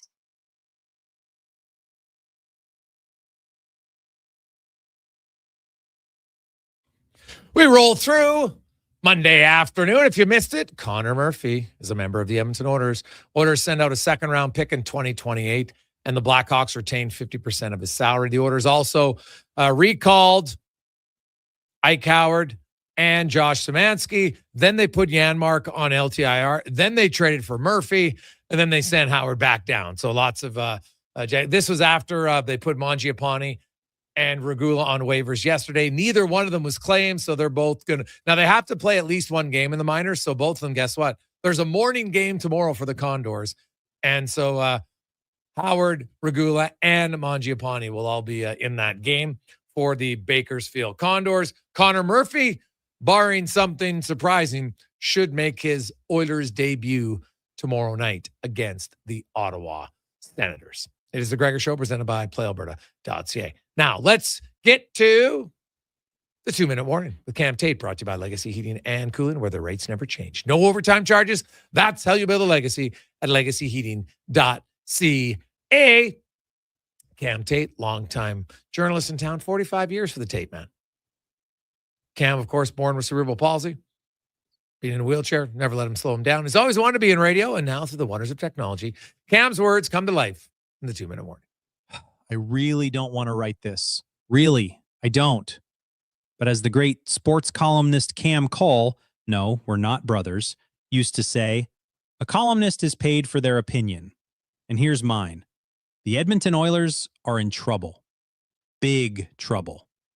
Every game, I've been hoping, praying even, that my gut feeling is wrong, that this team will find its stride, tighten up defensively, and get the goaltending they need. But it's not happening.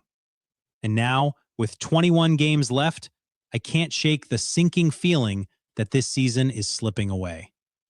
It's like wearing a sweater that doesn't fit anymore. You love it, you want it to work, but something's just off. And no matter how much you tug at the sleeves or adjust the collar, it still feels wrong. That's the Oilers right now. I want to believe. I really do. I want another playoff run, another spring where the city comes alive, where the fans pack the moss pit and the buzz is electric. But as I listened to GM Stan Bowman today, talking about defensive lapses and goaltending struggles, I couldn't help but think, this isn't a team gearing up for a playoff push. This is a team scrambling to stay afloat. And it's March. March! These are the conversations you have in November, not when the clock is ticking and every game feels like a must-win. Lowtide asked the question today, do you think the Oilers will make the playoffs? I liked it so much, I made it part of the 2-minute warning poll today. 77% said yes. 23% said no. I'm in the 23%. I don't think they're going to make it. I don't see the spark, the urgency, the fight. And unless something drastic changes fast, this season is going to end in heartbreak. And I hate saying that. I hate it because I know how much this team means to this city. I know how much hope fans pour into every game, every shift, every save. But hope doesn't win games. I'll admit if I'm wrong. I'll eat crow, sauerkraut, of course, on the side. But right now, my gut says this team is done. 2-minute warning. Gregor, Halley, Kruger, probably wearing a scratchy sweater, and me, Tate. Sports 1440. Interesting. Missed the playoffs. Holy cow. So in order for the Oilers to miss the playoffs, one of the Sharks or Kings has to catch them and pass them. And then Seattle has to stay ahead of them too. So I guess in a way, Seattle has to catch Edmonton as well. So that's bold. I wouldn't say I agree with that. Are the Oilers floundering right now? Yep. But so is the rest of the Pacific Division. This is the best year for the Oilers to have a bad regular season. It is. Look at the numbers, man. They don't lie. There is not a lot of teams grabbing it. And you look at the Vegas Golden Knights. So the Vegas Golden Knights have played 26 games against playoff teams. They're 6 wins in 26 games, 10 losses, 10 overtime losses. They have 14 of their final 22 games against playoff teams. So we'll see. Edmonton's schedule isn't super easy. They have a run here next week that's pretty challenging where they could easily go 1-3. I don't debate that for a second. So they have to kind of wake up here quickly and play better. There's no debating it, but I still look at the schedule. I look at the teams. I look at the quality of the Oilers. I look at McDavid and I look at Draisaitl. And I look at the fact that this team historically they will annoy you. They will irk you. They will leave you feeling like Cam Tate, not believing. And then they'll turn it on. Now, will they turn it on all the way to the Cup final? That I don't know. Right now, that would probably be a little bit of a stretch for me to say that. They have the ability, but there's some other good teams in the Central. There's no one in the Pacific Division that I think, oh, Vegas scares you. Like, look at Vegas. Not only are they floundering right now, now they're playing the hottest team in the NHL next, the Buffalo Sabres. The Sabres have the best record in the NHL since December 1st. Pretty good. And then they play Detroit, who's got the 5th best record at that time. Then they come back home and they got Colorado. And, oh, by the way, Mark Stone is now out. They say it's day to day. That seemed rather ominous to me. It could be much longer. So we'll have to see where he goes. But Cons, what do you say on Oilers playoffs? Yay or nay? Well, Tater also predicted that Declan was wearing an itchy sweater, and he's not. So for those that believe, Tater, 0 for 1 on that one. Yeah, but that's a much more fair, accurate suggestion to claim that he's wearing an itchy sweater, right? Yeah, he's sometimes. kind of inherited the Struds. He loves the sweaters, right? Yeah, it's like a mini Struds. They make sense. They're functional. But no, I don't think so. I feel like in years past, the Edmonton Oilers at some point here are going to kind of hunker down and lock it in defensively. Like you say, enough to go to the Cup final. I don't know. That Central Division is going to be tough, but they're also going to have to go through each other as well. So maybe they wear down as the playoffs go on. Maybe the Oilers ramp it up. It is a blessing this year that like the Pacific Division, as you mentioned, is as bad as it is, and nobody really wants to win. Like the Golden Knights, 3-5-2 in their last 10. They've lost 2 straight. The Ducks right now are one of the hotter teams. Them and the Dallas Stars right now in the West. Maybe they make that run for the top spot. But in a playoff series, if they were, to go against the Edmonton Oilers, call me biased, but I still like the Oilers in the playoffs. Well, I think they're going to get in. It's not going to be what I wanted all offseason. I said I'd love to see this team go for a run, win the division for the first time in how many years, but I still think they're going to get in. Yeah, like making the play. And once you get in, hey, anything could happen. They could easily lose. I don't discount it. It's not like I would say the Oilers are an overwhelming, stone cold mortal lock to have a deep playoff run by any stretch of the imagination. But I would be floored if they don't make the playoffs. I would say that. I'd be rather floored. Hey guys, you think the Oilers turn their focus back to McMahon from Trev? So Bobby McMahon's a top 9 winger. Look at the Oilers' top 9 wingers: Nugent Hopkins, Hyman, Roslovic, Kapanen, Podkolzin, Matt Savoy. Are you I don't mind Bobby McMahon, and I didn't even include Trent Frederick starting to play better. So where does he fit? That's my question. Right? Where does he fit? I guess maybe they would move Nugent Hopkins to third line center. Then you could move him to wing. Possible. I think if they're going for a forward, I think they're going for a right shot center forward in an ideal world. I think they'd love to give Szymanski a run, but if they can find a veteran, then I could see it. But look at Columbus. I mentioned them off the top. They got some centers that people want. Charlie Coyle, Boone Jenner. But they're winning again tonight. And they got Nashville tomorrow, and then they got Florida. They go 2-3 this week. I just can't see them changing. So I do think Edmonton could still use a little bit of grit and sandpaper in their bottom 6. I have no doubt about that. So I could see that being added. On behalf of Connor Halley, Declan Kruger, I'm Jason Gregor. Thanks so much for listening, watching the show. We very much appreciate it. Man, we got a lot of text today, lots of viewers online and listeners. So thank you very much. Have yourselves a wonderful Monday. We'll set up the Oilers and the Senators tomorrow. Also, Connor Murphy will make his debut. We'll see who starts in goal for the Oilers and more. On behalf of Connor Halley, Declan Kruger, I'm Jason Gregor. Let's get Sports 1440 update brought to you by Legacy Heating and Cooling, where the rates never change, no overtime charges. That's how you build a legacy at legacyheating.ca. Good night.